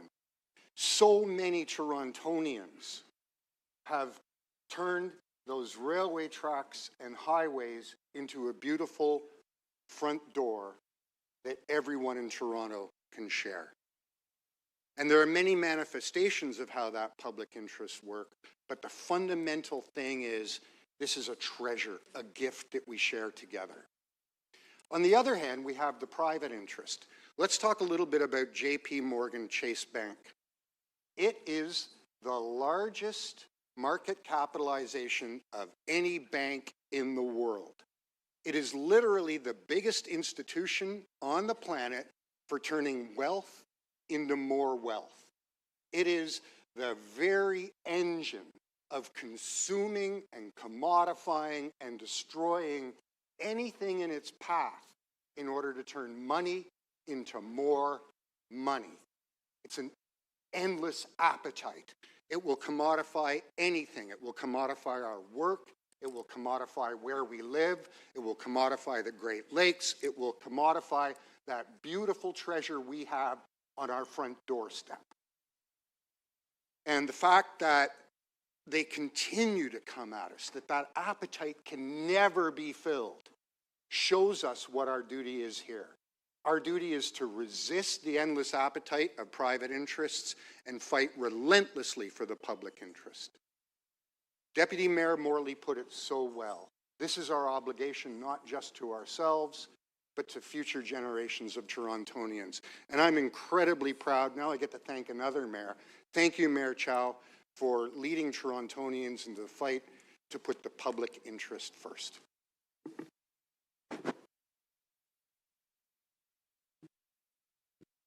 Councillor Fletcher. Well, thank you, Councillor Perks. I really think you put that so well about the commodification of our fantastically beautiful waterfront that I happen to represent part of, but it actually belongs to every single resident in this city. Because every time there is an attempt to change the plan on the waterfront, we hear from residents across this city that they want it to be our treasure, our dream, their public waterfront, their island that they can go to on our new ferries in the thousands and the tens of thousands every summer. So when Deputy Mayor Morley says you've had a big meeting and everybody came out, yes, they did. They are worried about these interests that have somehow risen from nowhere to take this gem and turn it over to private interests. And I will say, given every time a government makes a misstep, and a number of us have been here for the missteps, Torontonians will say, that's wrong, we don't support you, and fix it. When a government gets blown off course, the public will fix it and put that amount of pressure on. So we saw a retreat this weekend for a deal to take over the island airport and somehow support a provincial government that has already taken all of our land, that's taken parks, that's taken our land, that say we're going to have the island. When you think about it, it's just shocking. But there have been another number of times of shocking behavior about the waterfront. One of those times actually was the city itself. After the environmental assessment, which took quite a few years, in 2011, it was that city council, the Ford administration, that said they are changing the whole plan. They just walked it on to the executive to put a Ferris wheel, a monorail, and a mega mall right where we were there on Badosagay Park this weekend. That was the change up of the plan, hiring somebody from Australia to redesign it. The public rose up. I have thousands of emails from that day of people saying no. What we came away from that moment was a redo of how we're going to work for a Portlands acceleration initiative that actually has led to many of the things we have here today. And Councillor Carroll, you will remember that very well. It was a historic council meeting where that happened. We also had an attempted takeover by the federal government, basically, of the Portlands by Google and Sidewalk Labs as early as 16, 17, and 18. And unfortunately, Waterfront Toronto got caught in that, which would have taken over 800 acres and then 20 acres and then 4 acres to Google. And when we opened Badosagay on Friday, we were standing in the exact location that Google had planned to have their 4-acre headquarters on our beautiful waterfront. And I will tell you the number of people that went to Badosagay on Saturday. It will surprise you. 24,000 Torontonians visited that park on Saturday. That is an amazing asset that we have. It is the gem of a century. But that was stopped, and instead we have the Quayside project in your ward, Deputy Mayor, with 30% affordable housing, real affordable housing, not a plan that was in front of us saying we're going to build it, but actual affordable housing by Dream, a Canadian developer. And what do we have now? We have another attempt, this time by the province, to simply take over our waterfront, make a change, and Torontonians once again have said, it's our waterfront. We're not letting you take napkins and go in the back room and have secret plans. We are guarding it. Every time that happens, I know we can count on the public and actually count on every single one of you to stand up for something very precious, not just for ourselves, but for everybody who lives in our city and their children and their children's children. Thank you, Councillor Carroll. Fletcher, Councillor Carroll. Oh, thank you, Madam Mayor. Madam Mayor, I only need to rise to speak because I want to make clear to my residents why I won't be supporting Councillor Holliday's motions. That is work that we need Transport Canada to be doing. And I have faith that they'll do it because they have a history of doing it. The Up Express was the pet project of MP David Collinette, Minister of Transport at the time, and my local MP. And he did that work because their studies, Transport Canada's studies, showed them that they needed a direct route to the airport from the downtown. So I dare say that they'll continue to look. As the lift expansion of Pearson Airport takes hold, and it's important to remember of those 65 million, fully 30%, and they think that will grow over time to more than 30%, are people who enter the airport and leave the airport without ever hitting land because they're making connections through international flights from Europe to Asia and back and so on and so forth. So it's important to remember that about that number. But I'll tell you why I want my residents to be clear about what I'm doing today, because they're very live to this issue. And if you haven't, we all are confused by each other's boundaries all the time. My boundary goes all the way to Steeles Avenue. And 2 weeks ago, I had an environment day at Old Comer GO Station, just a few short blocks south of Steeles Avenue. And Madam Mayor, I have to tell you how surprised I was. We don't get deep into the issues there on a Sunday morning environment day. 6 different times, retired seniors couples came up to me and said, Councillor Carroll, I hope you're not supporting this airport expansion folly. Some of them were people who use Billy Bishop and want it just the way it is. Some of them were people who are deeply passionate about the waterfront, and while they might live close to Steeles Avenue, they still feel it is their waterfront. And there, in Old Comer GO Station, were people who you wouldn't in a million years expect to have taken passion about this issue, and yet they have. And I don't consider any of the 6 couples that I talked to fringe. They were, if you can picture in your mind fringe, these are the absolute antithesis of fringe Torontonians. Standing in the middle of the Old Comer GO Station parking lot, passionately talking to me about their waterfront. And I don't think it's just the passion, with all due respect, I don't think it's just the passion of the fringe down in Councillor Malik's ward that made this happen. These people put on their big boy pants from time to time there in Ottawa.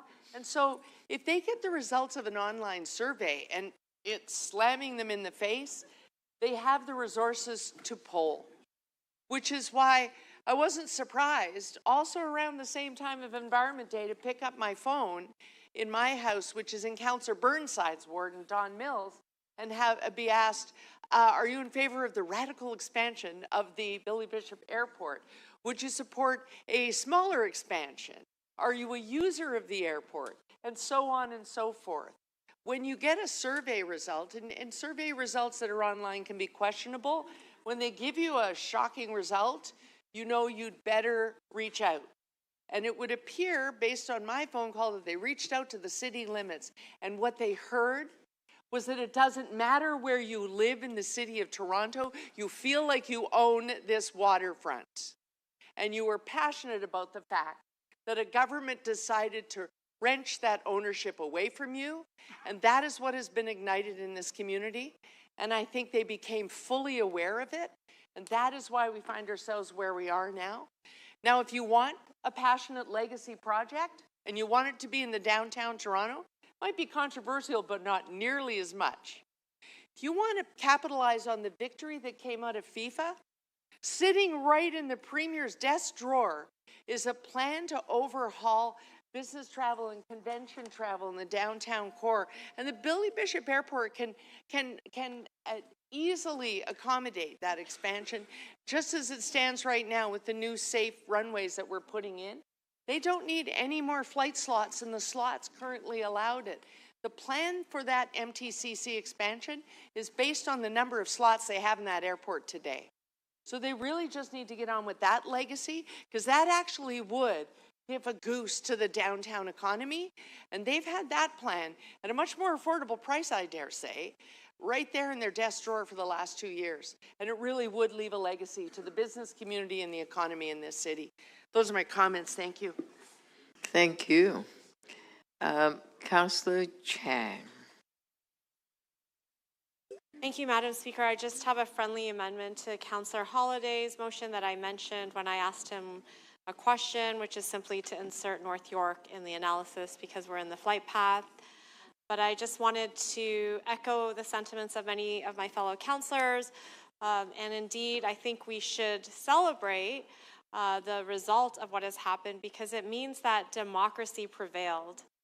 And we haven't always seen this. I am still hurting about the Science Center, struggling with outdoor education center closures, and I think a lot of us still have scars from the reduction of the number of wards.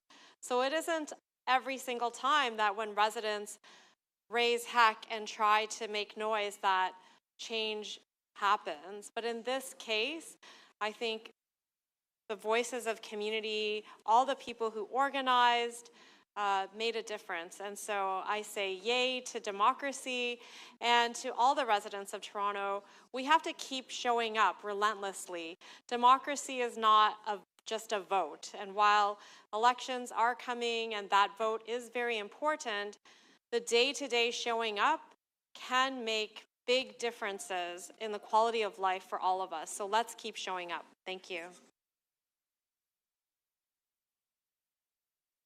Thank you. Councillor Bravo. Our waterfront, the Toronto Islands, this is patrimony. Patrimony that belongs to the people, and that is why this city government has invested so much into its renaturalization. The idea that the economy and environment are somehow separate is a fiction. They're completely inseparable. And if you think about the social, economic, health costs of what's happening right now with climate change and wildfires, we pay for all of that, and we forego other economic opportunities for good jobs and living a good life. I relish the opportunity in this council chamber to once again stand with the people of Toronto who in their tens of thousands have mobilized and spoken out. And while we don't always win, people power here made a difference. People on the outside, believing that their collective action could make a difference, have stepped forward, and I hope that that appetite that they've gained by this initial victory, and it's not the end, they will carry that forward into every other realm of life. This is an opportunity for us to say, we're with you, we have your back, and that's what leadership looks like, and I look forward to supporting this in this council chamber, joined hands with my colleagues, send a very clear message to the provincial and federal government. We're going to hold that federal commitment to account.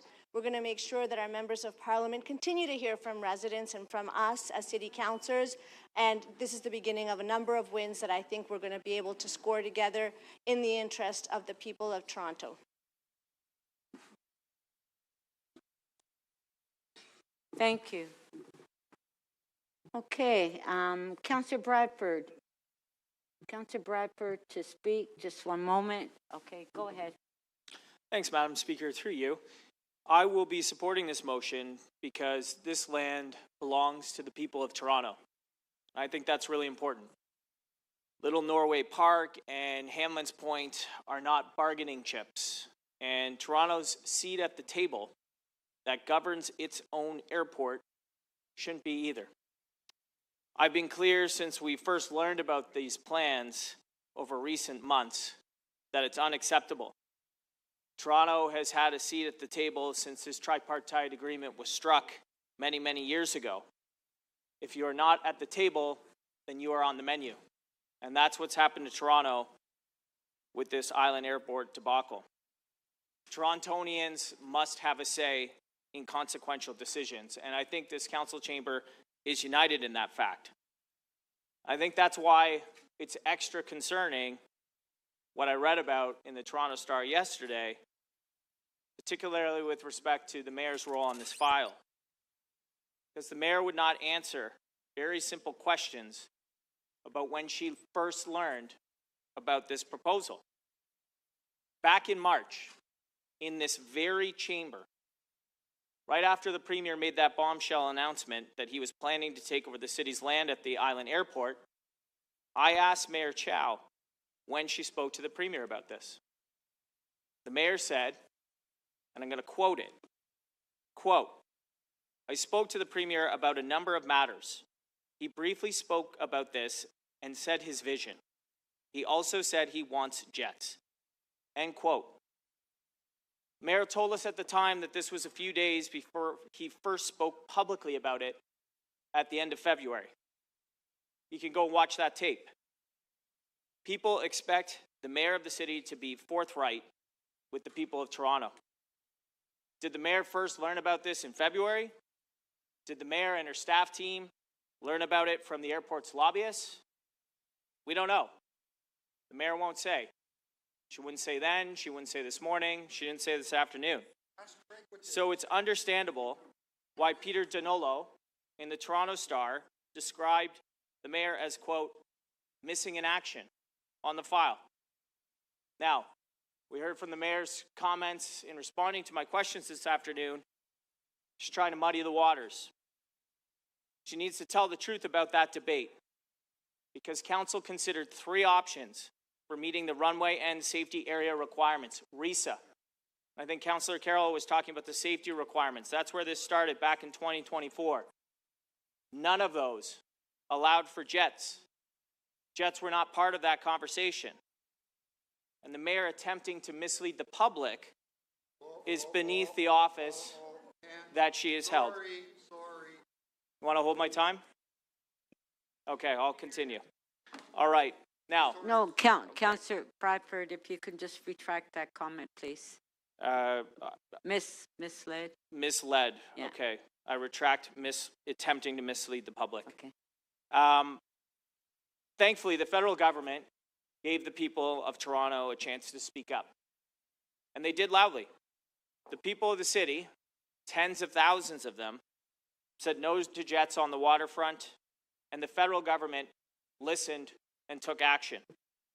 And for that, my thanks goes to the 416 Liberal Caucus, the Minister of Transport, and Prime Minister Carney.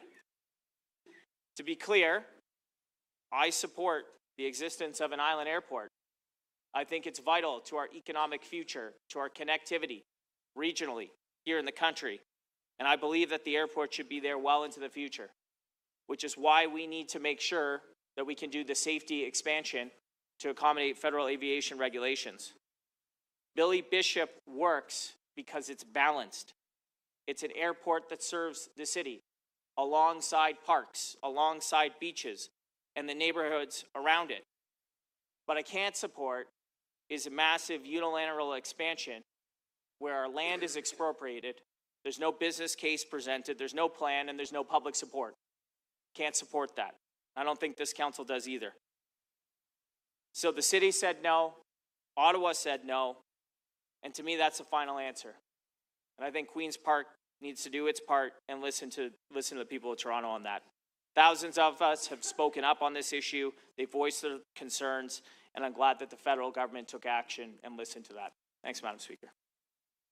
Thank you. Okay, so members of council, what we'll do there, we were dealing with 2 items. One was the planning and housing, and the other was the member's motion. So we'll deal with the planning and housing item first, and we'll vote on the amendments that were made on that item, and then we'll go to the motions that were made on the member's motion. So if we can put the motions up on the screen for the planning and housing, which is the first one, which is Councillor Matlow's motion, and the motion is on the screen. Recorded? Who said recorded? Oh, Councillor Holiday, recorded.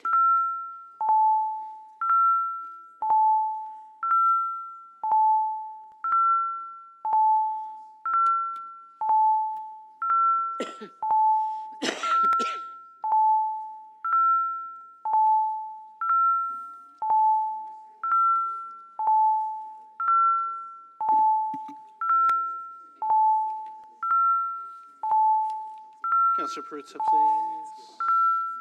Councillor Carroll. Councillor Cherneslin, please. Councillor Grisanti. Councillor Candeville, please. Councillor Perruzza, your vote, please.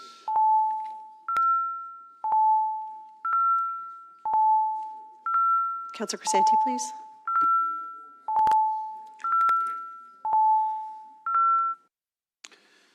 The motion carries. The vote is 23 to 3.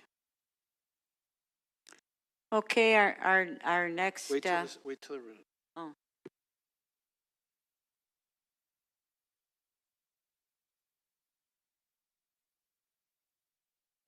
Our next motion is motion by Councillor Chang. On favor? Recorded? Did somebody say recorded? Who did? Councillor Cole wants recorded. Recorded.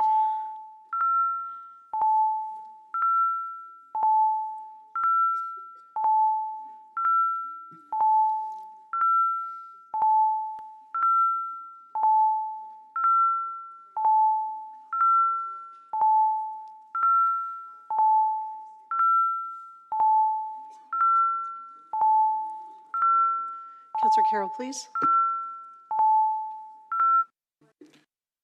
Motion 3 carries. The vote is 19 to 7.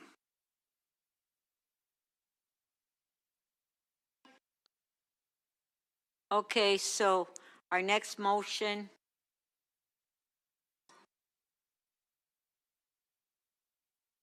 Councillor Holliday's motion as amended by Councillor Chang, recorded vote.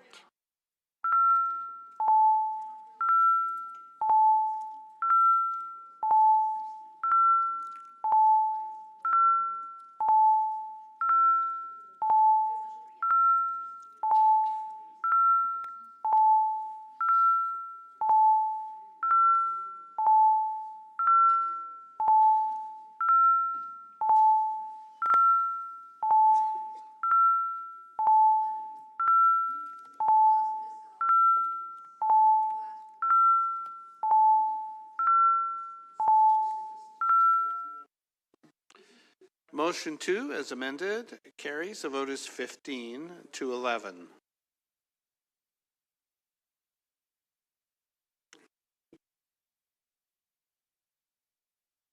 Item as amended. Recorded vote? Recorded vote.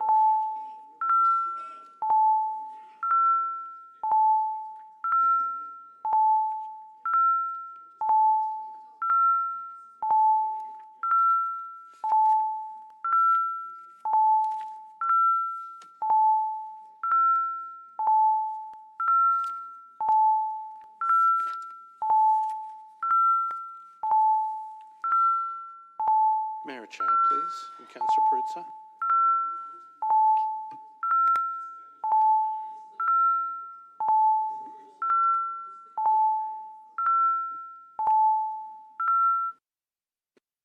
Item PH 32.7, as amended, carries. The vote is 25 to 1. Okay, we'll now go to the members' motion.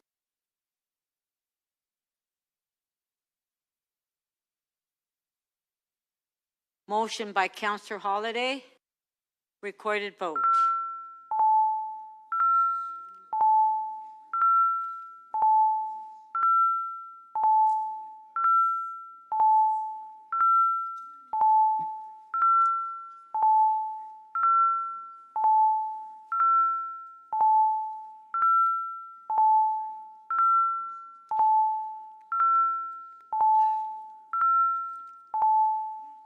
Councillor Fletcher, please, and Councillor Perruzza. Councillor Mantis and Councillor Chernison, please.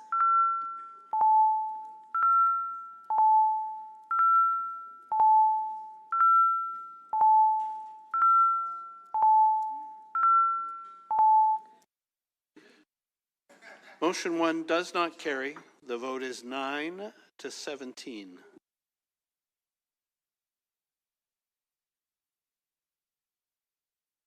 Okay, on the item, recorded vote.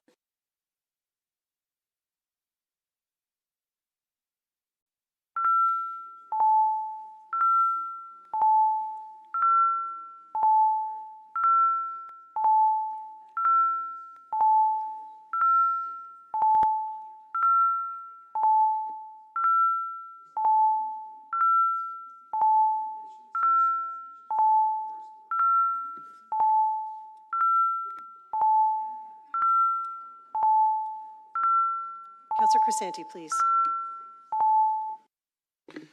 The item is adopted. The vote is 25-1. Okay, that's it. So we've completed the item. Our next item is EX 33.1701 Fleet Street to enter into a long-term lease and community access agreement with Temple Basketball Club. Mayor Chow held it down. We're also dealing with the item T3419 that's related to this matter. So the mayor held down EX 33.1. Do we have any questions on the item for the executive committee or the Toronto and East York item? Mayor Chow? If there's no question, I don't need to hold down this item. Okay, so I don't believe that, oh, Councillor Thompson has a question. Councillor Thompson. Okay, go ahead. Thank you. Microphone's on now. Thank you very much. I'm not sure which staff. Maybe it's the city manager, or maybe it's a treasurer. Can you explain to us, please, and I guess to some of my residents, as to the rationale of an approach with respect to dealing... Sorry, Speaker, I'm just looking at this. Is this the Temple one? Okay. 8th Street. Yeah, okay, got you. The address, yeah, just threw me off there for a moment. I wonder if someone can explain to me the rationale in terms of the deal that we're looking at entering in here. We're getting something and we're giving something. What's the overall long-term benefits to the city? Speaker, I'll begin, and if you have more specific detailed questions, we've got staff here as well. Thank you. So it is public land which we are not selling. It is public land that there have been plans over the years to put public amenities on. We do need recreation. Madam Speaker, can I just interject for a second? It's a minute 13 seconds. I have not spent that much time asking a question. With great respect to the city manager. I'll start over. Just in case I may have more questions. I'll start over. Speaker, I know I can go on, but no way for a minute and 13 seconds already. Anyways, and so there is a need for both outdoor and indoor amenities, and this presented an opportunity for that to occur. And so from the city's perspective, we are getting access to both indoor amenities, guaranteed community use hours, particularly in the off-season of the WNBA, which is much longer than other professional leagues, and some during the season as well. There are outdoor amenities that will be available to the city throughout the year, and those include also access to washrooms as well as public space. It is a market-based lease, even though for a period of time there's not money exchanging hands. The market in-kind piece to this is about capital commitment, i.e. someone else is building it, and the community use provisions, i.e. you can't change the deal down the line and say now we want it exclusively for pro athletes. So that's the way we do a market lease for a period of time, and then should there be renewal periods to this, it would actually kick in at a lease agreement with cash being provided to the City of Toronto. So the big benefit for the community is access to a facility that wasn't there before. We don't pay for the facility to be built, and we've worked out a deal that while the hours aren't exclusive to us, they're there. And the other piece is there are other amenities with this project that we've embedded into it that may not have been there had we simply done a land deal, for instance, and allowed them to build what they wanted. So we have an empty parking lot, in essence, that's generating some revenues, correct? Correct. And what we have here is an opportunity where a corporate entity has come forward and say to the city, we have an opportunity here to expand and develop their professional organization, which is the WNBA, which is obviously a developed entity but new to Toronto, and we can use this facility, this empty space that you have, for a more productive economic opportunity and has great benefits to the city. So it's not a giveaway. Would that be correct? Speaker, yes, absolutely not. Not giving away the land, and also not giving away the use of what's going to be on that land. In fact, gaining much more for the community as opposed to simply a parking lot today. Right. And this is not an unusual type of arrangement. It's done in other cities in North America and beyond, would you say? Done in other cities, and I would say done in our city as well. So this is something Because that we did is- this for the Raptors as well. Yes, it isn't something that's unique to us, and I think each time I would say to the team that negotiated this deal, each time we've learned from these, and I think, you know, when they presented to me some of their ideas around this, it's a very strong deal in our favor, but no doubt also supporting a brand new sports franchise in this city, which also brings with it economic opportunities Right. as well. Through you, Speaker, I asked the city manager these questions because on occasion I've heard that this is a giveaway and this is not a good deal for the city, and so I wanted to have some clarification on that. But I wanted to ask Mr. City Manager, have we done the sort of, I know that you talk about economic benefit, but have we sort of looked at the process over a 10-year horizon in terms of how the city actually benefits with respect to this arrangement? So in terms of the economic impact, I don't know. I'd have to look at staff as whether we've done some of those things, and I think Pat can answer that. In terms of the ability for us to bring public assets, the other piece I will say is this is going to be done faster than if the city had decided we were going to look at this. This was not on our capital planning to do this as aggressively and as quickly. So that's the benefit to the community. They get community facilities faster. Pat, maybe quickly on the other benefits. Thank you, Paul, and to you, Madam Speaker. Councillor, you may recall at Executive Committee, the Mayor had stated that Temple is making a $100 million capital investment. When you look at that and amortize that with that capital investment, including provision for operating and capital renewal over 40 years, and you take the MPV on that, plus the interest on capital, say over 30 years, Councillor, that's almost a $200 million economic benefit to the city. Great, thank you. Those are my questions, Speaker. Thank you. Councillor Shan. Thank you, Madam Speaker. Thank you, Councillor Thompson, for those questions. I just have one additional question around community access. When we're talking about community access, I know this is located in downtown. As it will be a fabulous facility, a WNBA facility will bring a lot of attention. Is the community access going to be utilizing an equitable framework to encourage people from the rest of the parts of the city to be able to use it? Would it be considered to be a local neighborhood facility as opposed to a citywide facility in terms of its framing and access to services? Through the Speaker, we do recognize this will be a destination facility. It's a world-class caliber facility for the players, but also for the public using it. And we do intend to run camps and programming that reach across the city. Okay, so it will not be a prioritized format. That's correct. We recognize it will be a draw for all Torontonians. Thank you very much.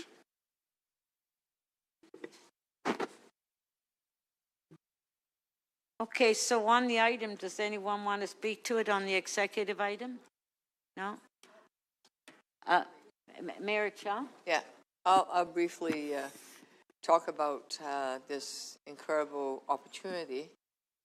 It sits on a parking lot that is neglected, and for a long time it's been the desire of the City of Toronto to build a beautiful park, a community center, but of course it's quite expensive. We don't have the capital budget to do so. And the marvelous part about this deal is that not only would it be able to build a state-of-the-art training headquarters for Temple, the WNBA team. It has 2 basketball courts. It's magnificent. It also has 2,000 plus hours of public use.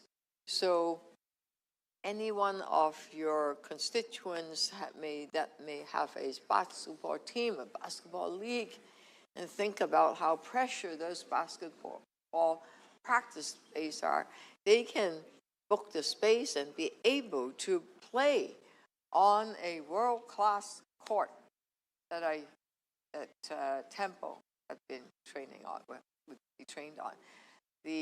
Even a better deal is that the entire $100 million to build this space will be absorbed by the Temple's team.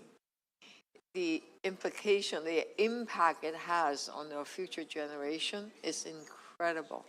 Think of the girls and boys that would have a chance to play on this beautiful court. And Tempo itself has been selling out every game. It has brought so much energy into the sports world right here in the city.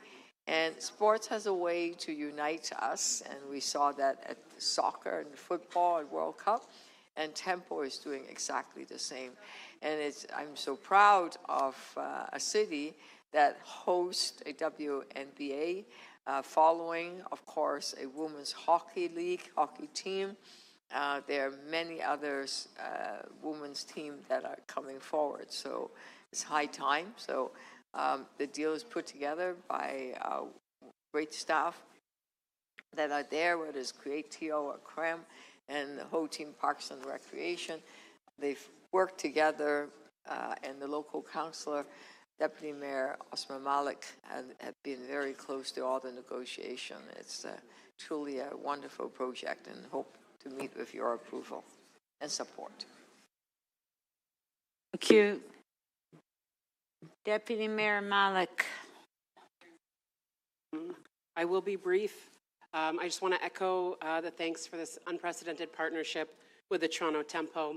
As was mentioned, we get a world-class WNBA training facility, high-quality recreation, public space, and a park that has been so important, especially in the feedback that we've been hearing to our community and as a destination in our city. And I just want to highlight one of the aspects of this that we can truly be so proud of as a city, that we have secured historic community access to a world-class training facility. And as the mayor mentioned, this is about courts, but it's also about gyms, training spaces, and multi-purpose rooms. And this is especially important in our downtown neighborhoods, where in those winter months, we are desperate for those spaces in our neighborhoods. I want to thank Mayor Chow, to Larry Judy and Ken Tenenbaum, Teresa Resch, and the many City of Toronto staff and Tempo staff who worked very hard to make this possible. Thank you very much. Thank you. Councillor Thompson. Thank you very much, Speaker. I rise to speak in support of this item, as I did many years ago when I rose to speak of the support for the facilities of the Raptors in similar arrangement with respect to our assets and the similar type of investment. I asked many of the questions that I've asked today about this facilities. They were quite similar with respect to the other facility, world-class facility, high-quality design and buildings and so on. And I think I recall, because the Raptors name was actually on top of the facility, I asked about that and about Toronto and so on. But I also wanted to just touch on an important aspect of this investment. It's investing in women's sport, professional sport. And I think that's extremely important. And so we have not only parity, but equity in terms of the investment in this facility, equity and parity as well to our city with respect to the economic benefits, economic development that's going to accrue to us. We've heard from Mr. Matozo that this $100 million investment will actually grow into a much larger number for the City of Toronto. We would probably wait another 100 years for us to maybe think about developing something there. We probably would have had maybe 60 studies, and we probably still wouldn't get to it in 100 years. And this is an opportunity to partner with the private sector. A notable organization, Kilmore, in terms of the work that they've done, and we've just partnered with a company that they own, obviously, to do FIFA, and we know that the credibility of the Tannenbaum family and the integrity that they bring through their business acumen and relationship with the city, we continue to grow in development. I think this is a great opportunity for the city. I do think that we need to do more. Speaker, I know that the work that you did in the Western Alliance arena there, and obviously the change and the Premier's investing more money there. I want to thank you very much for that, because what you were doing there is actually creating opportunities for those young people in that area that didn't have an asset. I actually drove over there one day just to see about that, and to see what was going on there, and the way that where the arena is located in that sort of street that just off of Western Road there, and it's ideal for these types of arrangement. That's in the inner area of your ward. This is in a core part of the city, and there's going to be great benefits that's going to accrue to our young people. I have no doubt that we will one day see a young woman from Toronto or from Canada that would be drafted #1 in the WNBA because of the investment that we're actually making in women's sport. Now, I haven't gone to see a Tempo game yet, but I'm hoping, and I know this facility will create great opportunities for them to actually make this city proud, Speaker. So this approach that we're doing today, this agreement, it's worthwhile. It makes a whole lot of sense. I want to thank everybody who's been involved in terms of making this happen. Thank you. Thank you. We have another speaker, Councillor Cole. Thank you.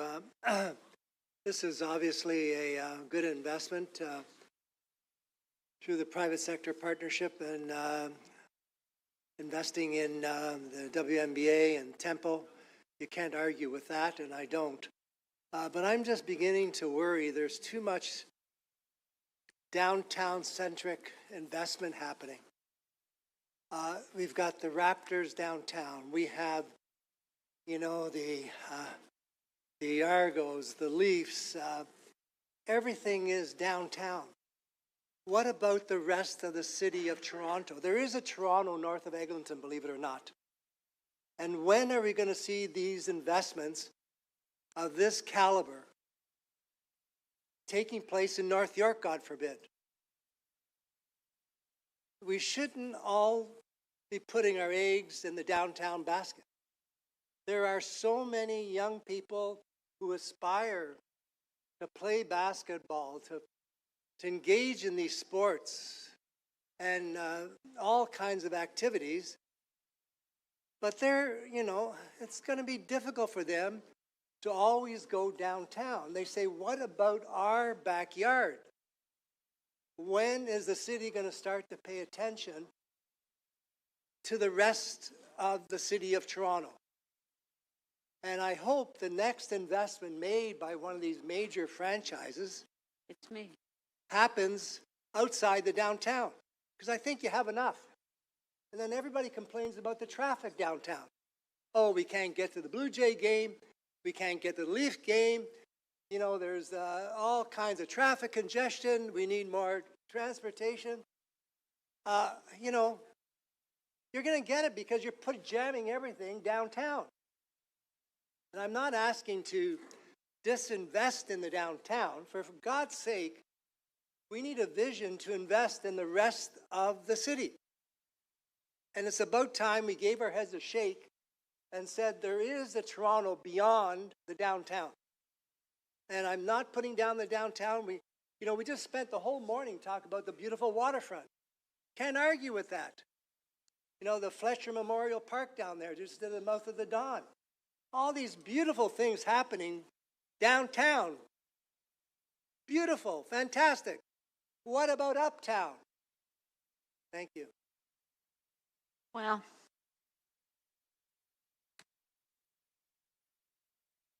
I think I was going to speak on it, and but no, it's okay. I just wanted to advise Councillor Cole. It's happening in my ward, so yes, we're doing that in my ward. Okay. I'll tell you later. I'll tell you later. I just want to say it's outside this downtown. EX 33.1, 701 Fleet Street for long-term lease. On favor, recorded vote.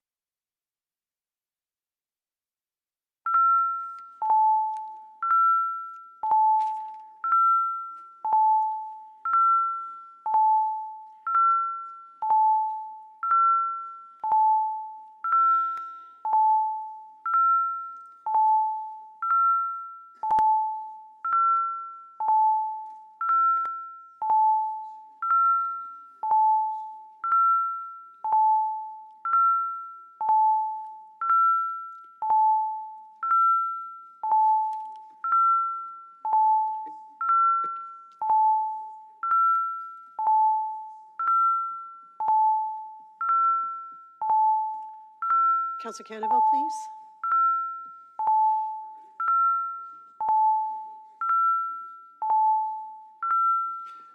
Councillor Sachs, are you able to log in? Or how do you vote, please? Councillor Sachs?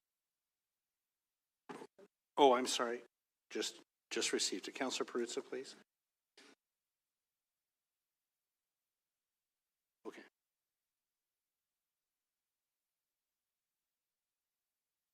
The item is adopted unanimously, 22 in favor. Okay, now connected to that item was T 3419. Councillor Perks? Sorry, I'm just in an historical mood today. I just wanted to note for the members on a point of privilege that two of the original members of the Scoobies, those are the internet and Twitter people who held Mayor Rob Ford to account back in the age when everyone had a Twitter account, are here in the chamber with us. Jonathan Goldie and Neville Park. Okay, so we're going to go back to T 3419 701 Fleet Street official plan zoning bylaw amendment. Deputy Mayor Malik, you held it down. You just want to move the item? Pardon? Yes, please. Okay, on the item. On favor, carried. Okay, so our next item is EX 3328, advancing more supportive housing to address homelessness and create pathways to long-term housing. Councillor Holiday, you held the item down. Do you have questions? Councillor Holiday? You have questions? I do. Okay, Councillor Holiday, questions. My question to staff is about the second recommendation, and it talks about the city prioritizing city-owned land for these projects. How does one understand what the city-owned land is that's involved? Through the chair,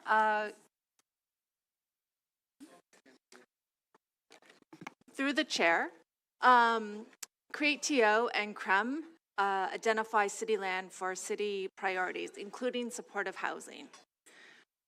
So that's the process that we use. City Council approved criteria for site selection. So we would be looking at the location and characteristics of the site to determine if it was appropriate for supportive housing. Where does one find the list? That would be a question for Create TO and CREM. Do we have someone from CREM at least? Well, I believe there was somebody from Create a while ago. Did he leave? Yeah, Vic Gupta was just here. They all left after the last item, I guess. Did he leave? Come on down, Vic.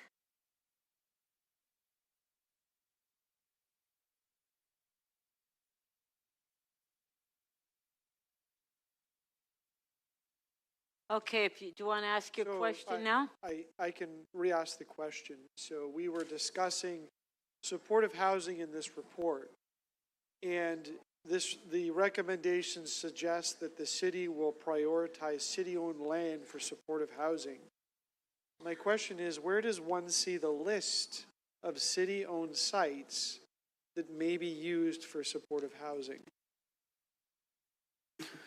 Well, through you, Madam Speaker, I mean, we have a list of all city-owned properties that are either that are under current use or maybe vacant, and we assess those we work with all city divisions to assess those sites for their viability for all of those various program needs. So in the case of supportive housing, we'll work closely with the Housing Secretariat, the Housing Development Office to understand exactly what sort of a footprint and what sort of requirements there are, and then we'll just assess that against sites that are deemed to be either surplus or underutilized, and we'll try to find a match. And then ultimately we present that to staff, and decisions are then made accordingly.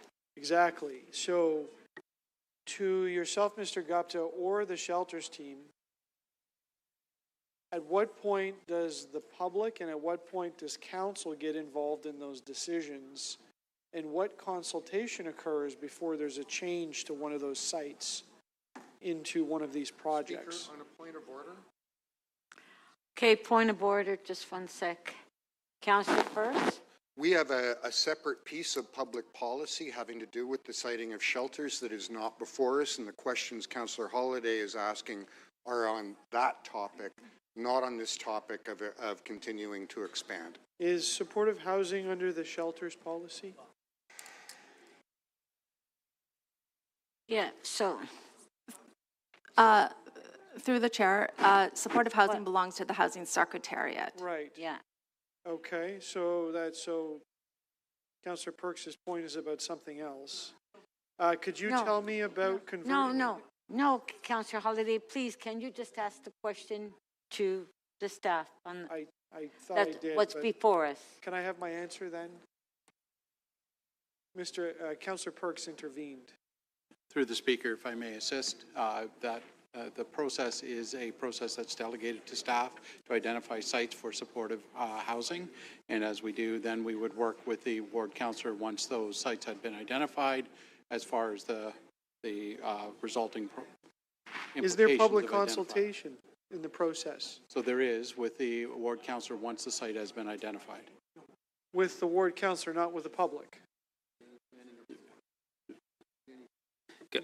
Through you, Madam Speaker, I think once any site is identified, it would have to go through a rezoning or through the planning process, and through that process there is public consultation, as there has been on many of the supportive housing sites that have been brought forward to date. But just confirming, there's not public consultation for supportive housing, the use of a city property for that purpose. I'm not talking about the planning approvals. I'm talking about the decision to use that property for some, I'm presuming it's a surplus property. How about for converting shelters to supportive housing, going the other direction? So to you, Speaker, you know, with respect to, as the lead of Cratio suggested, you know, surplus land is identified throughout the city. It's matched with the needs of various divisions, including the Housing Secretariat for supportive housing, shelters in the case of shelters. We don't consult with the public around the location. We develop an engagement plan around what the project will be, sharing information, getting feedback. Those plans come through planning and housing often if there needs to be changes to zoning, as was the case with the shelter in your ward and others.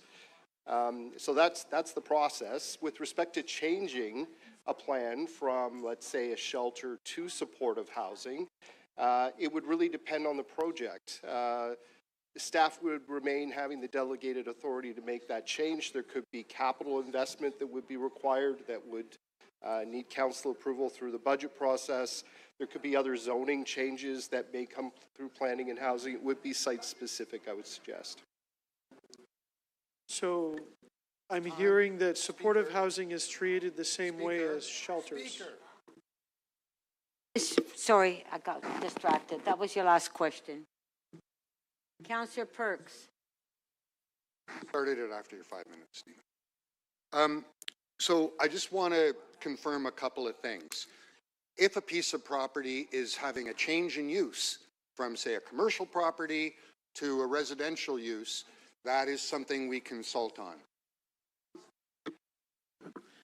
Through the Speaker, that is correct. However, in planning, we never consult on which kind of people are going into a residential property. That's correct. So we don't consult on whether they're rich people, poor people, people of color, people from another country. We simply say this is a residential use. That's correct. And that is typical planning everywhere. That is correct. Thank you.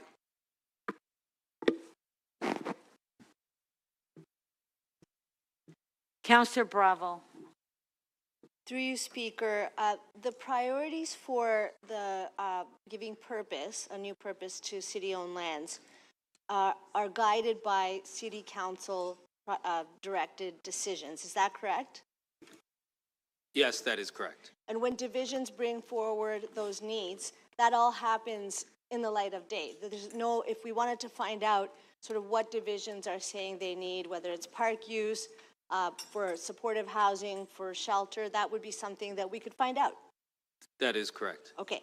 And in addition to the decisions that are being made through delegated authority, complying with City Council direction, the conversion of, for example, the use that Councillor Holiday was asking about, say, for example, from a shelter to supportive housing, that would be done for good public purpose. We've set out, for example, best value for money, best outcomes for the people served. Is that correct? That there would be guidance, that you would be following guidance that complies with decisions that we've already made as a City Council? Yeah, that is correct. We would do the utmost to ensure compatibility of uses, and so those are the kinds of recommendations that would come forward, correct? Thank you.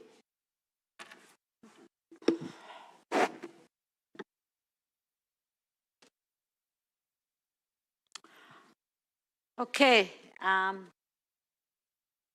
go to speakers.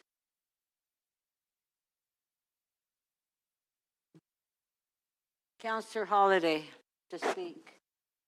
Thank you, Speaker. There's always the opportunity to ask questions at council is appreciated, and I've come across something which concerns me. And perhaps these questions will need to be held to another day. But in the last couple of minutes, I think what I heard was that despite my misgivings with council's decision on delegating the selection of sites for shelters, it seems that the same pattern applies for supportive housing. It seems that the same pattern might apply for converting shelter sites to supportive housing, in that there's public engagement as opposed to public consultation. I really, in earnest, just wanted to understand what the process was so that if council's making a declaration here of doing more of this, how does the public figure out where these sites are going to be? Unless it's after the decision is made. And I think that's a real problem. I wasn't really sure what the answers were going to be, what I was going to get today, but I perhaps have seen new information. And I think this is a concern. We're not going to sort it out today. This is the last stop for an item such as this. But I would urge others that are observing this debate and are interested in this to ask these follow-up questions, because I think this deserves clarification. And as others have alluded to, Council made some decisions about siting shelters. I'm not sure that those apply to supportive housing, but we will see. Anyways, thank you, Madam Speaker, for the opportunity on this. I have concerns with item number 2 and will ask that it be voted on separately.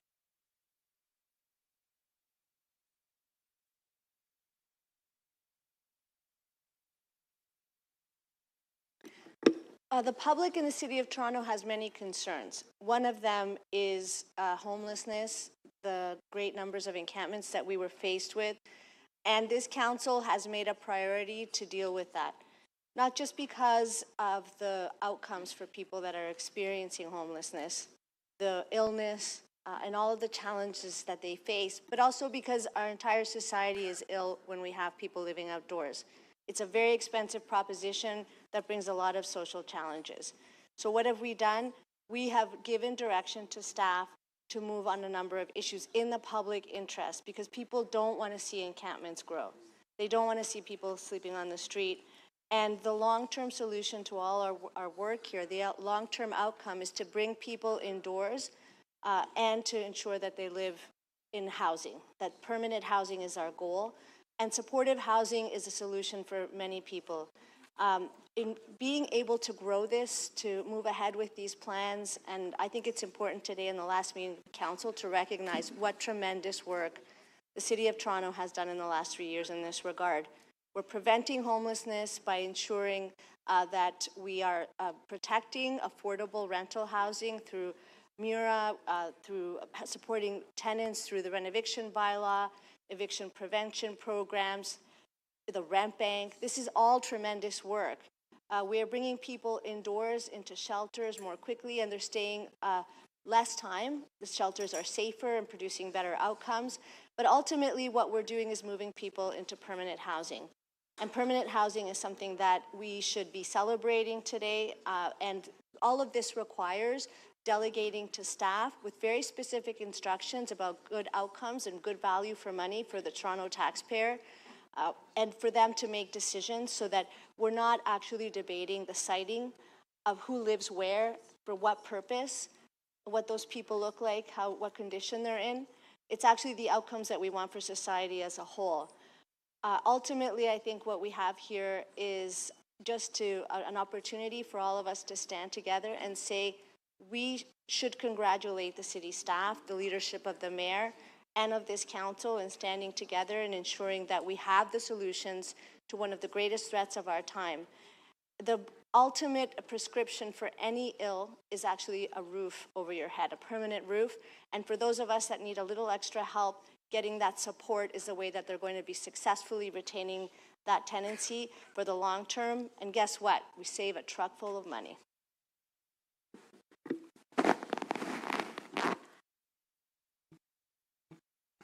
Councillor Perks. Thank you. I want to take this opportunity to acknowledge the unbelievable work that our staff in social development, affordable housing, the Housing Development Office, Housing Shelter and Support, CREM, Create TO, and I'm sure Finance and Legal have done to, well, what was the report called? Generational Transformation of the City's Housing System. This is the most important work, I believe, that the City of Toronto has done in 50 years. And you can see its impact. You can see its impact. If you look at what is happening with housing and homelessness around North America, the homeless populations are growing. The severity of the challenges facing people in homelessness is growing, and the lack of access to housing is growing. Toronto is the shining exception, and it's because of deliberate and diligent hard work on the part of some of us here on council, Mayor Chow, but most importantly, the Toronto Public Service. This is revolutionary. Councillor Bravo mentioned that the prescription for most ills is a roof over your head.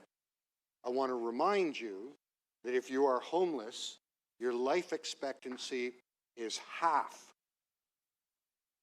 the life expectancy of a person who is housed.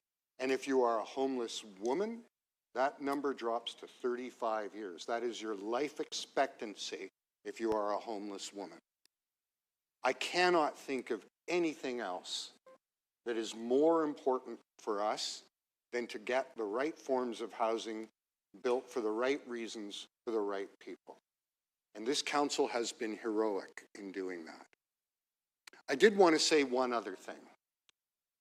Many of the housing tragedies that have occurred in Toronto and across North America have come from efforts to build discrimination into the housing system. There's something famously called redlining, which said only certain people can move into certain neighborhoods.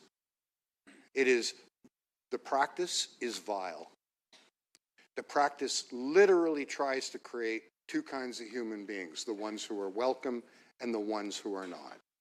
And that's why I asked our head of development review to make it very, very clear.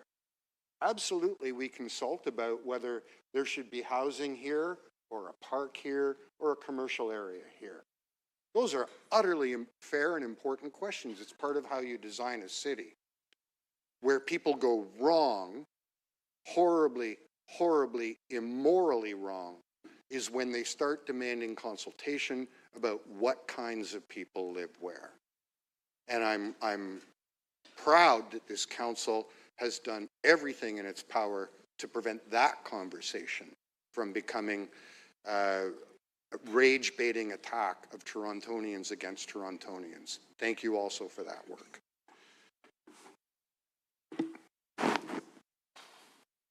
Councillor Morley.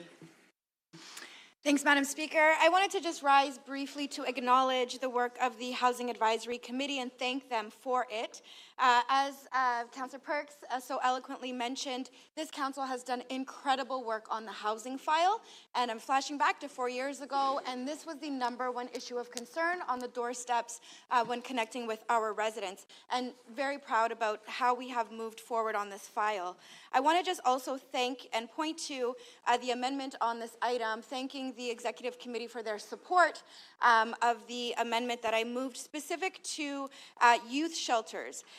Understanding that as we're looking to long-term pathways to housing, as we're looking to ensure that the important work that we do to provide shelter as part of a continuum of housing, that we are working to break cycles as well. Appreciating the unique nature of young people and the additional vulnerability that comes with being unhoused, we have a real opportunity to interrupt cycles and to make sure that we're preparing them for success and building that into how we support both partners on the ground, like Youth Without Shelter, but also the ways in which we stand up shelters for specific communities in our ward to really ensure we're building in success for them into the future, getting them permanently long-term housed, and interrupting these cycles that folks often are navigating. So I just wanted to acknowledge that as a youth champion here on council, we're continuing to put a specific lens on the communities that really require their voice to be heard here in this council and their needs implemented into our processes. And so thank you to staff for their work with us on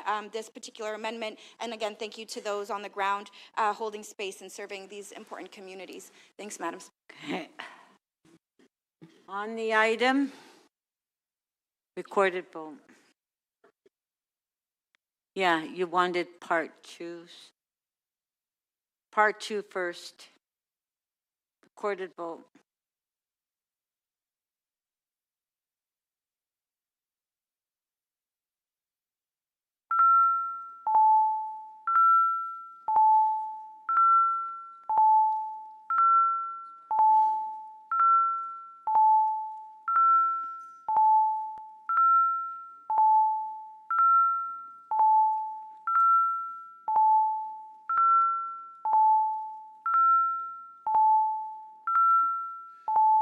Councillor Myers, please.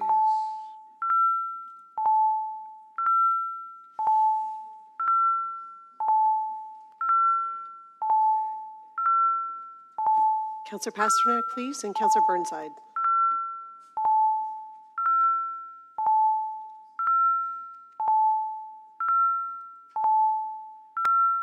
Councillor Pasternak, please.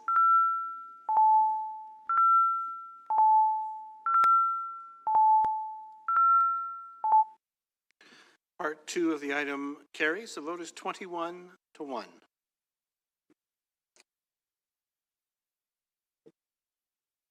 Yeah. The balance of the item, on favor, carried.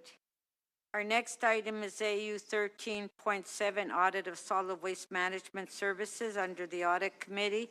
Councillor Myers, you held the item down, so we'll get staff to come down. Pardon? I spoke with staff. I'm happy to release it. Oh. Okay, so Councillor Myers is releasing the Audit Committee 13.7. Anything else? No questions? Okay, on favor, carried.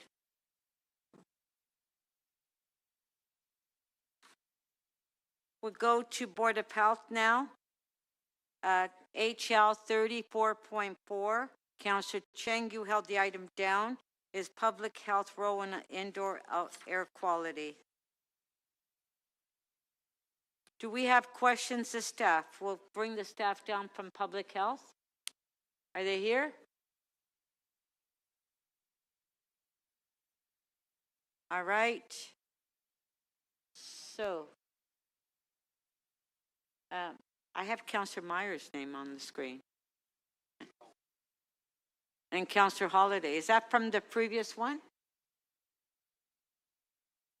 Oh, yeah, she held it. Yes, yes. So, Councillor Cheng, can you put your name up to ask question? I know. Do you have any questions? If you do, please put your name down. Okay. Okay, go ahead, Councillor Chang.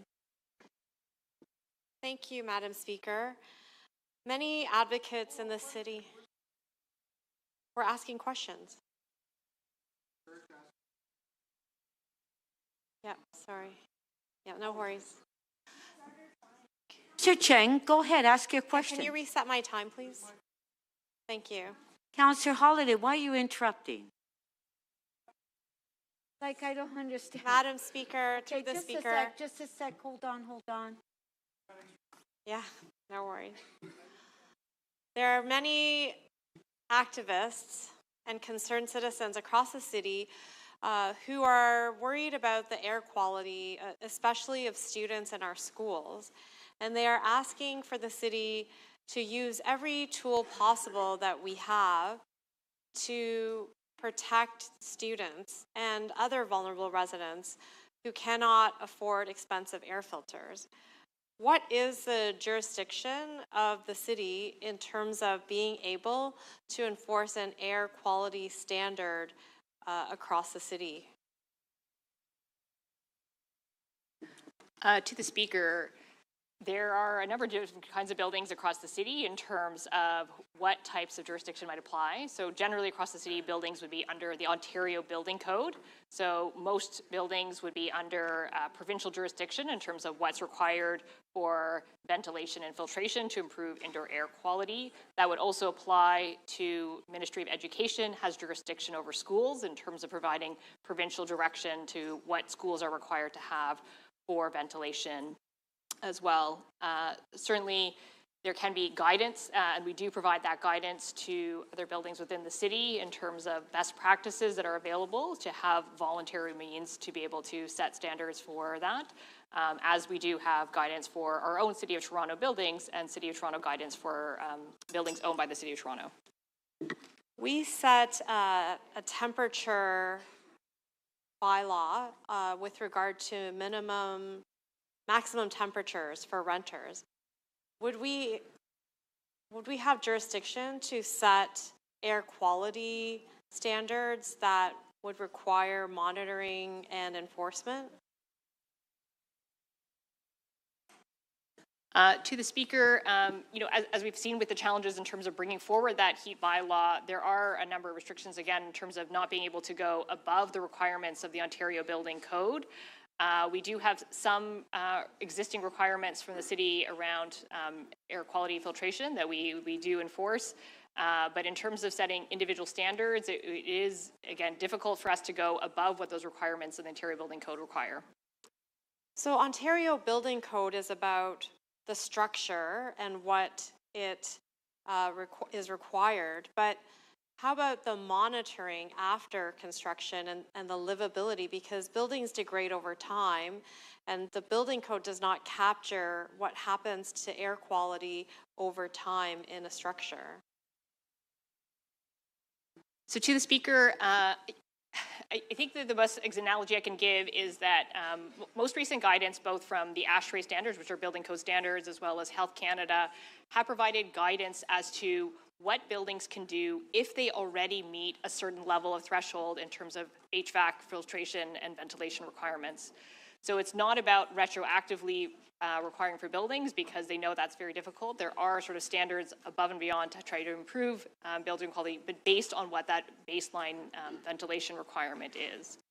So I think that that's some of the information we try to provide, different kinds of buildings across the city. We do have information on our website in terms of what that Health Canada guidance is, in terms of ways that people can improve the indoor air quality for themselves in their own units, or as a building owner or tenant or property manager to be able to take that on voluntarily to follow that guidance to improve the indoor air quality above and beyond what is required. As you know, many residents don't have the tools or the pathway or the funding to be able to protect themselves in this area. What level of government could have requirements about standards inside buildings that could be enforceable, that would protect vulnerable residents where they don't have the ability to install the kind of infrastructure that we might want them to do, that we have guidelines around? So to the speaker, again, I think that, the main premise of that would be the Ontario Building Code and those requirements for future builds as to how, what those requirements for baseline ventilation requirements would be for going forward basis, or if they were to choose to go as a grandfathered way to existing buildings.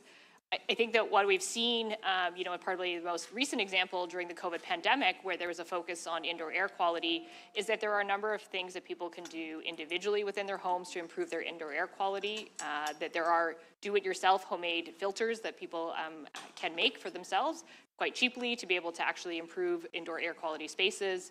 And I think recognizing that, just at a recent example of the wildfire smoke, outdoor air quality is one of the biggest drivers of indoor air quality. And again, there's a number of things we can be doing to prevent that outdoor air quality intrusion and improving indoor air quality through that. Thank you. That was your last question. Councillor Myers.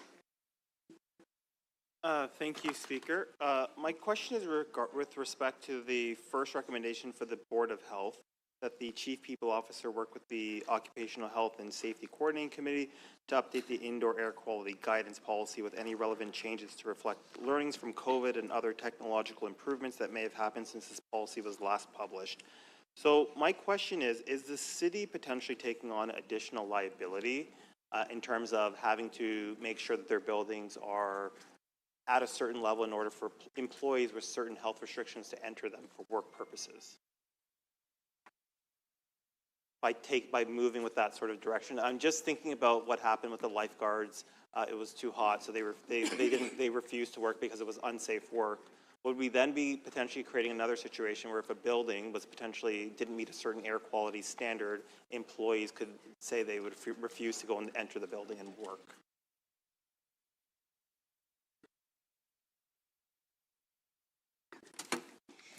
Through the chair, at this time, we're unable to tell whether there would be additional liabilities.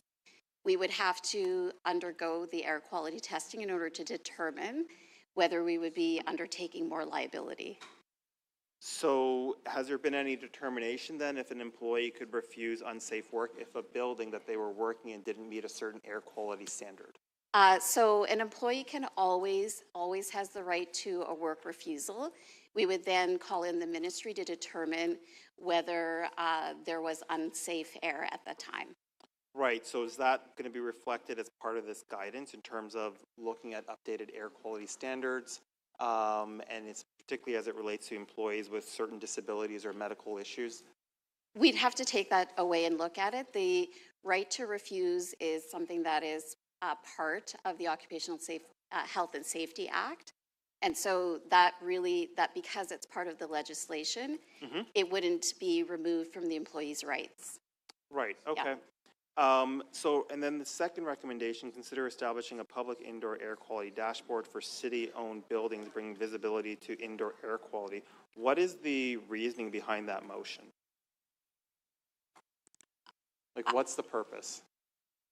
I'm not sure what the motivation is behind the motion, but we can definitely take it away and determine whether there is value into having the dashboard. Right, so what would be the value in creating the dashboard? It would just give us an opportunity. It would give us an opportunity to show what the air quality of each building at the city looks like. So it would give an at-a-glance opportunity to determine what the air quality is. So dashboards just help us understand what the metrics are. And are any of the motions here or looking at actually improving indoor air quality inside municipally owned buildings and what the costs of that would actually be? We haven't had a chance to determine what the cost would be. So part of evaluating the motion would be to look at the costs of implementation as well.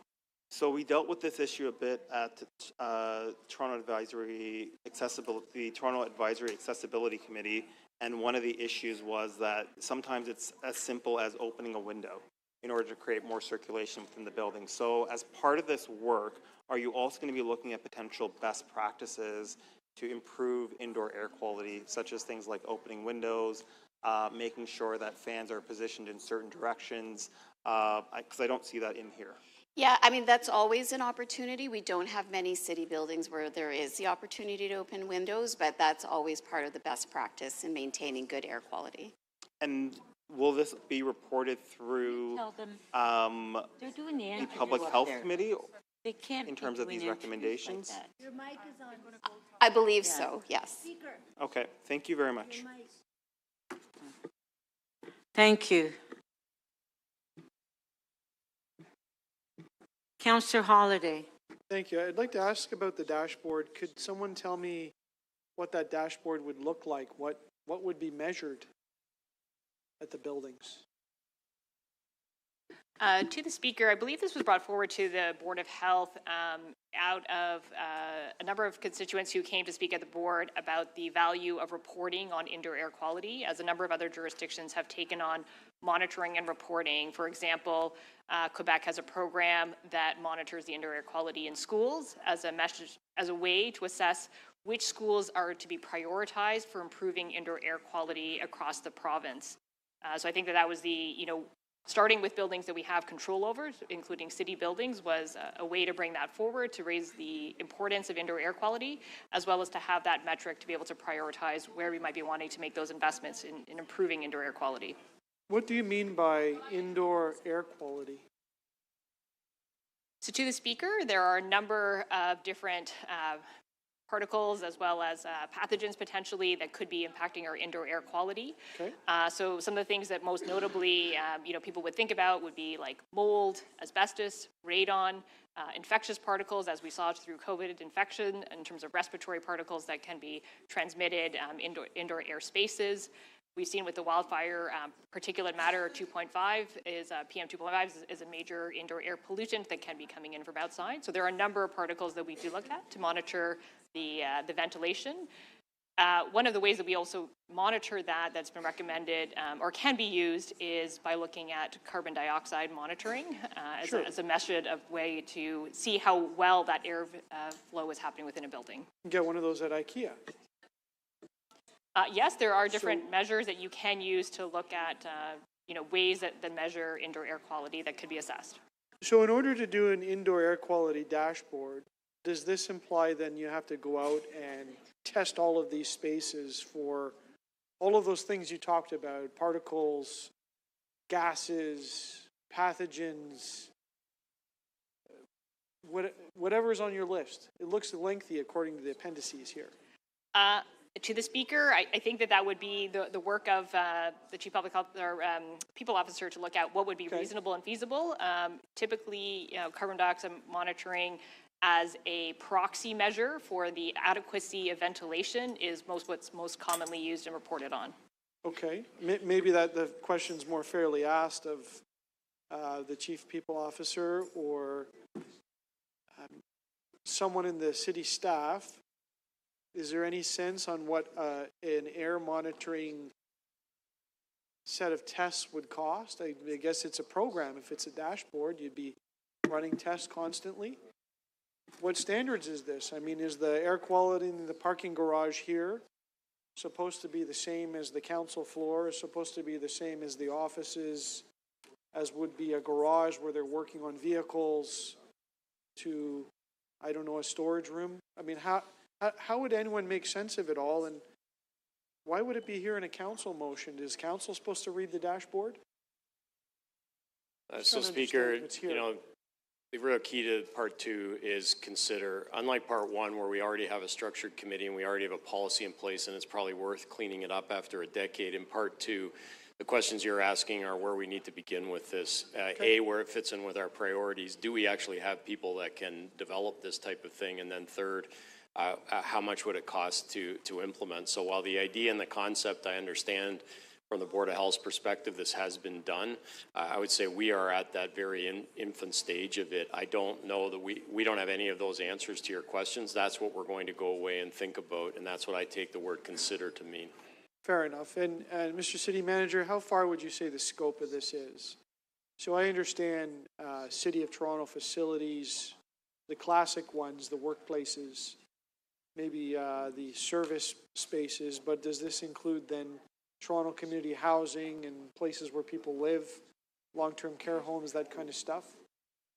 So again, That's one of the good questions for the consideration. There could be a possibility that this works in a very scoped down area for some of our very large civic facilities. And, you know, we already on our website do indicate some of our facilities where the air handling is strong. And in our latest incident that we had, we did talk about some clean air spaces people could go because we know about the air handling within that. So we could scope this down or up, but it does say all city home facilities, so that could be quite a large number.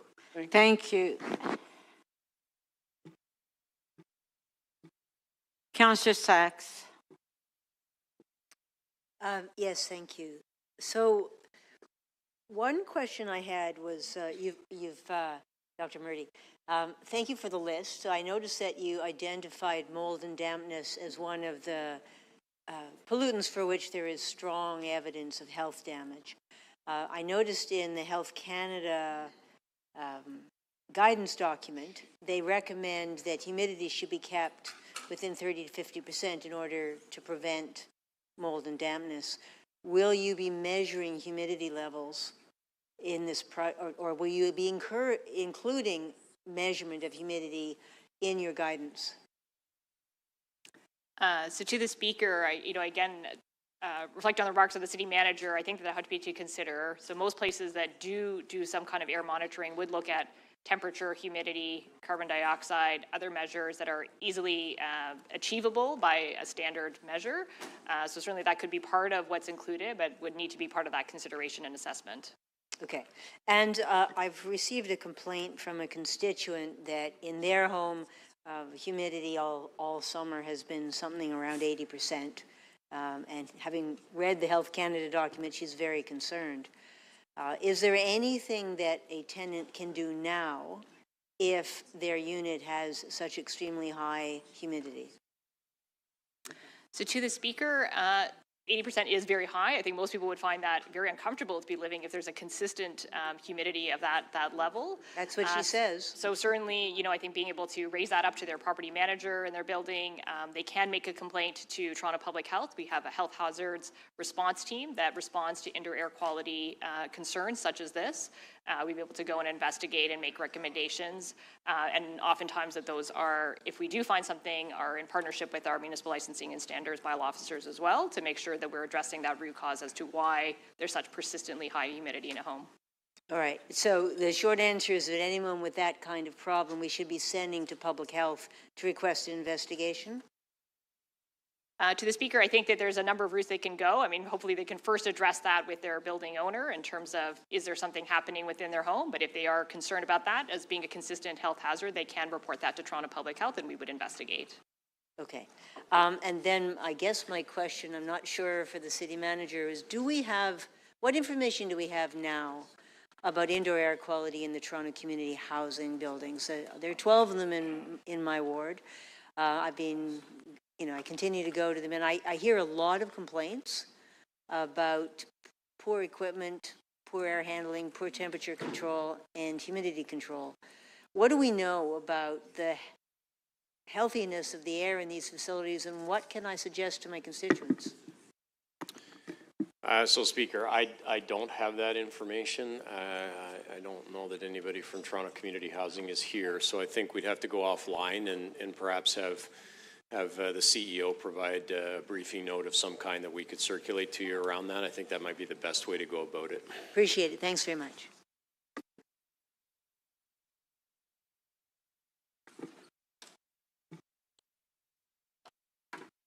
Okay, Councillor Chang, you held the item down. Are you going to speak? No? Okay. Do we have any speakers on this item? Councillor Perks. To speak. Yep. Speaker, I have a motion on this item. It replaces the recommendation 3 with a new recommendation 3. The intent is very, very similar. It just more accurately defines the scope of the work and the public officials involved in the work. This is on advice from the medical officer of health. I've checked also with the chair of the Board of Health. I don't need to say anything more about it. You have the motion in front of you. Shelley?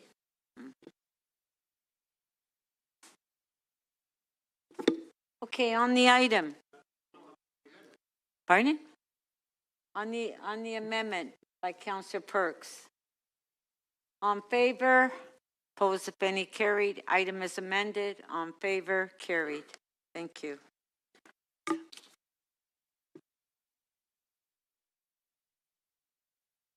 Next item is Economic and Community Development Committee, EC 30.4. You're not ready?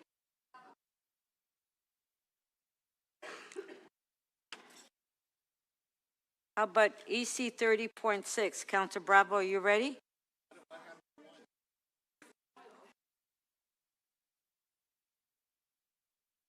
Oh, right, sorry.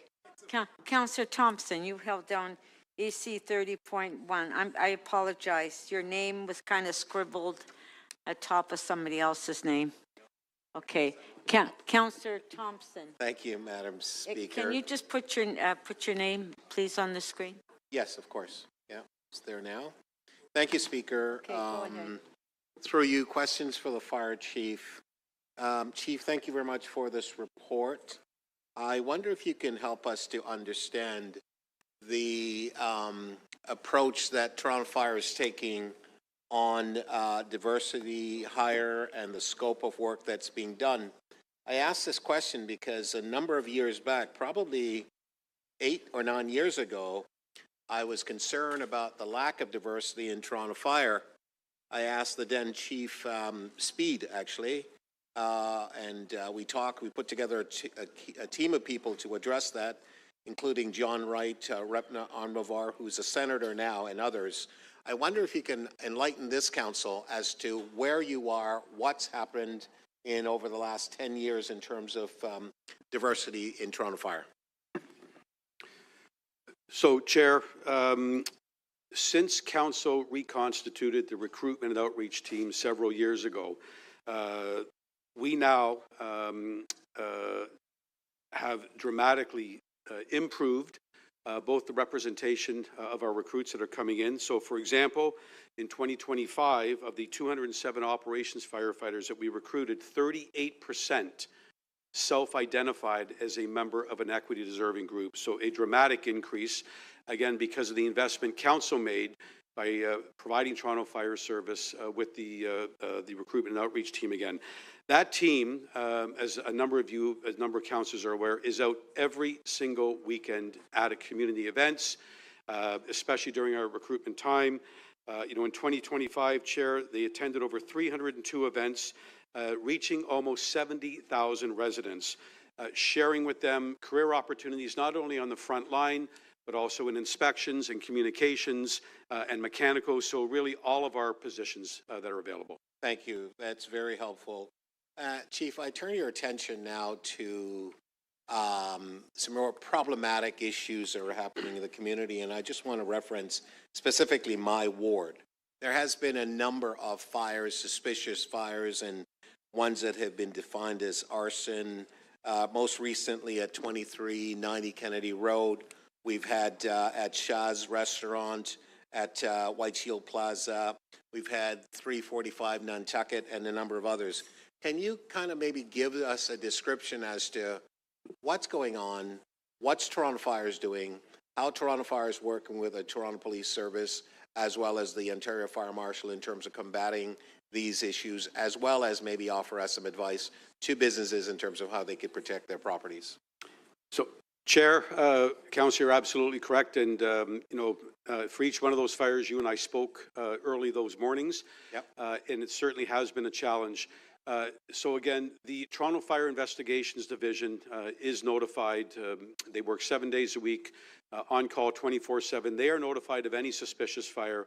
And because of the work they do, they provide expert advice to the Toronto Police Service, whose jurisdiction is any suspicious or criminal fire. Our team supports them by providing expert opinion, by assisting with the collection of evidence that goes to the Centre of Forensic Science. And then, of course, the Toronto Police Service, if they have reasonable probable grounds, will determine if a charge is laid, and then we will support them in court. Chair, we also do that with our partners at the Office of the Fire Marshal.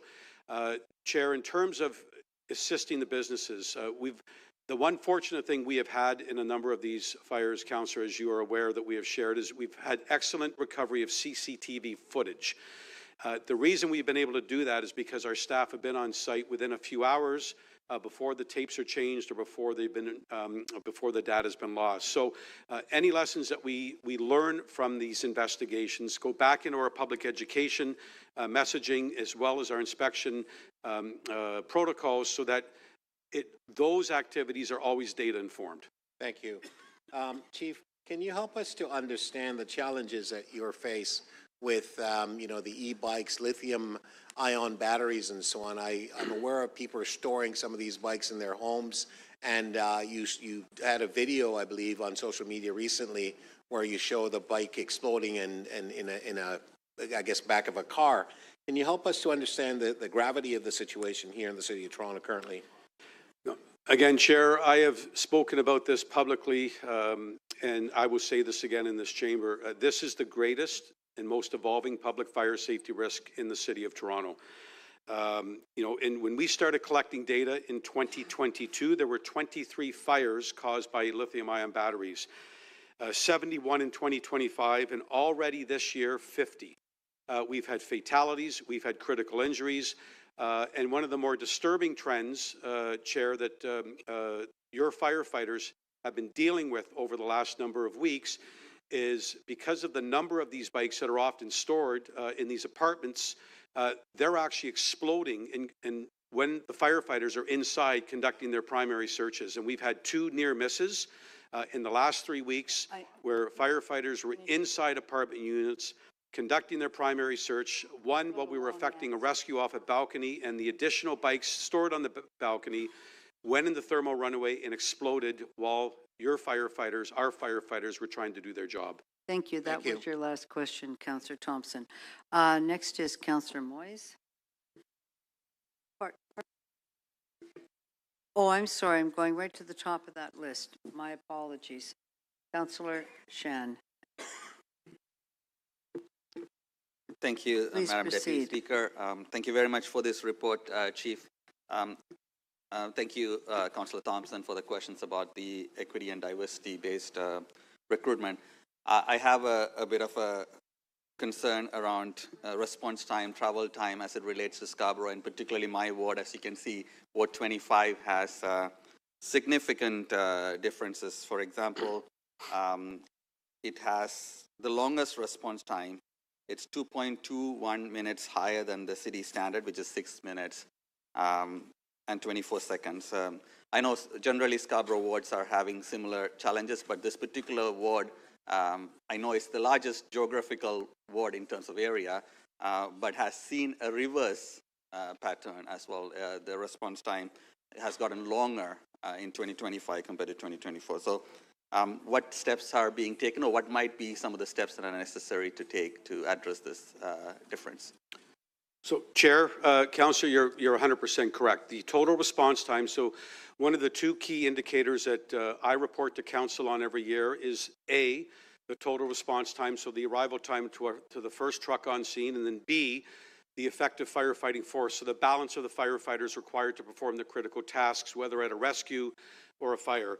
And certainly the total response time, which is what you're speaking to, Councillor, is at a stage now that I am not satisfied with. It certainly is below something that I'm comfortable with. It is a conversation that I've certainly had with my deputy city manager, and we have been working on strategies and coming up with strategies, you know, both short-term and long-term. One of the key things that we're trying to maintain right now is to maintain the existing trucks we do have in service every single day, given some of our challenges. That is the best thing I can do to at least flatline that response time right now. But certainly, Councillor, that is something that I have brought up to the Deputy City Manager. It's certainly something that needs to be improved upon because we are now below 60%, and it is certainly something that has my full attention. Thank you. And I also see the firefighting, what's the terminology used? Force, efficiency force, as well, slightly different for Ward 25, Scarborough Rouge Park. And then the travel time, my ward also has the longest travel time, as I can understand. The area is in itself, but it's also the city standard is about 4 minutes, and the Scarborough Rouge Park travel time is close to 7 minutes or over 7 minutes. I understand there are structural issues, there are geographical issues, there is traffic issues as well, but it will be good to maybe think about some ways to mitigate this as the population continues to grow in that. So is there a difference in how you deal with travel time and response time, or they're definitely connected, but is there something else that could be done around travel time? So, Chair, Councillor, so travel time does form part of total response time. It's really important to note that travel time and total response time, our first in unit, is completely dependent basically on unit availability. Do we have the fire trucks available when they're dispatched? Your ward, Councillor, has had a 30% increase in call volume in the last 5 years. That is one of the main driving factors why we are seeing this continued degradation of response time in your ward. You've absolutely noted some of the geographical changes, and there are other wards in the city that have not similar, but comparable geographic challenges. But I would say, Councillor, the number one driving force has been the continued increase, significant increase in call volume, especially fires in your ward over the last 5 years. And when the crews are out responding to those calls, we don't have units to respond when secondary and third calls come in. Again, I've brought this up. The Deputy City Manager and I have had numerous conversations on this. And that, again, Councillor, that is something that I have full engagement in right now and has my full attention. My final question, thanks Chief for those responses, is that I border York Region and Durham Region as a ward. Has there been further collaboration to address some of these issues where there might be a possible, response time support? Chair, so the Fire Protection and Prevention Act provides mutual aid response when a city exhausts their resources. Obviously, for Toronto to do that is very difficult given, Council's support. We do, Chair, have used Pickering, for example, as an example, when we attend fires without water supply out in some of your areas. And so I can tell you when that happens, we do have mutual aid agreements with Pickering, and they're reciprocal on either border, where we will send our tankers in where they have no water, and they will send theirs in when we have no water. Thank you. Yes, that was your last question. Thank you for the answers. Councillor Bravo. Through the chair, to the fire chief, I wanted to probe a little more around the drivers of the relatively higher response times in parts of the city. But before I get to some of the other factors, can you confirm whether there was a decision in 2013 that was made by City Council to remove trucks and fire crews in Etobicoke and Scarborough? Chair, I was not with the city in 2013. In fact, I was the fire marshal for the province at that time. There certainly was a decision made. I believe it was implemented in 2014 to reduce the number of fire trucks available for dispatch. And when that decision was made, there were trucks removed from Scarborough, and there were trucks removed from Etobicoke. And how would that have had an impact over the long term? For example, in the situation that Councillor Shan was citing about the relatively higher response time in his ward. So, Chair, I think it's also important to note that we went through a very detailed optimization process about 2 years ago. So we have looked at reallocating existing resources to make sure that we are providing adequate and effective fire protection services across the city without reducing service in any other wards. So again, I can't speak to a decision or the rationale at the time. Would those existing crews help us today with the increased call volume, with the challenges of unit availability, and with the geographical challenges that Councillor Shan mentioned? The answer is yes. So we have a deficit there that we can talk about and we will need to address. I also wanted to just probe any other potential drivers of population growth, the types of calls that you're facing, the types of buildings that we're attending to now. and any other pressures that are new on the fire service? So, Chair, like our peers at Toronto Police Service and Toronto Paramedics, our call volume will continue to grow with population growth. We are the most vertical city in the country, and as I have stated at committee and I've stated to council, that requires 2.5 times the human resources. There is no technological change that is going to ever help us fight fires in high-rise buildings. It is human resource driven, and it requires 2.5 times the amount that we would send to a typical single-family house because of the critical tasks that have to be performed simultaneously. Some of the other driving forces, obviously the complexity of these calls is changing. Some of the technical rescues that you are seeing more frequently. The responses to the lithium-ion battery fires are, as we all know, and I reported on yesterday, continue to grow. But Toronto Fire Service continues to grow with call volume. That is not going to change. We're projected to grow even more.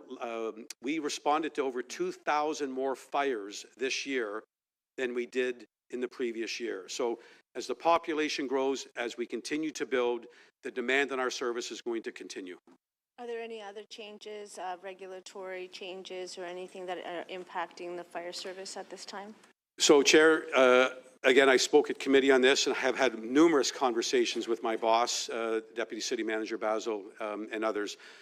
The #1 driving force right now for Toronto Fire Service in doing our best to keep the 125 fire trucks on responding every day is the challenges posed by WSIB and the absences.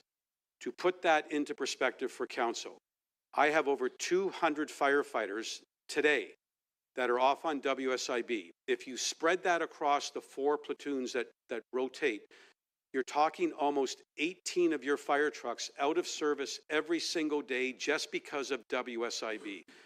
That is not going to go away. We have seen an exponential explosion.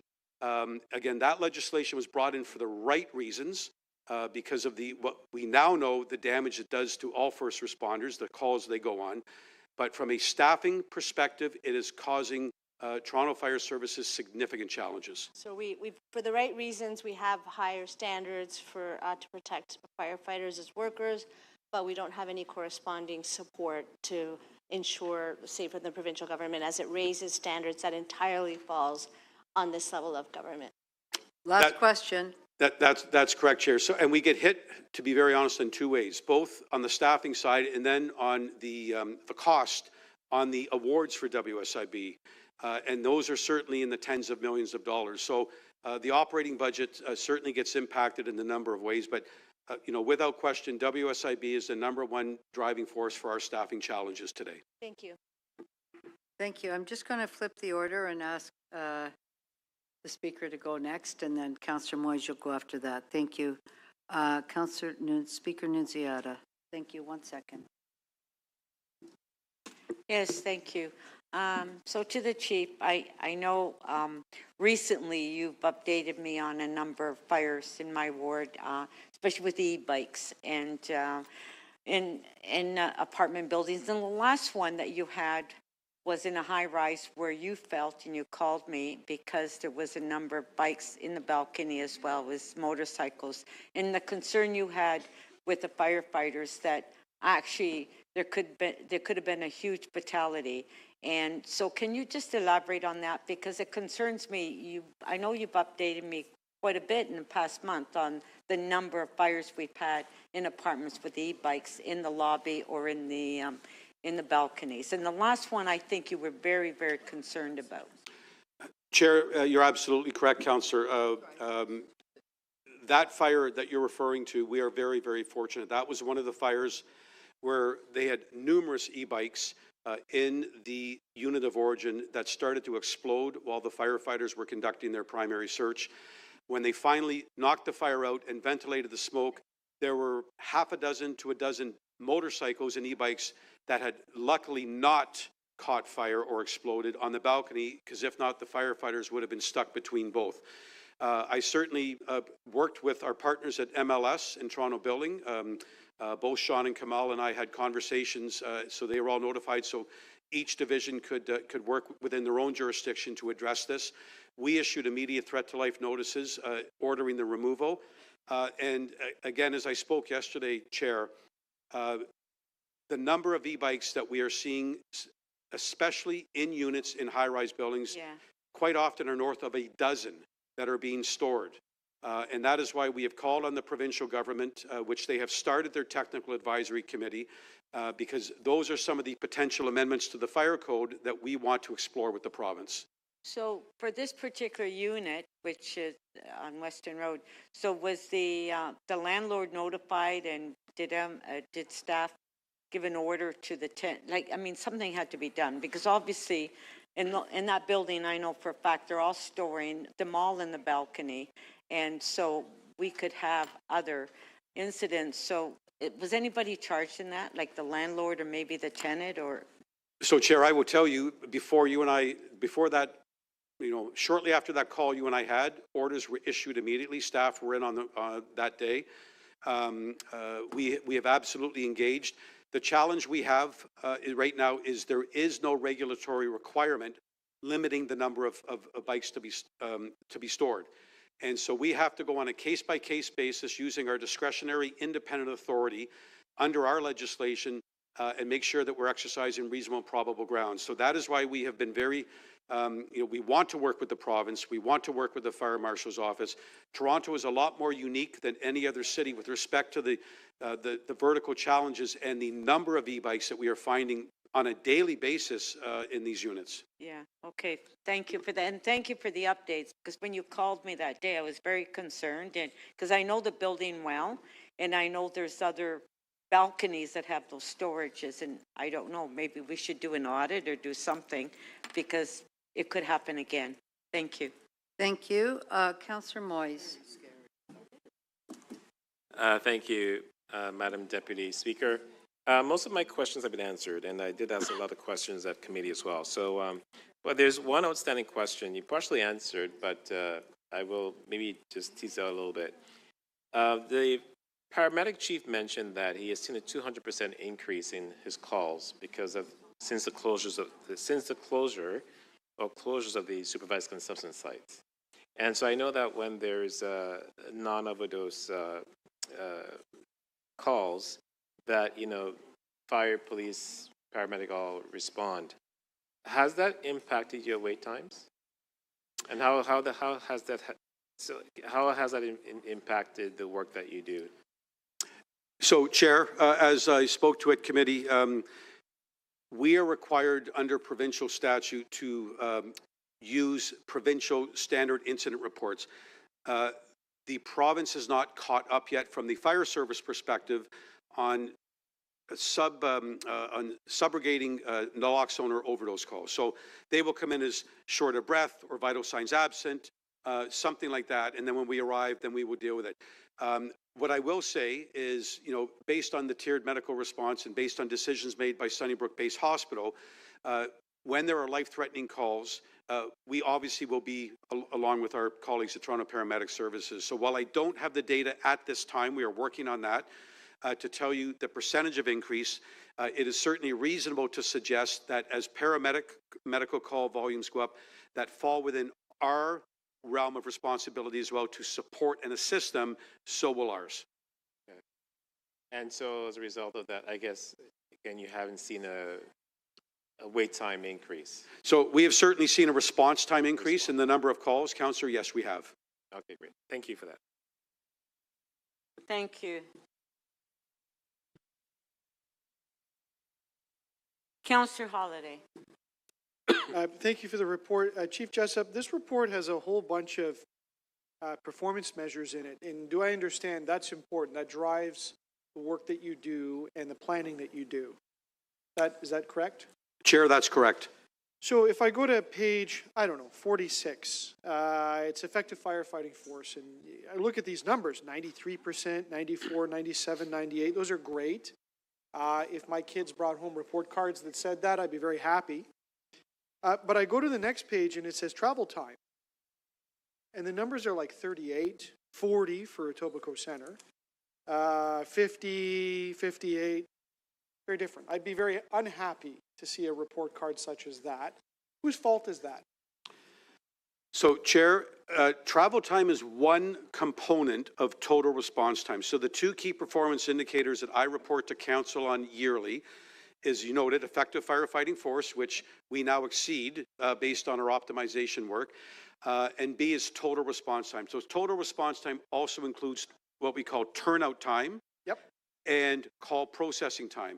So we've been managing to stabilize total response time by investments that Council has made in, for example, call processing time, technology examples in our dispatch center, and turnout time. So, for example, we have clocks now and timers in our stations so that staff get out as quickly as possible. In terms of the travel time, to answer your question, right now that is a number of things. That is primarily driven by increased call volume and unit availability, because if we don't have the units available when the calls come in, trucks are responding from stations further away, which will increase the travel time to get to the address asking for help. So do the operators that try, do they drive too slow? Do they need faster trucks? I think like airport trucks, they chase planes, right? Like, is that what you need? No, so Councillor, the travel time, obviously there are a number of factors, but primarily as our call volume goes up and the unit availability, so the number of trucks available to respond decreases based on the number of calls. When the next call comes in, they're traveling a further distance to get there. And I think in here it also notes traffic and congestion. Those are concerns. Construction. So I'm intrigued by the work of the people that drive these trucks. How do they figure out where to go from A to B quickly? They've got to move this big truck full of people urgently to a call. How do they sort that out? So, Chair, so our responsibility that rests with me is to make sure that our firefighters every day are prepared to respond as quickly as possible. So we work very closely with transportation services. We know where all of the major construction is. We have eyes on with MTO, with our partners at TTC. All of that information is fed into our communication center. So updates are provided quite literally multiple times a day across the stations through our printers to say, for example, there's been a significant collision on the Don Valley Parkway North. You better find another way or be prepared to go another way. Is part of the answer the people that drive the trucks, they're just good at it? Like they know the roads? So, Chair, I am beyond proud of the work our staff do. We respond to over 180,000 calls a year driving those trucks, and the time they arrive, notwithstanding we've had some challenges, is impressive, as is the fact we probably have fewer than 20 collisions a year. So when I point to you and say whose fault is it, maybe I should sort of point my finger back towards council and me as part of it, because we have to do with those conditions. Decisions we make are those. So maybe that's the lead into the question. My question to you is it possible for me to learn more about where your operators drive these trucks? Because I would like to make better decisions. Can you give me that information? Can you gather it from them? Have you got some mapping tools? Can you at least try to look? Is that something you could try? Because I want to do a better job. So, Chair, I will commit, and as a councillor, as you know, I responded back this morning. Yep. So I already have asked my staff to look at the request on can we look at the main arterial streets or main routes of travel out of each station and provide that information, and I have committed to do so. Thank you very much. Thank you. Thank you. Councillor Sachs. Yes, Chief, thank you so much for the extraordinary work that you and your team do. I know one of those occasions where your staff were endangered by exploding motorbikes was in my ward, under a residential building. Yes. You did extraordinary work. Did I understand you correctly to say that having one of those little electric motorcycles in an apartment or on a balcony is not yet a code violation? Chair, that is correct. The Ontario Fire Code has not been amended at this time to address this issue. Right. We clearly need it to be. So that then doubles my concern, because Certainly very surprising to me to see in your report that the ward with the largest number of code violations is my ward. Are you able to give us a breakdown, not right this minute, but as a follow-up as to what are the kinds of code violations you're finding and what kinds of buildings, so that we can maybe look at whatever preventative measures we can take? Chair, I will absolutely commit to that. I don't have the breakdown today. I'm not expecting it right now. But so in addition to that, the very large number of lithium-ion batteries in my ward is also extraordinarily and unusually high. Would you agree? Chair, I would agree. So the total fire risk in my ward is disproportionately large and needs attention. Chair, you and I have had, Councillor, you and I have had a number of conversations about the fires in your ward, and I would agree you have some unique challenges, yes. All right. So in terms of these batteries that are in multi-unit residential buildings, and more than half the people in my ward live in multi-unit residential buildings, what are you doing to reach out to apartment landlords and condo boards with guidance so that they know how risky this behavior is, how large the risks are in my ward? Chair, as I've stated before, so the only jurisdiction Toronto Fire Service or the City of Toronto has from a fire perspective is public education, the way the Act is written. We have reallocated significant resources based on the risk to address this from our existing public education staff and resources. Excuse me, Chief, I'm asking a slightly different question. Are you writing to the condo boards directly? Are you writing to the apartment landlords directly? Do they all have written notice about the risks in their buildings? Chair, the answer is correct. So we have worked with both the Toronto Community Housing Corporation, the GTAA, and we have reached out to condo boards. Based on council direction a number of years ago, we are required to conduct inspections at every high-rise residential building. As part of that inspection process, that information is shared. Okay.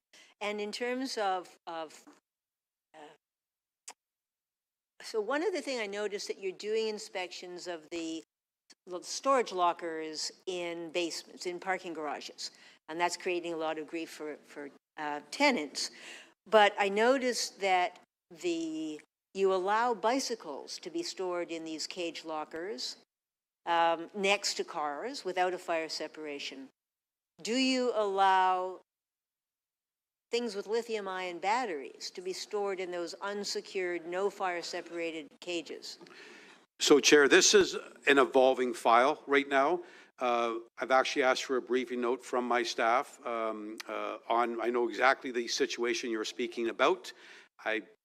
And at this point, further research has to be done by my engineering team to determine what role does a condominium play, how does that impact versus a residential building in terms of the definition of owner, and how do we define storage lockers. So at this point, Chair, I would commit to come back to you with some answers. I just don't have them at this time. Okay, but it's clearly a growing problem. Are you able to give us, you've mentioned lithium-ion batteries, you've mentioned e-bikes, but of course there's e-assist bicycles, and then there's the ride-on, basically little motorcycles. Are you able to give us, today or later, an approximate breakdown of, from a fire risk point of view, is it mostly those little motorcycles? So, Chair, I would say, and certainly, again, I will commit to have my fire investigators go through the data. What I will say, Councillor, is it is the micro-mobility devices proper as a whole with the unregulated batteries that are causing us the greatest challenge. Okay. In terms of one other question, the balance between the response you need to do to fires, how much are your responses to overdoses? That was your last question. Limiting your ability to respond to fires. Chair, I missed the end of the question. Number of occasions you have to respond to overdoses. How much is that interfering with your ability to respond to fires according to the metrics you want to hit? So, Chair, I would say we respond, to break it down to specifically overdoses, I could not comment at this point. They do not make up the largest majority of emergency medical calls Toronto Fire responds to. So I certainly wouldn't want to suggest that specifically overdoses is impacting our ability to respond to fires. I can certainly provide you further breakdown on the types of calls we go to. I just would not want to make that statement in this chamber. Thank you, thank you. Mayor Chow, before we go any further, would you like to move your motion? Yes. Okay. So Mayor Chow, if you'd like to move a motion. To finish this item, it is 5:46, and there's just a few more questioner and a few speaker. Are we all right to, do people feel comfortable to stay to just finish this item? Okay, I so move. Oh, there's a move. Oh, the motion is right in front of you. Thank you. And then also do quick releases and introducing members' motion. Of course. Okay, on favor? Thank you. Okay, Councillor Crisanti, questions? Yes, thank you, Speaker. So, Chief, not sure where to start. You know, you and I have had a number of conversations about, you know, the current deficit that we have up in Etobicoke North as well.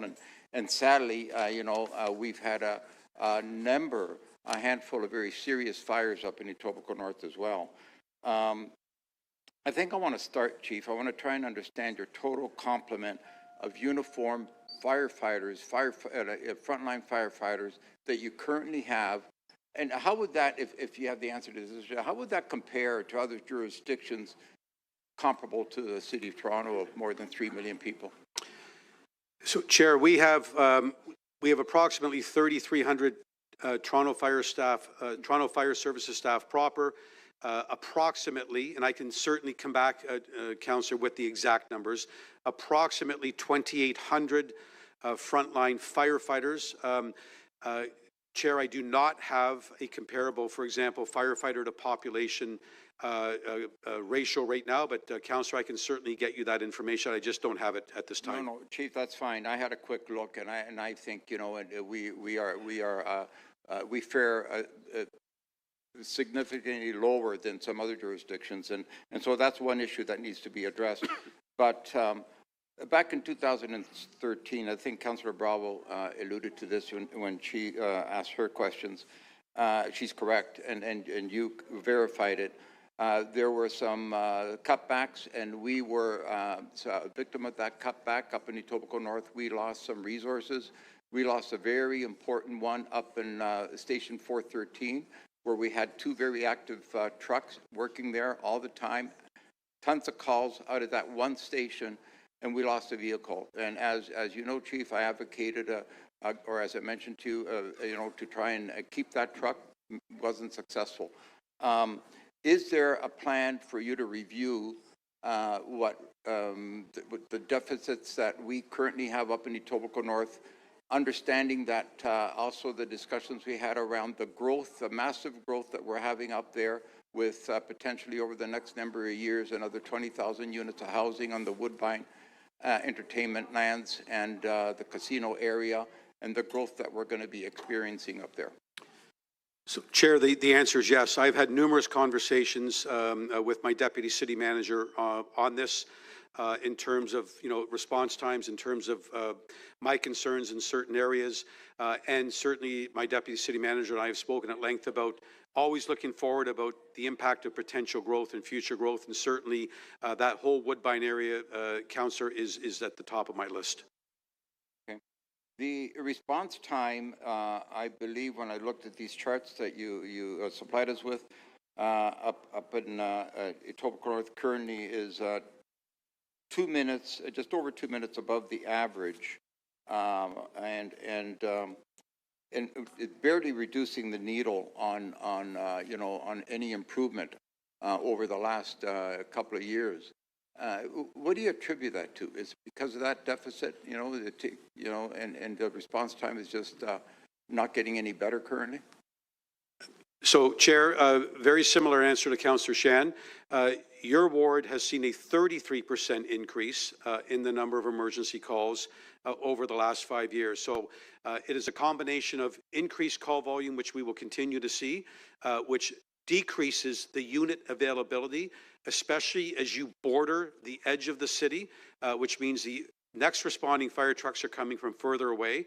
And certainly, Councillor, again, certainly not being here in 2014, but I think it's a combination of factors that is causing the response time challenges in your area right now, primarily being the significant increase in call volume and the decrease in unit availability. Yeah, and I know, Chief, you're still investigating some of these fires. Do you have any understanding of why we were getting such an increase in fires? And some of them are quite serious. In one location, a transfer station, twice within a year. Chair, you're certainly correct. In fact, we are still at that station today. Councillor, as you know, our Fire Investigations Division that was actually directed by Council back in 2015 is providing us a fantastic data. And all of the root causes that we learned, so the origin, cause, and circumstances of all of these fires, including the ones you and I have spoken about lately, go back and fill our public education direction and our inspection direction. So those investigations specifically are still under investigation. Quite often they take months to complete, especially if we're working closely with our partners at Toronto Police Service. But rest assured, any learning opportunities that come out will certainly be shared back through your office to the community. Thank you.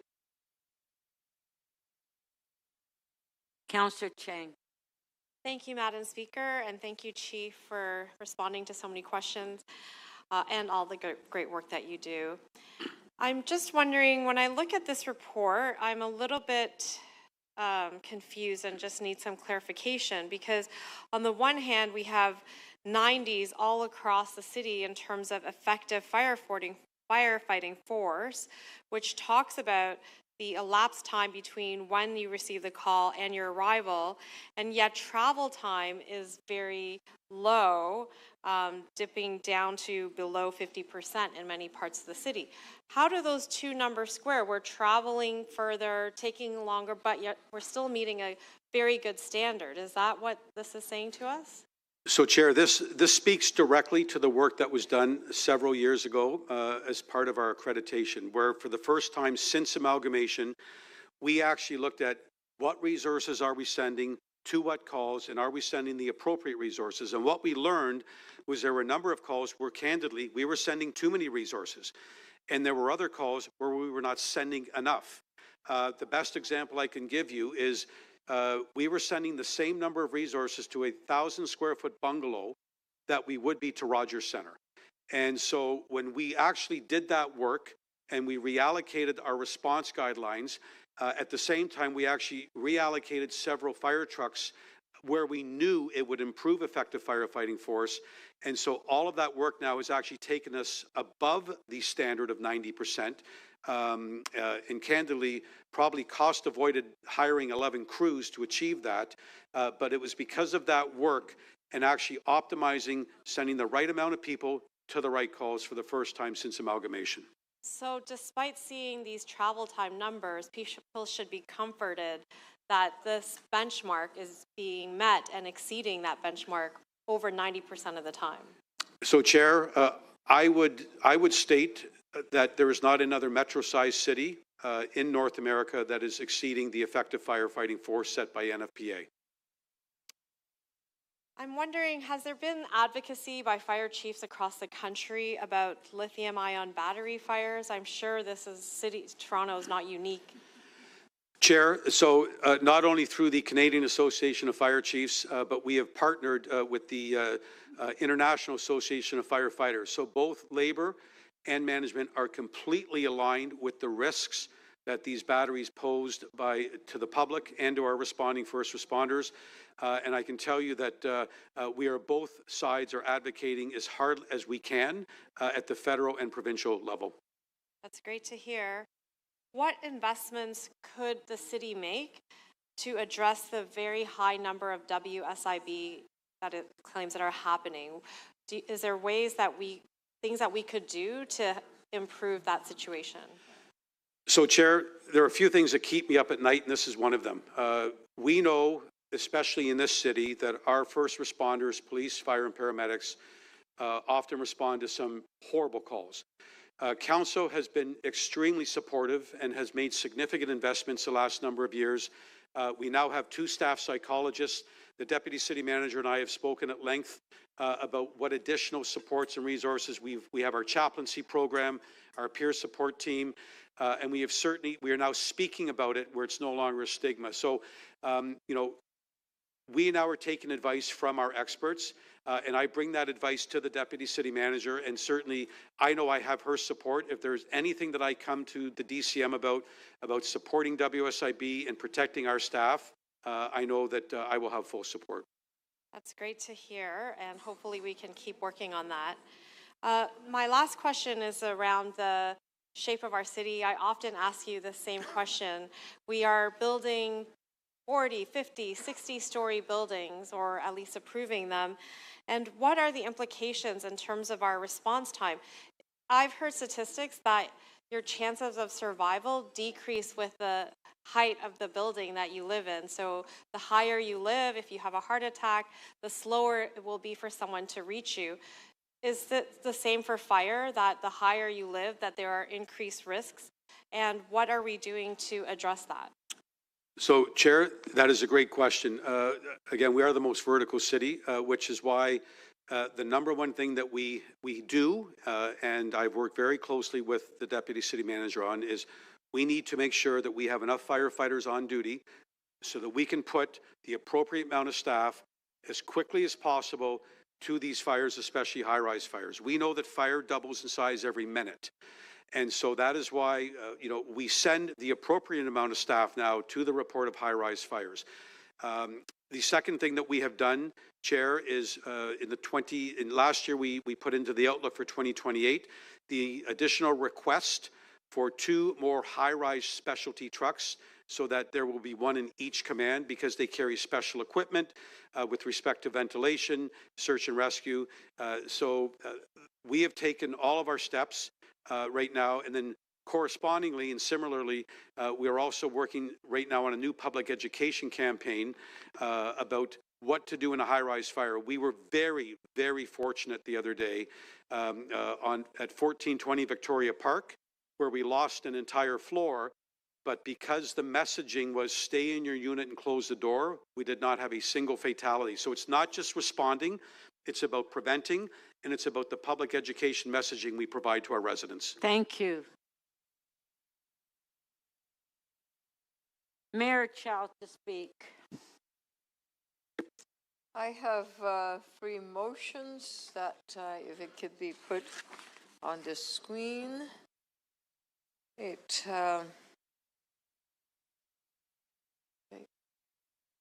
here we are. These motions ask the fire chief, when creating the 2027 budget for the Toronto Fire, to pay specific attention to the areas of the city where fire response times aren't quite where we want them to be, in parts of Etobicoke, Scarborough, and Don Valley. This year's annual report from Toronto Fire tells us the story of a tremendous work that our brave firefighters have done to keep our city safe. They work long hours and put themselves on the line. And you heard examples where, thank God that there wasn't an explosion on the other balcony, or else the firefighters would have been trapped in the area that Speaker Nunziata, the building that you and I are very familiar with. And we've just heard from several councillors who have strongly advocated for the communities, and we also talked about the batteries that are causing such destruction. And we will, of course, work together and push the provincial and the federal government to provide license, bylaws, and all the regulations we need. More than a decade ago, a decision was made by City Council at the time to decommission 2 fire trucks and the crews in Scarborough, 1 fire truck and crew in Etobicoke, as well as the 4th engine and entire fire station in the Hyde Park area. We are now seeing the consequence of that 2013 division on response times. And as we face new challenges from population growth, increased calls for service, more complex calls, like the battery fires that burns fast and strong, doubling per minute, my gosh. Toronto Fire Service continues to provide exceptional services to keep our city safe, and we have to do more.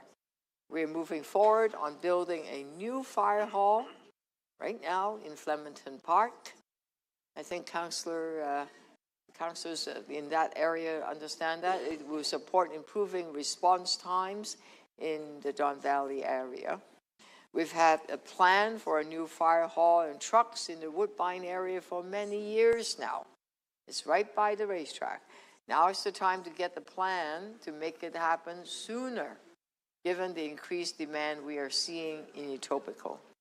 We also need a proactive plan to bring down response time in Scarborough. For example, Councillor Shan, Councillor Thompson, you councillors in Scarborough know the needs, and we need to get ahead of the trends that we are seeing. Now is the time to redouble our efforts to secure the future of the fire services, including proactively planning of new fire stations, trucks, and other resources to keep up with the demand, and make sure that everyone will continue to be able to rely on the services in their moments of greatest need. I hope all members of council will join me in supporting these motions and back up our firefighters who give so much to our city every day. Thank you. We do have a question for you. Councillor Crisanti, question? Yes, Speaker. Madam Mayor, thank you so much for this motion. We had just coincidentally just finished preparing a motion very similar to this in terms of Etobicoke North, so I'll be withdrawing that because you've done a good job in covering specifically what I wanted to address here. The only question I have here is including consideration of accelerating the planned Woodbine Fire Station, which is really good news, but absolutely it needs to be accelerated, and trucks, and interim measures to support adequate response capacity.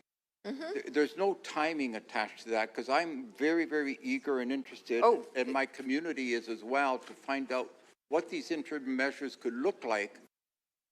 The first line said, when creating the 2012-27 budget for Toronto Fire, which means starts in November this year, okay? The budget starts, the consideration of the budget, when they're putting the budget together, they actually start planning it before December. And so you're looking at this year, they're going to start the planning. Mayor, you're right. Yeah, that's for sort of the bigger picture. But when I read interim measures, I just I'm reading too much into it. That to me means something happening imminent now in the next couple of months. So this is all part of the 27 budget. Yeah. Well, we have to because we have already approved the 2026 budget. And we can't go blindly say that we need to add this dollar and that dollar amount. That would be it all depends what the interim measure looks like. We don't know what. We don't know what it is, but I trust the fire chief and the deputy city manager will come up with a plan, and I trust our CFO would put something in place to keep everyone safe. Thank you, Mayor. You're welcome.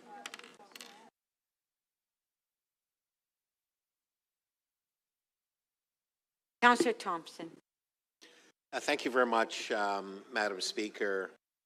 Speaker, I rise not only to support the mayor's motions, which I think are wonderful, in fact, because as we know, safety is our #1 job and priority as elected officials.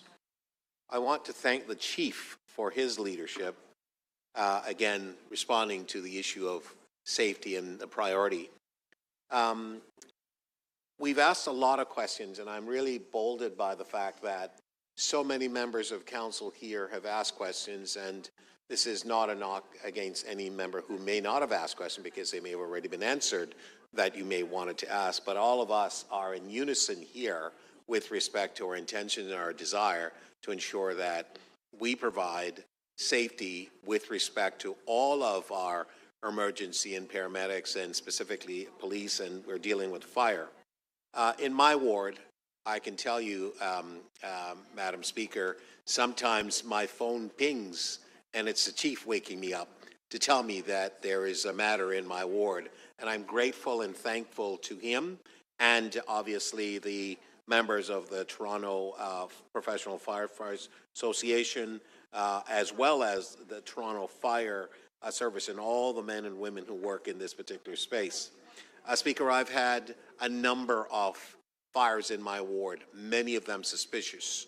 I have met with some of the owners of properties, and there have been disputes, and the police have been involved, and the fire services have been involved, and so on. So it's all interconnected, quite frankly.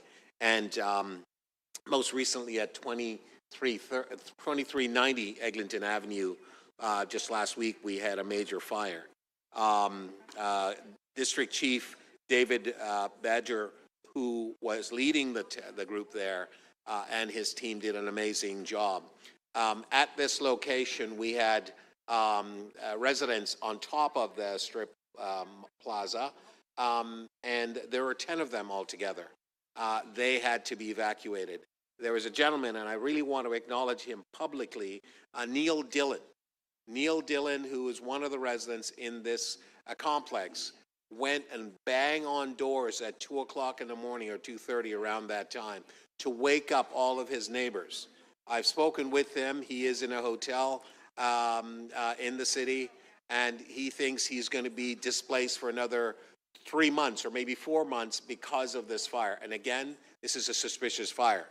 And so there's a lot of work that is being done in terms of trying to address these things. I want to just simply say that for those who are creating these conditions and causing these fires, obviously this is not something that we want to accept, nor will we tolerate it, and so on.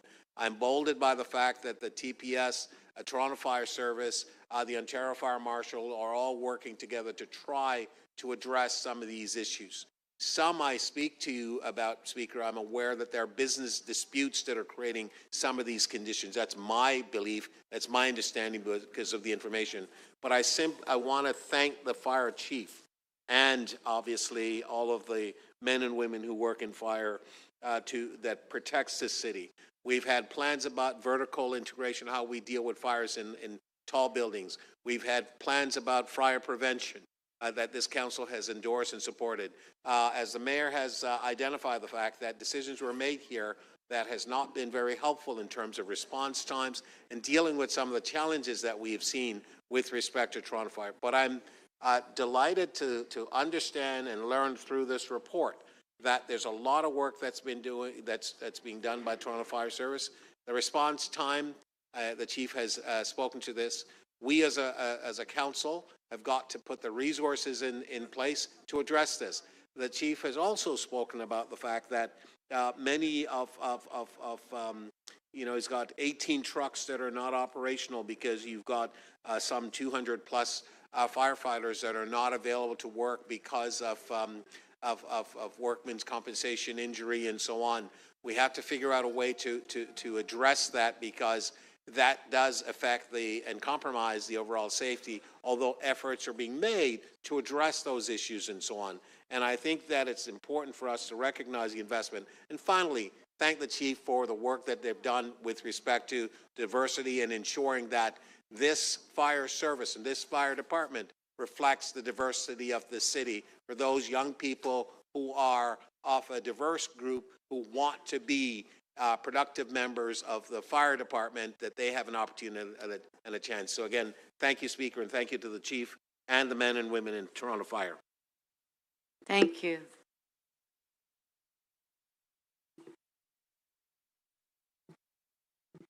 Councillor Holiday. Thank you, Speaker. I have a motion, and the motion essentially is a request for a map. And I'll explain why I'm asking this and why I've put it into a motion. I was asking the Chief Jessup a number of questions, and I pointed out that the travel time was getting worse, that particular performance element. And I asked him a trick question. I said, whose fault is it? The chief's smiling. I smile too because the chief answered it very gracefully. But I think the real answer is it's our collective responsibility as council to pay attention to this. There's things that we can't control as council directly. How quickly the calls are responded to, how quickly the firefighters get dressed, start the truck and get rolling. Those are things that we can see from the numbers are being constantly improved upon to deal with the pressure that's put on fire services to respond in a growing and increasingly congested city. So what I really want to know is, how does it work? How do the operators of these vehicles move these vehicles through the city? Because I, as a member of council, would like to make better decisions in terms of how things affect those operators. For example, we make decisions about snow clearing, we make decisions about parking, we make decisions about roads and traffic calming, we make decisions about construction and capital projects. I would like to know when these decisions affect the ability to move fire trucks through the city and frankly other emergency services, because that's a factor. In order to do that, I need to know how it works and how those operators operate their vehicles.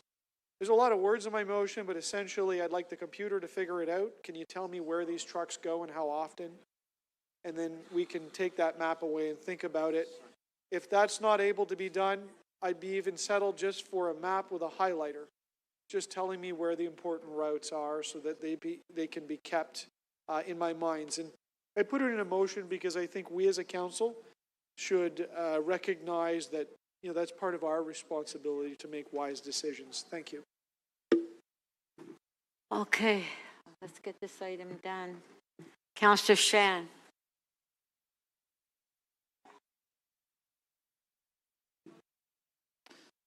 Thank you, Madam Speaker, and I also want to thank the Chief for all the work you're doing as a leader, as well as your patience in answering all of our questions. Some of them got to the exact location and very operational, some of them were systemic, but I think it talks to the point, as Councillor Thompson mentioned, how important this service is for all of our constituents.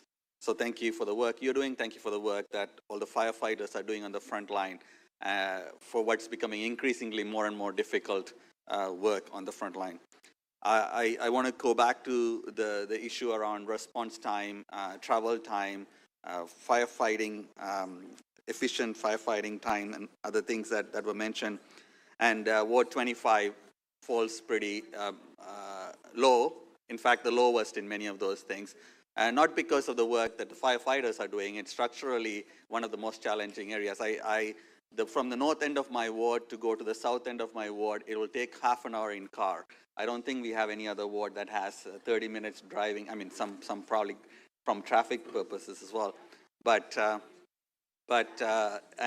the other part of the thing is it is actually also an area with a lot of rural area as well, farmland as well, and so it may be sometimes harder to navigate.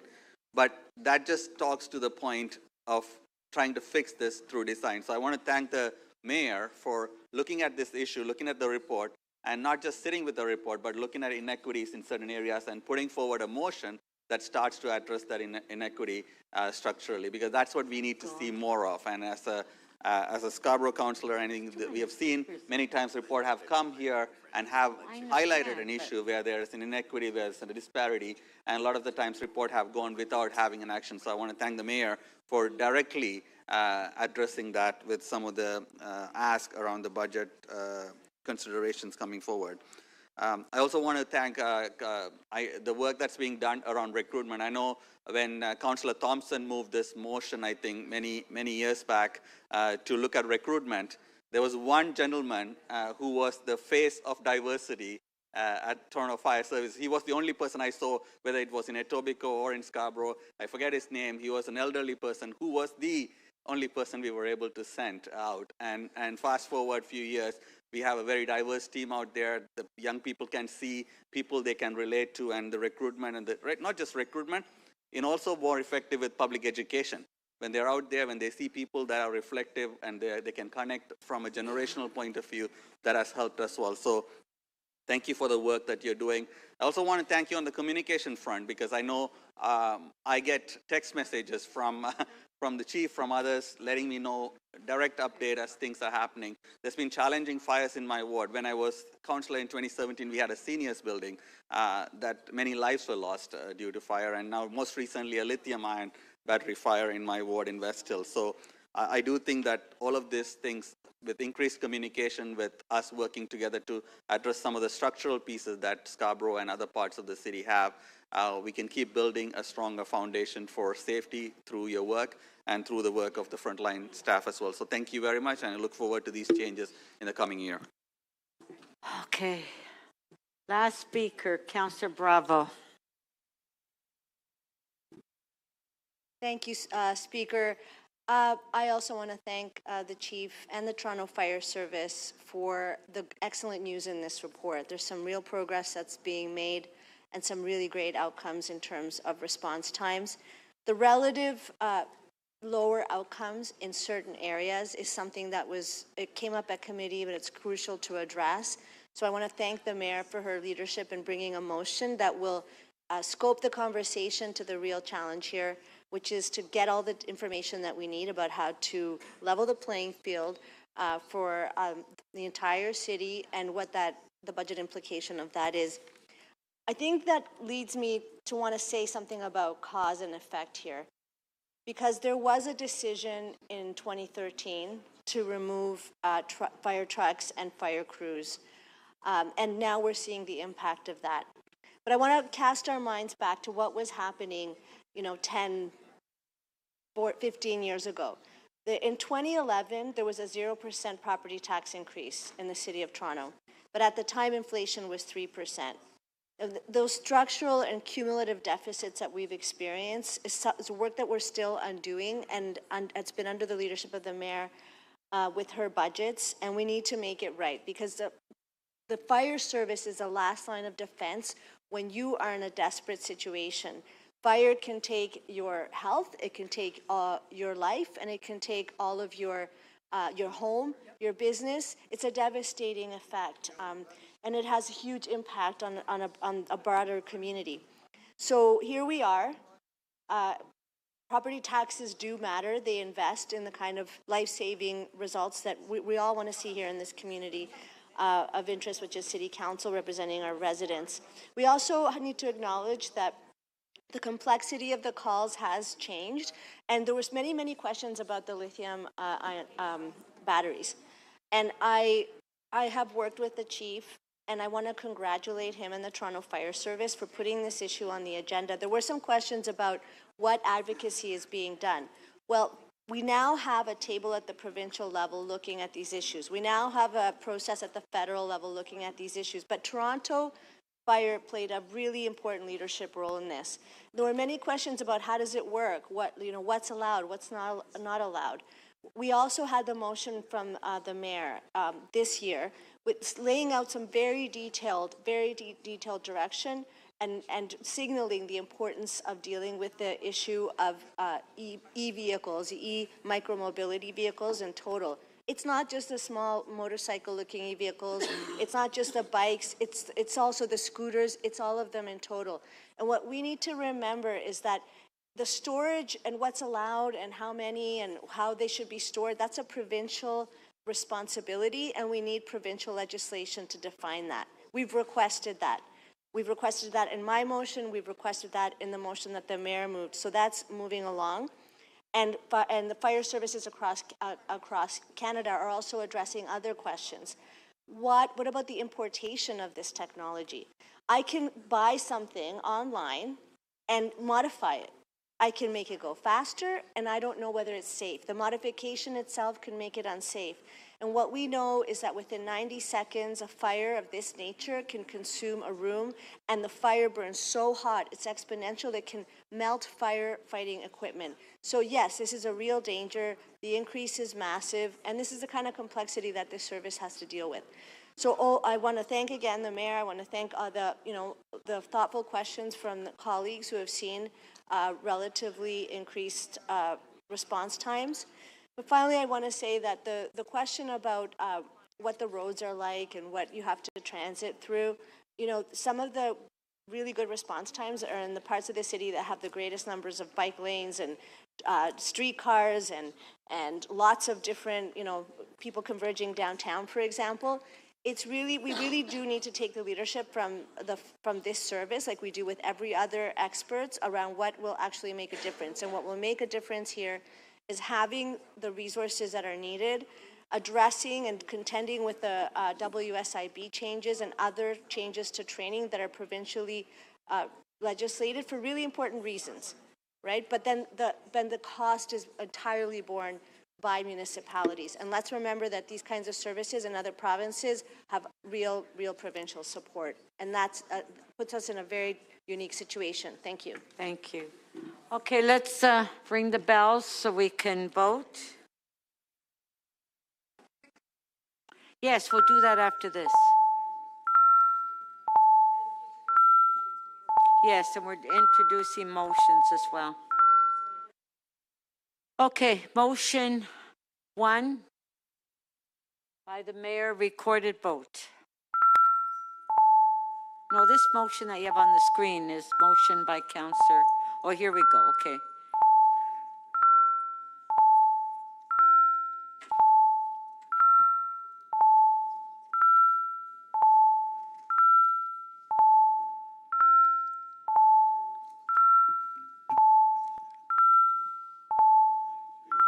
Councillor Sachs, please.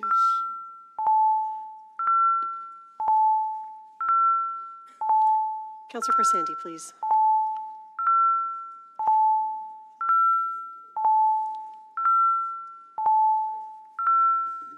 Councillor Prutz, are you present in the meeting?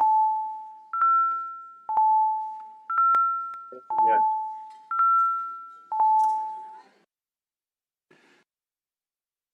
Motion 1 carries unanimously, 25 in favor.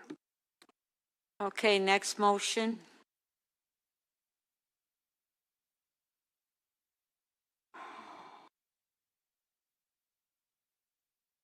By Councillor Holiday.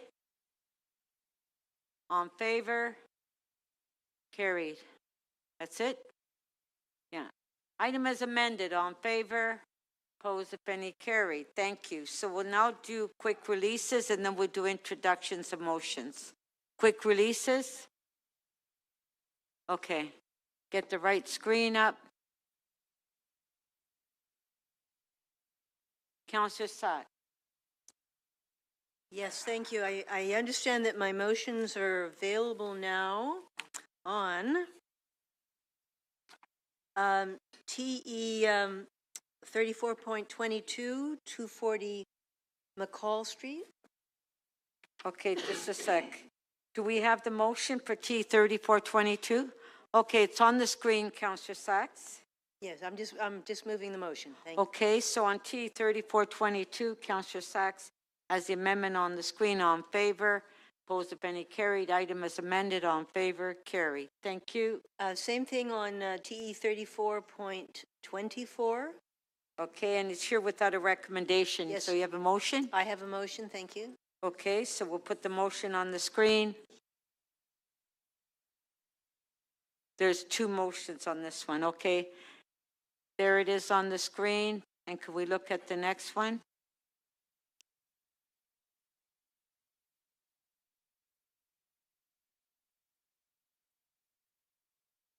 Okay.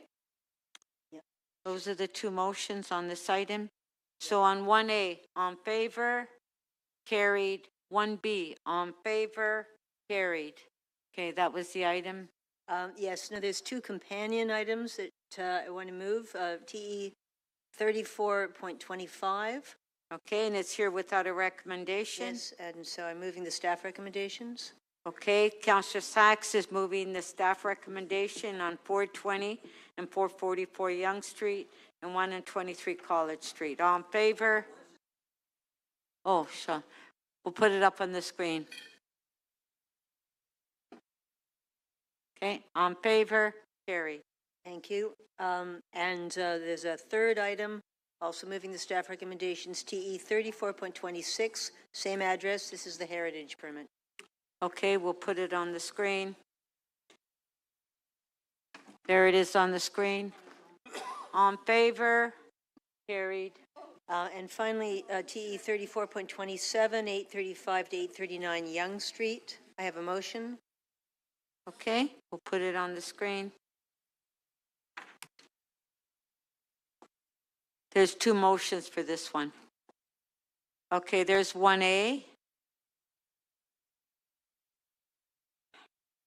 And we'll show the next one. 1B. 1B, is there? Okay, on 1A, on favor, carried. 1B, on favor, carried. That was the item. Thank you. Thank you. Councillor Bravo. Quick item. Thank you, Chair. I'd like to release EC 30.6. Councillor Moise has had his questions answered by staff. Okay, just a sec. EC 30. 0.6 follow-up. It's a refining the definition of entertainment establishment. Oh, yeah. Club. Yeah. So you're releasing that one. EC 30.6, on favor, carried.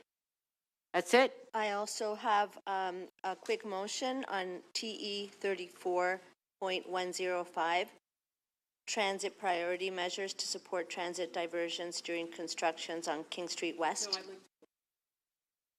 Are you releasing that? Do you want to speak to it, or you have a motion?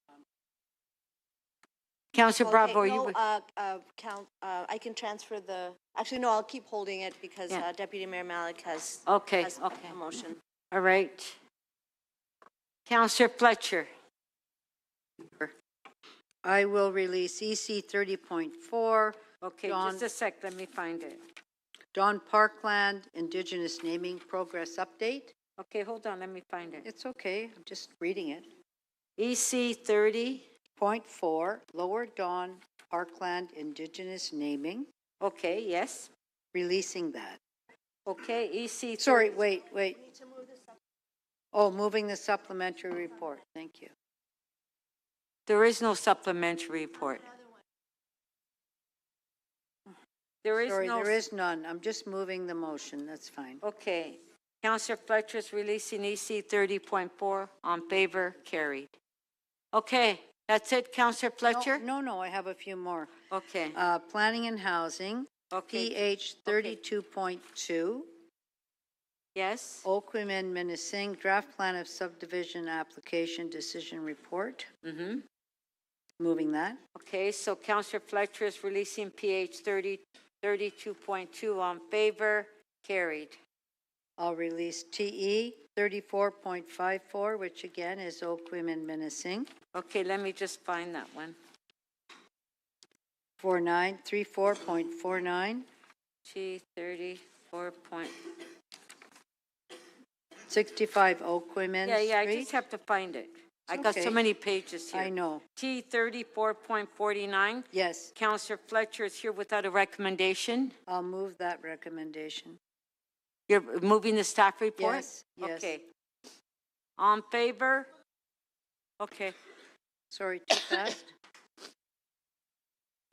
Put it on the screen, the staff report. On favor? Carried.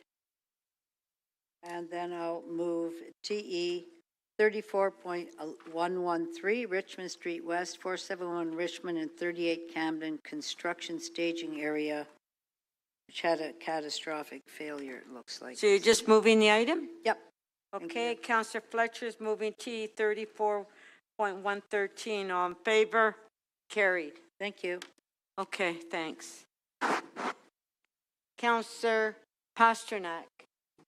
Yes, thank you, Madam Speaker. I'd like to release NY 34.17, 25 Cedar Croft Boulevard. Okay, just give me a minute to find it, because I have 100 pages. NY 34. 3417. 34. It's 25 Cedar Croft Boulevard. There's two motions and a supplementary report. So it's here without a recommendation. Okay, Right. so we have them. Yeah, I would like a recorded vote on the motions, and I have to move the... Pardon? Councillor Pasternak. I'm moving the motions which are on this, oh, that's a supplementary report on the screen. Yeah, I have two motions. okay. I have a supplementary report, and I'd like to move both. Yes, okay, And I'd like let's, a recorded vote on the motions, and then a recorded vote on the item as amended. It was advanced circulation. huh? Yeah, but it's. Yeah. I'll hold the item down. It was all advanced circulated. Yeah, we can put it on the screen, so we're just trying to understand what you want to vote against.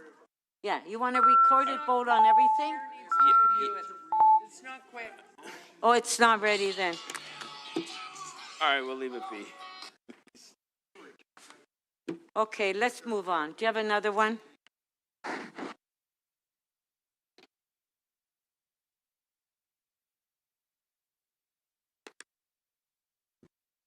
Councillor Moyes. Just one item, Madam Chair, Speaker. T 34.133. Okay, just a sec.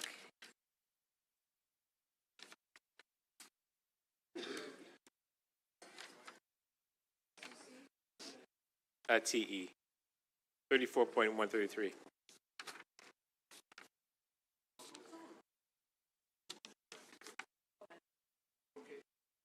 There's an amendment. It's Okay, just a sec. Let me find it.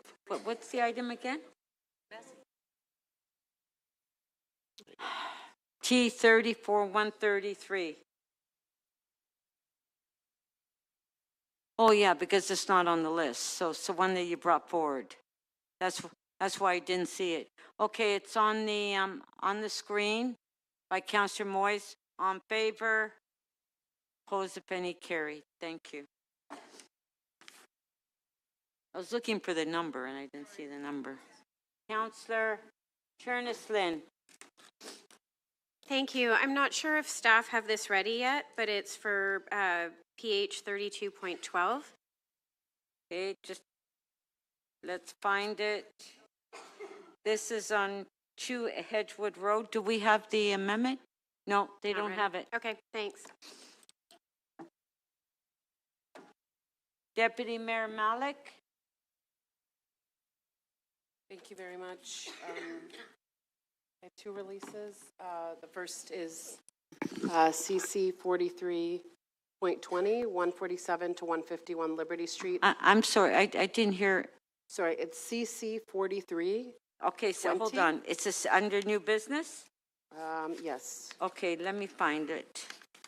CC 43. 20. 22? 20. Okay, try to speak to the mic so I can hear you. Okay. Liberty Street? Yep. Okay. I'd like to release that. Okay, CC 4320, Deputy Mayor Malik is releasing. On favor, carried. And the other one is TE 34166. Okay. 113 to 1125 Dundas Street West, construction staging area. Yes, T 34 166, 1113 25 Dundas Street, you're releasing? Yes, it has a supplementary report. So you're moving the supplementary report? Yeah. It's only for information, right? Oh, it's just. Yeah. All right. Then yes, I'm releasing the holds. Okay, on favor? Carried. Thank you. Councillor Morley. Thanks, Madam Speaker. I'm happy to release item EY 33.2. I just have one small amendment. Okay. 4975 Dundas? That's correct. Okay, and does the staff have your amendment? They do. Thank you, Madam Speaker. It's on the screen there. It's just to request the applicant engage directly with area residents and our local BIA on some specific items through the site control process, including materiality and other things of that nature. I'll consider it read. Thank you, Madam Speaker. Okay, on the amendment by Councillor Morley, on favor, carried. Item is amended, on favor, carried. Okay, now we'll go through the introductions of members' motions. We have 18 people here. Yeah, okay. Councillor Crescenti. Remember motions. Huh? Not ready? No, hold on. Oh, okay, so is he up? Oh, you're not up yet. Yep. Okay. I heard member motions. No, we have to wait for your name. It's there. It, Well, it was. you put it there, but I didn't put it there. Okay.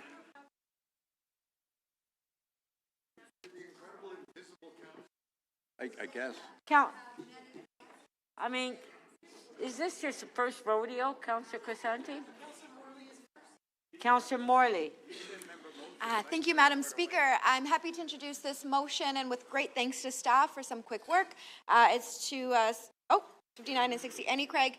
It's to support the conclusion of a very contentious, long-going, nuanced issue in community. We've come up with a great solution, so hopefully staff, colleagues will support it. On favor, carried. Councillor Chernis Lynn. I'm just waiting to see which one this is. If we could just have it on the screen. It's on the screen. Oh, it's on, okay, there it is.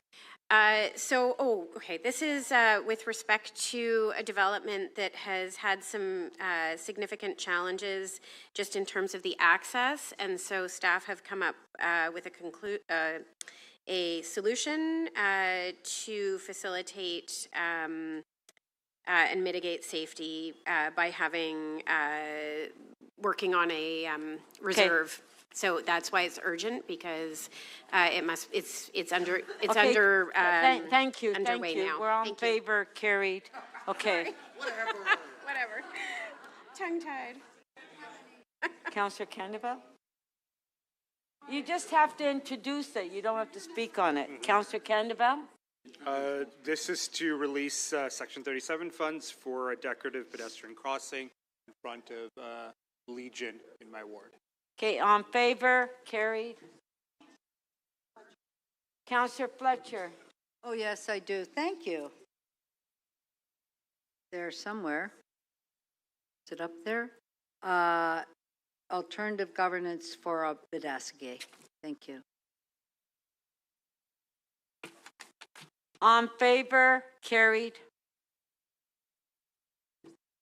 Councillor Matlow. Well, what about Councillor Crescenti? He stood up. There's nothing for him? You don't have anything. I feel so sad for him. It's not ready.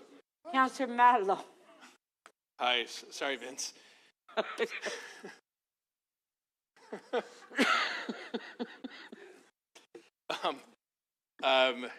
Moving, reopening and amending T 26.4808 Mount Pleasant Road and 247 to 250 Roehampton Avenue zoning bylaw amendment. How was that? Was that convincing? It's yeah. On favor. That's why I did it quickly. It was that urgent. Carried. Okay, that's it. Now, it's great that we've done a number of releases. No, yours is not ready. No. Yeah, it's not ready. Okay, may I have a motion to introduce the confirmatory bills? Who wants to be the Councillor Morley? Madam Speaker, that leave be granted to introduce bills to confirm to the point of the introduction of this motion the proceedings of City Council meeting 43 on July 29th, 2026. Okay, shall leave be granted to introduce these bills? On favor? Opposed, if any, carried. Shall these bills be declared as bylaws and be passed subject to Section 226.9 of the City of Toronto Act 2006? On favor? Opposed, if any, carried. We'll recess to 9:30 tomorrow. Thank you.